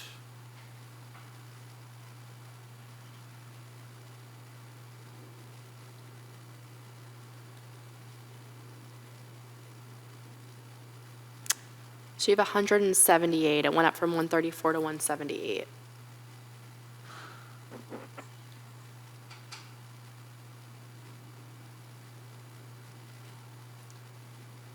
Right, so thinking about doubling the area dedicated to open space within a 45-foot height limit to achieve 178 units, And- we just need to think through whether we think that's, So 178 over 5.5 acres is 32 and change dwelling units an acre, which is a 3-story density with a 4-story height limit. so it seems like there could be some space made up to maximize height and meet the density and provide the open space, sure. So let's leave a If lot we- coverage. If we consider the whole Oceana site, there's a lot more room to build a lot of other housing on there that isn't. But we're contiguous only doing the space. polygon. I get you, but I'm just saying it's not the highest and best use. I guess, Look, we can leave it, and it's just not what we talked about, and it's so far off of what we talked about that I'm flagging it. So I'm okay leaving it if everyone else is okay leaving it at 200. Commissioner Devine. I think we should leave it until we have some more wits about us. Okay. Sleep on this and come back to this. This is late. It's late. Okay. Is there any other direction needed besides that we have the one last zoning with recusals and then we're done, right? Then we're done. Director Murdoch, do you need any more direction before we let Commissioner Devine recuse herself? I don't think so at this point. Assistant City Attorney Murphy, anything more specific before, I guess, Commissioner Devine recuses herself and we wrap up? No, I can't think of anything else.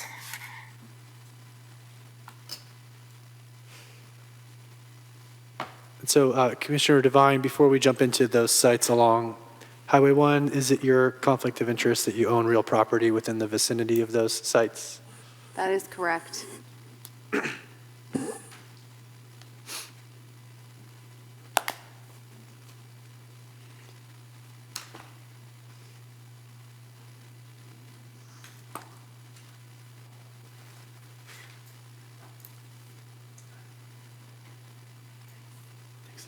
Thank you, Commissioner Devine.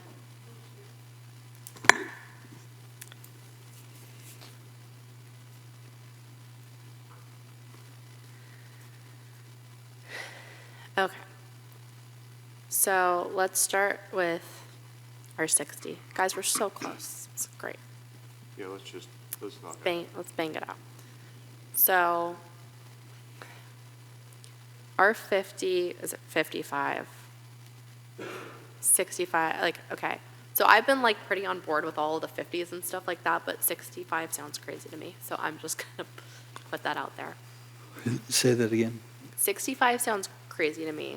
And this is, again, like, this is, if MUC, which is the Sharp Park specific plan designation for 5-story with retail is only 55, then I can't understand why R60 would have to be more than 55.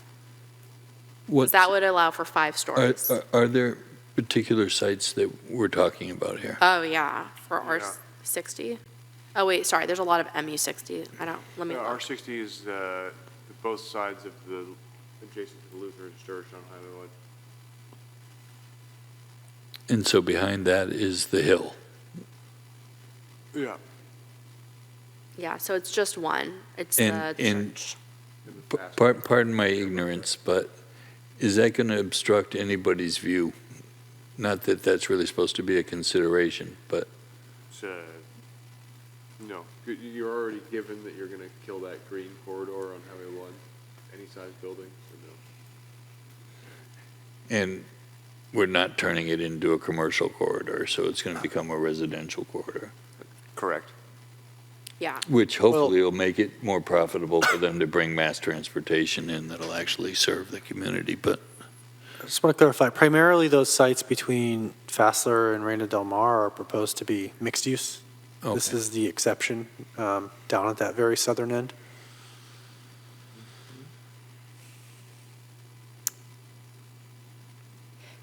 And I agree with you, 65 feet does seem absurd. I mean, I guess if you're going to put it somewhere, it doesn't bother me more than other places, but yeah, I don't see any reason to go above 55. Even 55 seems high, but especially since, like we were talking about earlier, it's going to be up on a berm as it is. So 55 is going to feel like It's going to 80. look like a tower. Yeah, yeah, this is one where when we added, I don't think I realized we were adding it at 60. But 55, if you're counting grade as the street, sure.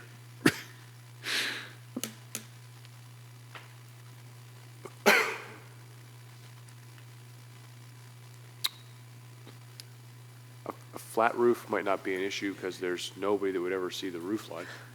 It'd be a good place for solar panels. It would. So do we feel more comfortable with 45, 55? To achieve 60, you probably need 5 stories. Okay. So yeah, I'm hearing 55. I see Yeah. Sam's brain smoking over there. yeah, and well, because I didn't remember making the 60, and now I'm looking for it on the red line housing element. Are you thinking it was 30? I thought it was less. If it was 30, then we don't have an issue. Yeah, well, I think we'll probably do. This is site I. No, it was at 60. Well, is there any chance What's the percentage of lot coverage? Well, if you look at what's written there, it's 70. is there any chance we can give it identical characteristics to an R50? R50 was 50. I mean, I think I don't know. Director Murdoch, do you think you can do 60 dwelling units an acre of 100% residential and 50 feet? I asked a low-density architect about this specifically, and they said that you would need 55, which is why I'm going to 55, but Okay, he said you would need 75? they said, no. He said 5 stories above grade, I would assume up to 55 to top of roof. Okay. But if we take out the mixed-use component, then, Well, there's no There mixed-use is- component on this one. So this one is all 55. Okay. Okay, can we?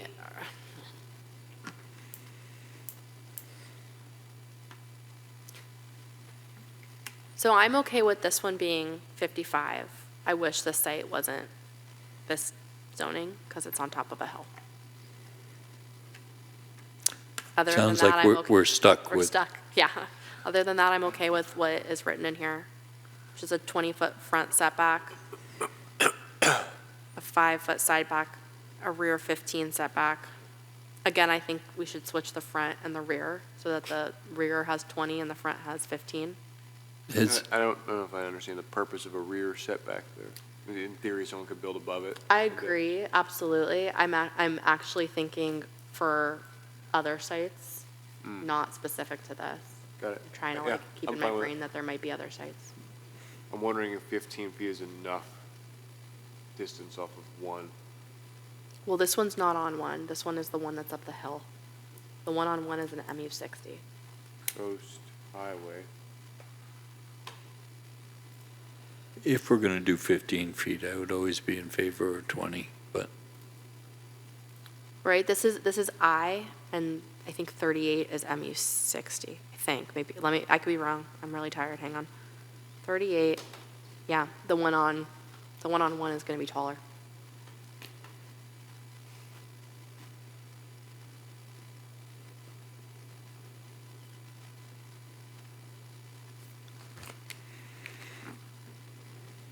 Anybody? Yeah, I'm fine with your switching 15 and 20 from front and back. Okay, so. I can live with it, too. So I'm going to say, so R60 goes down, drops to 55 feet in height. Setbacks have the footnote that we talked about, and rear goes to 20 feet, front goes to 15 feet. Side stays the same. Lot coverage is fine at the 70, I'm guessing.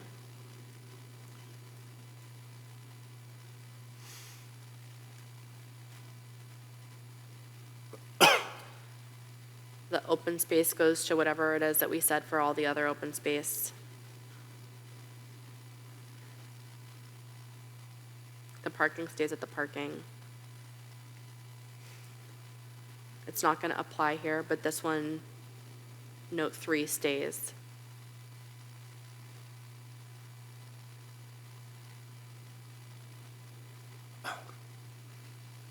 And that's it. Any other issues on that? MU-60? MU-60. Wait, any other issues? Commissioners Wright or Godwin? no, ma'am. I'm good. Okay, down to the last one. MU-60, this is all the sites. Can we just eliminate it? This is so many. So just to kind of run through them, this is Brentwood Shopping Center. That distance from single family is going to be really important there, so I think that's covered.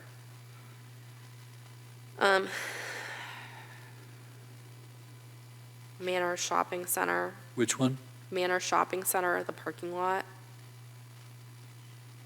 I don't know. Has the Coastal Commission been consulted about this height limit?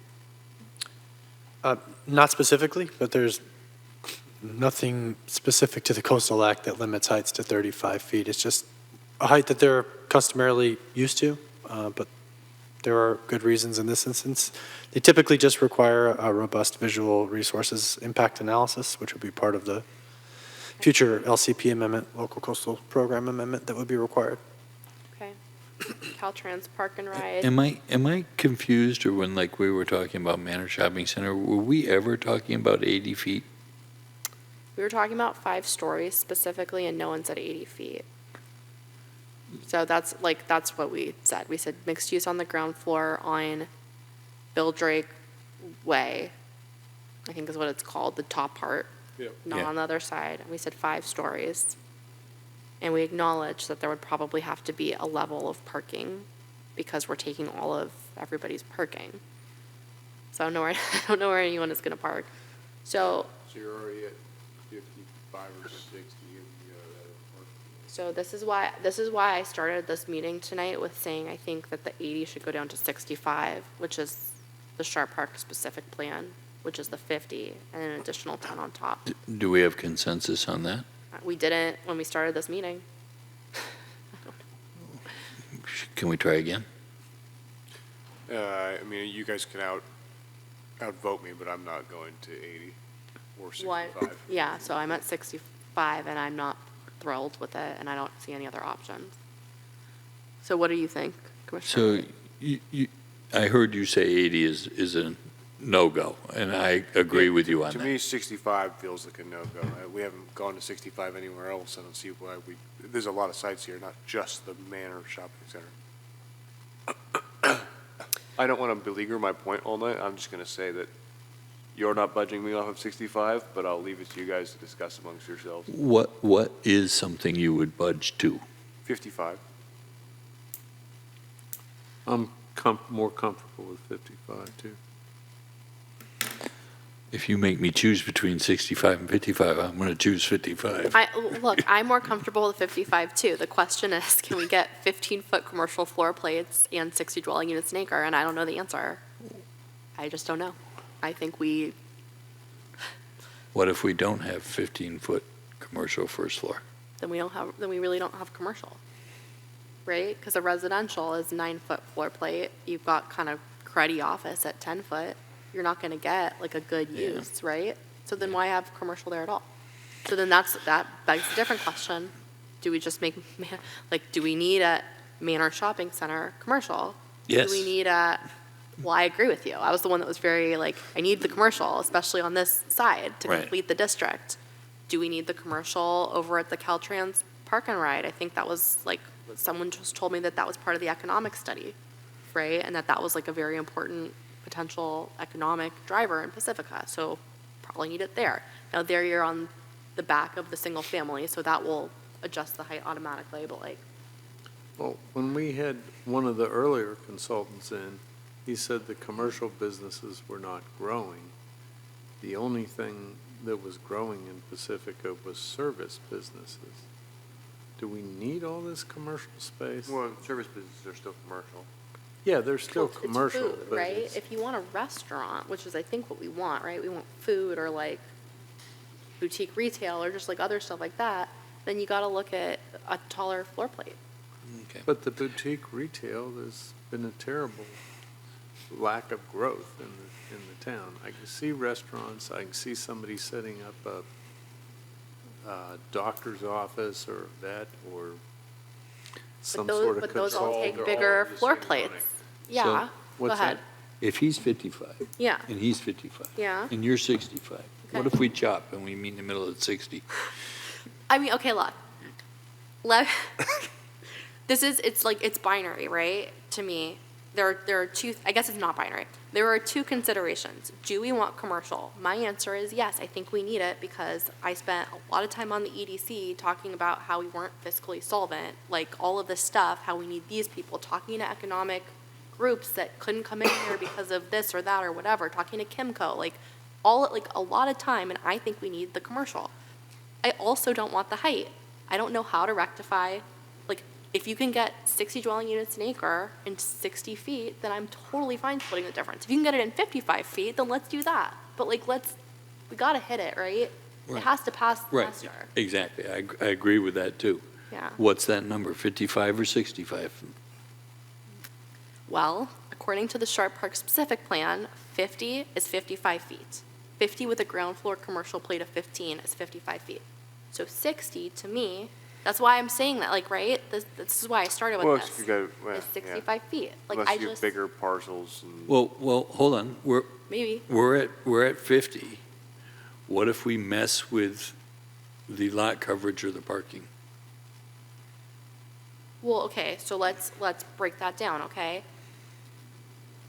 In the polygon, you're already allowed to have 100% lot coverage. So like Manor Shopping Center to me is like that's the most insane one of these, because even though I think it's a great place for housing, I don't see how you patronize the existing, like, they would have to completely redevelop that site. And we're only rezoning the polygon. So I still don't see how that one is going to come to fruition in a way that makes a lot of sense. It makes more sense to rezone the whole site and make them keep the same amount of commercial.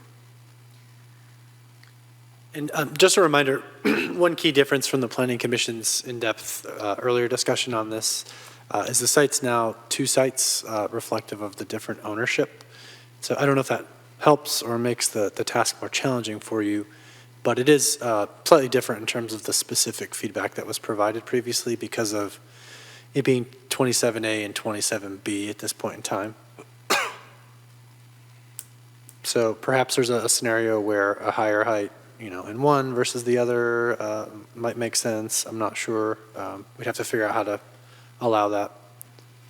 Well, like, so this is like something that's confusing to me, because we're zoning this and general planning this to 60 dwelling units an acre, like Manor Shopping Center. But with all of this like inefficiency, we're really only saying that, we're saying 0.5 acres is not developable anyway. So we really don't, like, I don't know. I just don't see how you get a level of commercial, a level of parking, and 60 dwelling units an acre in 55 feet or 60 feet. What if we guard the gate now and loosen it later? Wait, I got another idea. What if we make part of it our 15-foot commercial, and what if we make another section that's 8-foot offices to complete our commercial spacing? I And mean- get our commercial requirement in there, and then that way keep the height down to the 55 feet that he So wants. the way I would see this happening, because the commercial is already at a minimum of 4,000 square feet an acre, right? So that's a really small commercial requirement already. So what you'd probably have, bear with me, is a 15-foot floor plate, and then the rest of that would be parking, like at-grade parking. And then you would need above that level to have dwellings. And that, again, can we get 60 dwelling units an acre in, like, what do we need height-wise on top of 15 feet to get I mean, 60 on dwelling top of units the an acre? additional layer of parking that we need for that? Right, I think that You'd 15, be adding no extra parking like you have now, really. right, you'd be taking parking away. Yeah. That's exactly right, yeah. And isn't the parking poorly utilized there? No, well, it's Well- peak, you get peak times. Yeah, there's peak times and stuff, but most of the time, that lot is nowhere near full. So we could Try really, going to Roslyn when it's raining. Yeah, okay. it does, it like shifts, like, but yeah, especially on the side where Bill Drake is and all those restaurants, that gets really full. And then where Columbo's, yeah, there's like a little bit that gets empty. I don't know. Do you think we can lower the height in your professional opinion?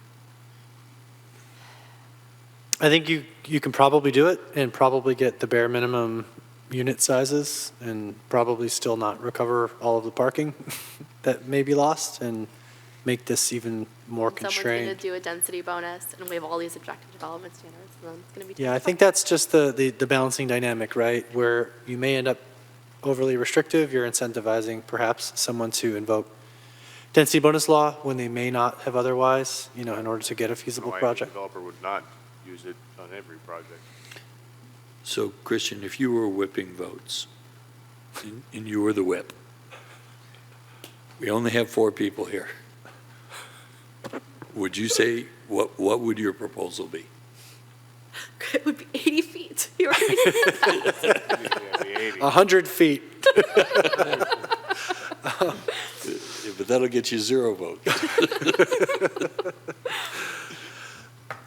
I mean, I think, as tall as you can get consensus tonight, I think is where I would ask you to go.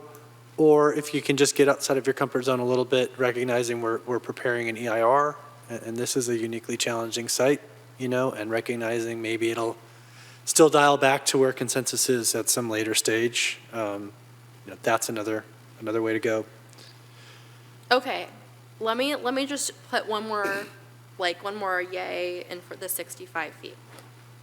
Most of these sites back up to single family and will be restrained by the step back zone where we're talking about. And ones that don't and ones that do will also have to abide by the SPSP step back procedure, which requires a 60-foot daylight or 60-degree daylight plane. So technically, Okay, so There's no. let's suppose that moved me over onto the 65-foot bandwagon. not at Manor, but Brentwood Shopping Center is in MU6. Like that's Yeah. And the insane. Caltrans Park and Ride, I think, is probably the other Adjacent to exactly. key adjacency to single family. Yeah, the 65-foot height is actually even more crazy on the other sites on this list than it is on the Manor Shopping Center, in my opinion. Because you have the highway there and you're kind of taking the whole Well, it's just, what's the tallest building around the Brentwood Shopping Center? Is 25 there feet. even a two-story building around there? No, there's one house that I think we approved to go to 2 stories, and I don't think they did it yet. But I talked to one of those neighbors, and he said that they all made a pact with each other to stay at the lower height so they wouldn't block each other's views. But look, here's the thing. Even Yep. if that was at the 30, it would still be 40 feet tall, right? So, Yeah. We've got to So let 'em step go to back. 70. huh? So let them go to 70. And that's not what I'm saying. I'm just saying that, we selected having less sites with a higher density. We removed a lot of sites, and now we're kind of stuck, and it sucks, and I don't want to do it either. I'm at Brentwood Shopping Center all the time. I walk there with my family. It does not compute, right? But we have to make a decision. Christian, if we went with 55, can we count on that buffer covering our butt with the state? Which buffer, Commissioner Rett? The extra units that we have. So if we bring it down to 55, would our buffer cover our backside? I'm not sure I would. We over-committed. Yeah, I'm not sure I would see it that way. I mean, these sites individually need to be You'll have to get- viable in terms of housing development. Just looking for different, I'm one person, there's 4 people up here. I also Well- would rather do 55, but I'm just putting it out there that well, I can it go has with to you be on the 65. 65. I've been convinced that between all the constraints and pressures that are on us, I can go to 65. But that makes us 2-2. It doesn't help. I don't know. The other thing we could do is we could make it 55 and put it on council to change it to 65. Honestly, Here's where I've been all along. I agree, these heights are uncomfortable in Pacifica. I mean, from my experience in the places I've been, once you're above maybe 40 feet at ground level, it really makes no difference, Sure, it's imposing to have a skyscraper, right, of 100 or 200 feet, but that's not what we're talking about here. We're talking about well-designed buildings that are going to have step backs, above the second floor. That scale for most people experiencing that building is not likely to be imposing, and particularly over time as these developments perhaps become more common, as more of these sites are constructed. Well-designed buildings where we have little to no say over their design. Well, between now and completion of the For Phase 2 better objective development standards, built that's for affordable housing. perhaps the case. Yeah. I mean, and here's the thing, I agree with you, Director Murdoch, but this happens to be the northmost part of Pacifica, and you're coming down the hill looking, you will see it, right? Because of how it's located. You're gonna see it and from how you everywhere because of enter the into geography. Pacifica. It'll be like a cruise ship that pulled up and docked right there. So, okay, again, it has to be rooted in logic. I don't want it to be 65 feet. I definitely don't want it to be 80 feet. So there's 3 other people here. You guys come to a decision, and I'll support whatever you want to do. I'm with you on the 65 feet. I'm gonna stick in the mud. 55? Yeah, I'm moving. I'm comfortable with 55. I'm not comfortable much more. Okay, so we're going to say 55, and you can put in the staff report that the commission labored over this and had no idea.